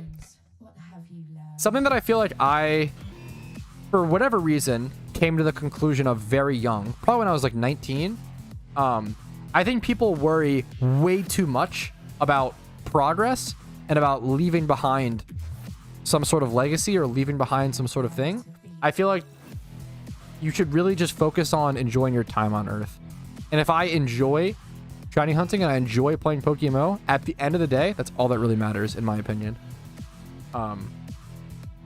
There's a quote where it's like something about like it's tough to control the legacy you leave behind. And generally, if you don't worry about leaving your legacy behind and you just be yourself, generally you'll end up leaving a bigger impact than you would have if you tried to leave some sort of legacy, if that makes sense.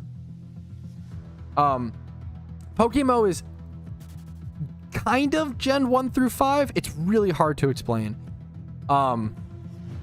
Generations 1 through 5 in terms of the storyline, generations 1 through 5 in terms of Pokemon, but there's also a ton of like Gen 9 plus mechanics and balancing and movesets, but also some not Gen 6 plus, but there's some Gen 6 plus items like Assault Vest, but there's not heavy duty boots, and there's like it's very complicated to answer that. I have a video coming out soon that'll hopefully help with that. Yo, BizKit, you can do it, Pat Shiny Inbound. Thank you for the $5 and thank you for the positivity and the fucking support, dude. Enjoy life while you were here. Just for yes, 100%. I think that's the best way to, yeah. They do have a list somewhere, but I always forget where it's at, Chag. Every time. I don't like cakes without icing. Fair. Reasonable. Reasonable.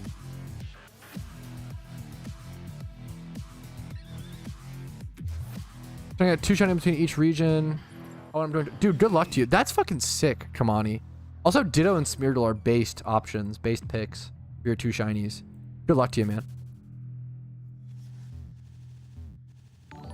Being popular in a micro niche game is a pretty, unironically, yeah. Like having a YouTube channel with as many videos, like the legacy that I have, like, you know, the quote unquote legacy that I already have, I'd be pretty, like, I'm pretty happy with this. Now, I'd like to keep doing, I have a lot of goals to keep doing more just for me. But in terms of, like, there's probably way more than most people will, I don't know, I disagree.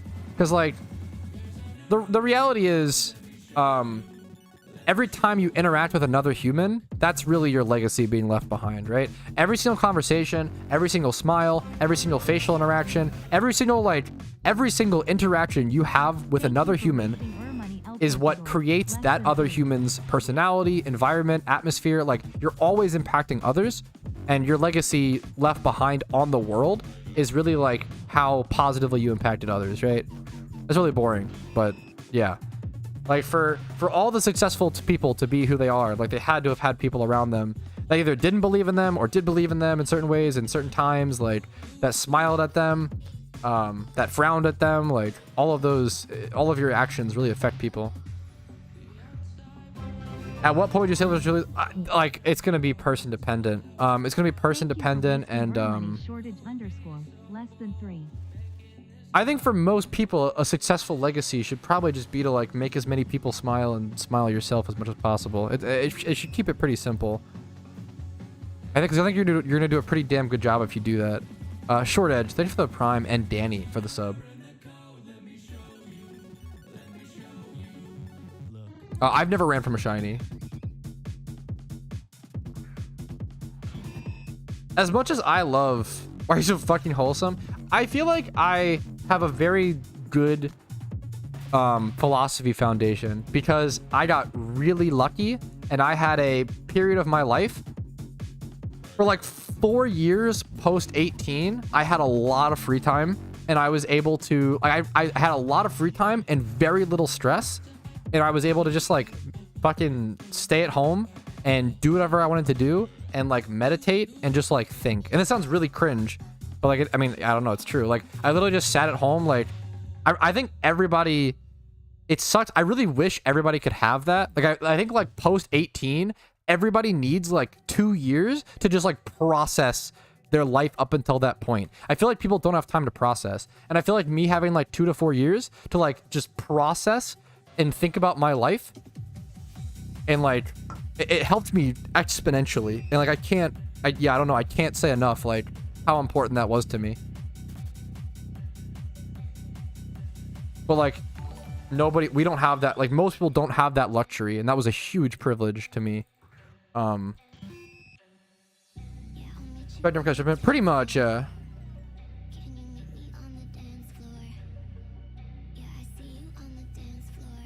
wouldn't go, I don't know, I wouldn't agree with all that. That's a little too, like, never cast judgment. I wouldn't go that far. I think it's okay to sometimes cast judgment, and then have a kid's pass on your, that's, once again, that's another, like, that sentence is kind of self-defeating. Like, never cast judgment and then have kids. That's a judgment sentence saying that encouraging people to have kids when that's just like one life goal, right? Yeah, I feel like having time to yourself is so important. I don't think you necessarily, I think having kids to pass on stuff is nice. I'm never going to have kids personally. I think that there are tons of different alternatives. Like, you don't have to have your own kids. You can have your own kids, and it's very common to do so, and it's a great thing to do so. I really encourage it. Hell yeah, if you have the responsibility and mental for it. However, having a kid is like literally the hardest thing in the world to do. And it's really easy to fuck up. I think most parents probably do a bang up job, unfortunately. Every parent tries their best and puts every piece of effort they have into it. But some of them fuck up. You can still have an impact on like other kids' lives, right? Yeah, that's super fair, okay? I think I really like the idea of, like, even with my YouTube, right? Like, I probably have some younger audience members out there, and I hopefully I can be somewhat of a positive, which I hate thinking about that because I don't want that responsibility. I'm way too young to be a teacher. I'd rather be a student. That was actually, I had like a huge internal struggle with that when I was like 22. Yeah, when I was like 22, I realized that like everyone in my life, I felt like I was just being asked questions and constantly being seeked out for guidance, but I feel like I didn't have that from anyone else. So I had to like really sit down and like stop friendships and create new ones and like try to seek out people who I could like learn from. I felt like I was just being a teacher, which really frustrated me when I felt like I was so young. I wanted to learn so much.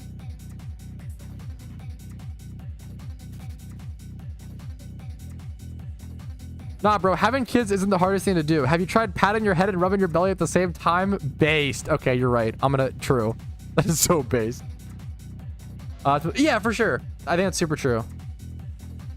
If you want to be a parent, I respect the hell out of it. I personally acknowledge that I don't think I have the mental to be a good parent. I think I have the mental to do a lot of things very well. Being a parent is not one of them. Holy shit. I always say, like, I would baby the fuck out of my kid. I know it, dude. If my kid cried in a grocery store for a Milky Way, I would buy him that shit every time. And that's bad. That's bad. That's a horrible thing to do. Oh my god, I just could not say no. I would be so bad. If I saw like my own flesh and blood sad, I would do everything to make him not sad. And that is not good parenting. That is really tough. Yeah, it's funny because I do a lot of like, that's always kind of been my style of content, whether I was streaming RuneScape or PokeMMO.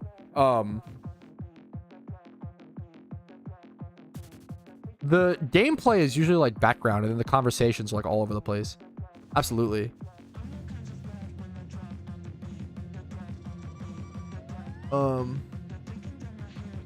Quit the game. Okay, come on, Short Edge. Quit the game is crazy.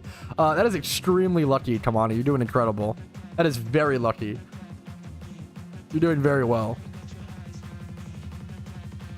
Yeah, maybe, JTM, maybe.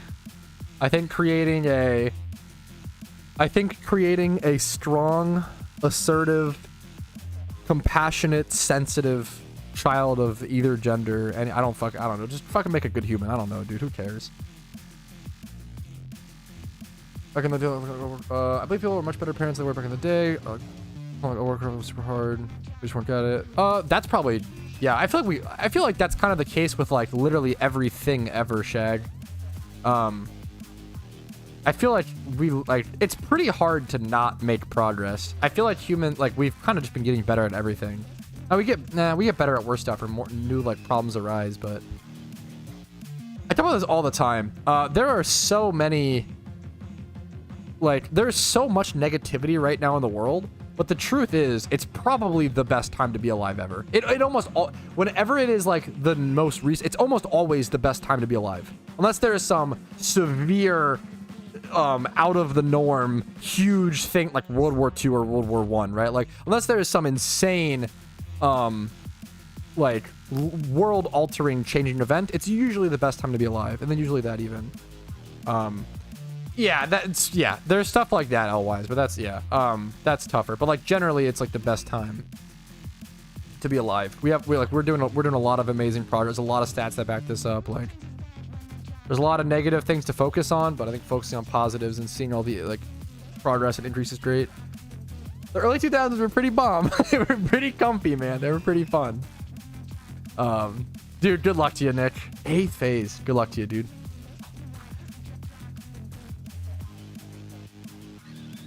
I always praise, and I'm a victim of this, right? I always praise how I fucking love the level of financial prosperity that exists right now. Now people are still struggling. Kids still don't have food, all the stuff, which is super true. It's important to talk about, important to acknowledge, right? However, there is never been a time within the fucking world where there are so many job opportunities online and at your own home thanks to the internet. Like thanks to the internet, and thanks to social media, there are so many more jobs that are created, so many more interesting things. People can pursue their hobbies and passions and interests more than ever. Like it is unbelievable. Like 100 years ago, think of how many people could like make a full-time job, like I don't know, dude, basket weaving, like 100 years ago, right? Maybe 1, maybe 0. I bet nowadays there's like 100 YouTube channels at least that fucking do full-time basket weaving. Like, I feel like it is amazing. I feel like it is one of the coolest times to be alive, to like pursue passions and interests and hobbies. And I hope it probably will just get better and better, hopefully. But I feel like people will be more and more able to pursue their passions and hobbies and interests as careers, as, time pulls forward. We have better opportunity. It's really fucking cool to see. I think that's amazing. There's also just like more ability to like climb out of terrible situations. Like, yeah, 100%, Kath. It's really easy to like focus on the negatives. Like everybody has had really horrible things happen to them generally, right? But like also focusing on the positives is gonna make you feel way more empowered.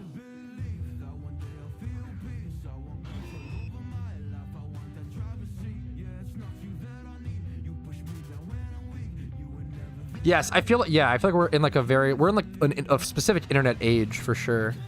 But like this era will be looked back on. If you think about it, like this era of social media and the internet will be looked back upon in like 50 to 80 years, the same way we look back at like the Industrial Revolution, right? Like this will be like the internet revolution.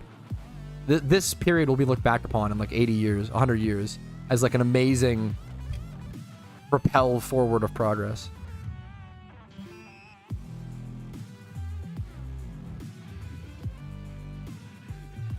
I definitely think that we're in, for sure, Clarko. I always say, like, too much progress eventually breeds, like, depression, because you realize you're not able to, like, if you just keep trying to up and up and up and up the pace of progression, eventually you realize that you can't meet that pace, and it just gets really sad.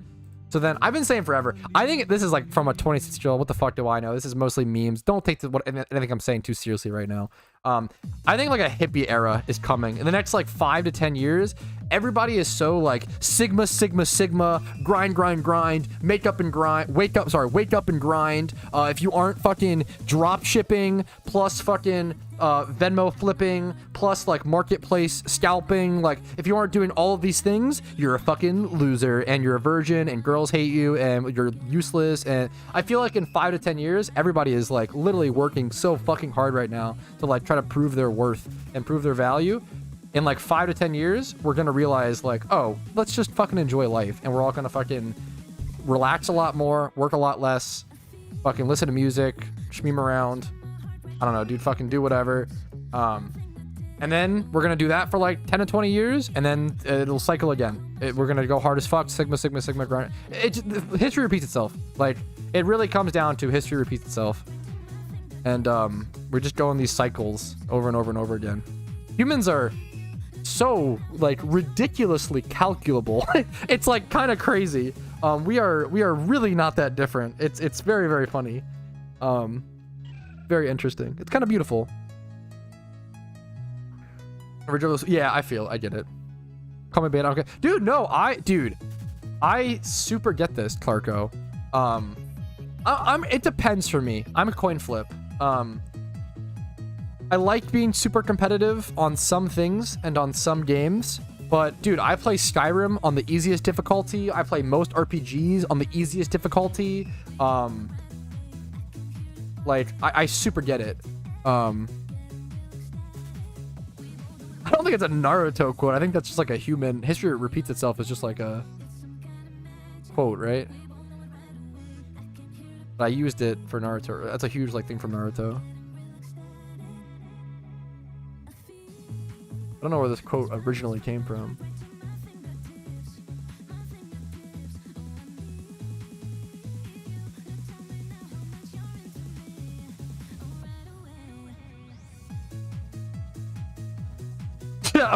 Yeah, that would like fuck.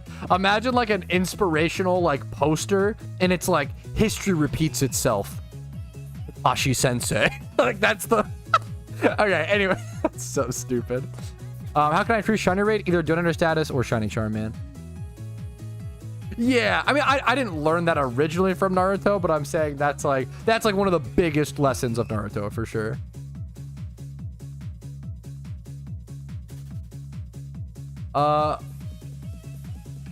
Strings make text by local professor. Yeah, I mean, yeah, custom string. I have if you Google custom strings, I have a video on it. Now, there's some things you can't do with strings that are illegal, poo-poo. You have to have them like, what's it called? Verified. If you look up updated custom strings guide PokeMMO, I have a video on it. We're gonna determine the game. So wait, anything that's going to increase your shiny rate endless is going to be really expensive. If you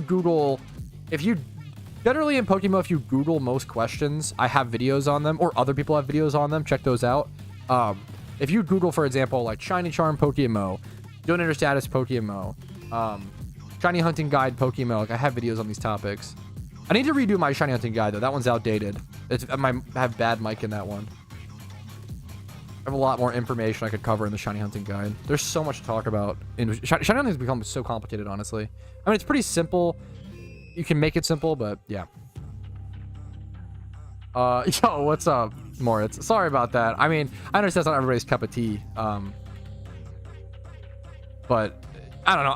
I always try to qualify. I'm just a naive 26-year-old. Don't take anything I say too seriously. I don't really know too much, you know. But I'm honored that you watched the stream and are here, man. You cannot catch the Ho-Oh Eclipse. Sorry, dude.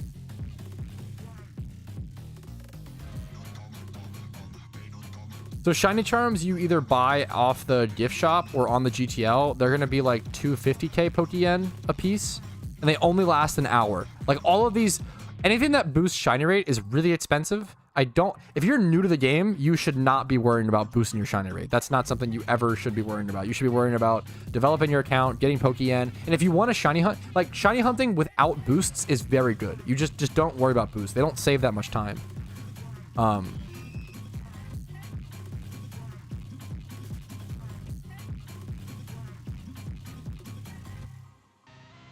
Now that's the genius. Yes. That's why I love doing that, Mike, and then switching back to hordes, and then hordes feel so ridiculously fast, and it's a fantastic feeling. I'm really excited to go back to hordes, man.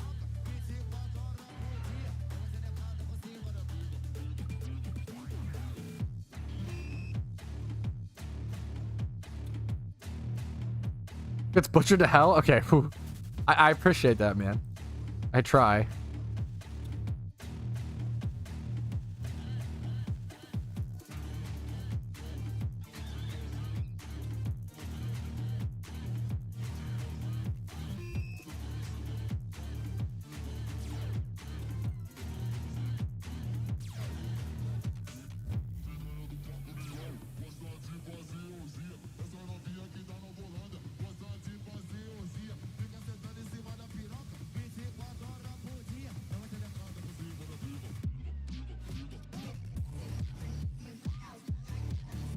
Sorry, I'm organizing some clips really quick.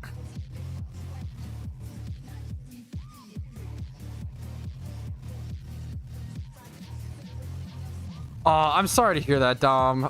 I'm really sorry, man. I always try to tell people to check. That's brutal, dude. I've never failed a shiny, thankfully. I should have. There was like my shiny Hoppip I was not prepared for, and I probably should have lost it. I got very lucky. You can go watch the reaction on my channel. And then my shiny Golett, I also kind of messed up. And then, dude, I appreciate it, Endless. And then, my shiny Shuckle, that's not really like, the Shuckle wasn't really my fault. It was just a Safari Zone shiny, but I probably should have lost it because it was the 4th Safari Ball. And Shuckle has like a 33% chance to flee at the end of each turn, and it stayed for 3 turns, which is crazy. I got super lucky on that. I had a very good weekend, Smokey. Like, stressful still, but just like in the sense of like, I'm just in a stressed, like, passive period because I'm moving very soon and I have a wedding coming up. So when, yeah, I you know, it's like those passive stressors where it's like, there's nothing really to be stressed about because it's just stuff upcoming and there's nothing you can really do about it aside from the stuff that's already been done. But it's just, you know what I mean? It's like I always compare it to like, it's like when you have like a meeting at work at like 4 p.m. and you're kind of just like anxious all day at work until that meeting or some shit, you know? I have around 8,000 hours if you include alt accounts. Yeah, I've definitely been, yes, I've definitely been overwhelmed recently and kind of stretched very thin, for sure. But I'm really just on, I'm just like, as long as I'm trying not to go too above and beyond, and like, then I really stretch myself too thin and it gets really stressful and I kind of, you know, freak out and lose it. But if I just like sustain, stream, do stream recaps, shiny hunts, Dungeon Defenders content on Retro Pat, like I'm, you know, if I just sustain, I'm happy, I'm chilling, I'm fun. Can be there for, you know, support my fiance who like needs a lot of help right now while planning the wedding and everything and doing all that stuff. I'm trying to help her as much as possible. I really liked Jujutsu Kaisen. I thought it was pretty refreshing for the shonen genre. Yes, the second half of the year is literally going to be such an insane... Yeah, for sure, Clarko.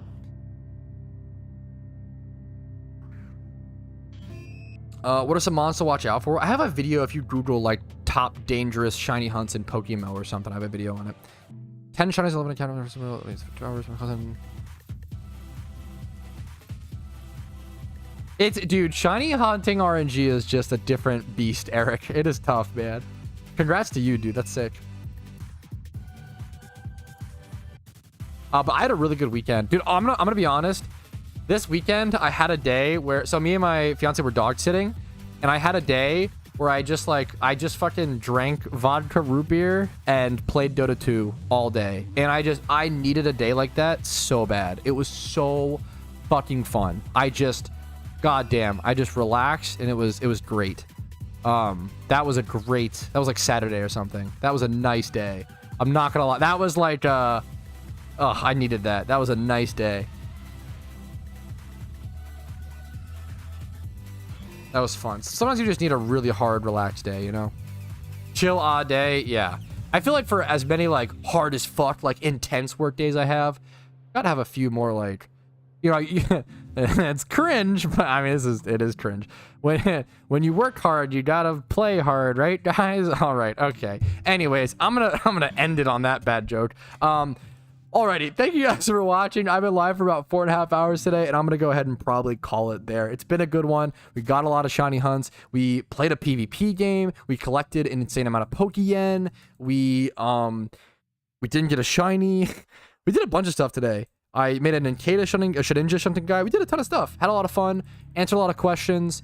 Talked a lot of topics.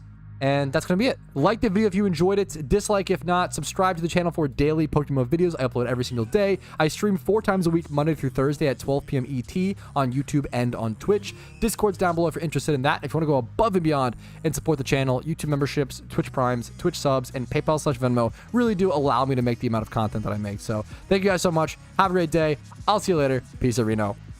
I am ending. Don't let Clarko fool you. We're going to raid someone on Twitch, though. And if you want to, like... I always say the best way to spread Twitch cheer is by spamming smiley faces for the streamer to hear, okay? So I like rating people and spamming smiley faces. So I'm going to find who is live. And I love you all. It was a great fucking Monday. Happy Monday. Hopefully your weeks are good. I will see you on Tuesday. Who's live? I'm going to find someone to raid. I'll see you guys later. Much love. Peace, Reno.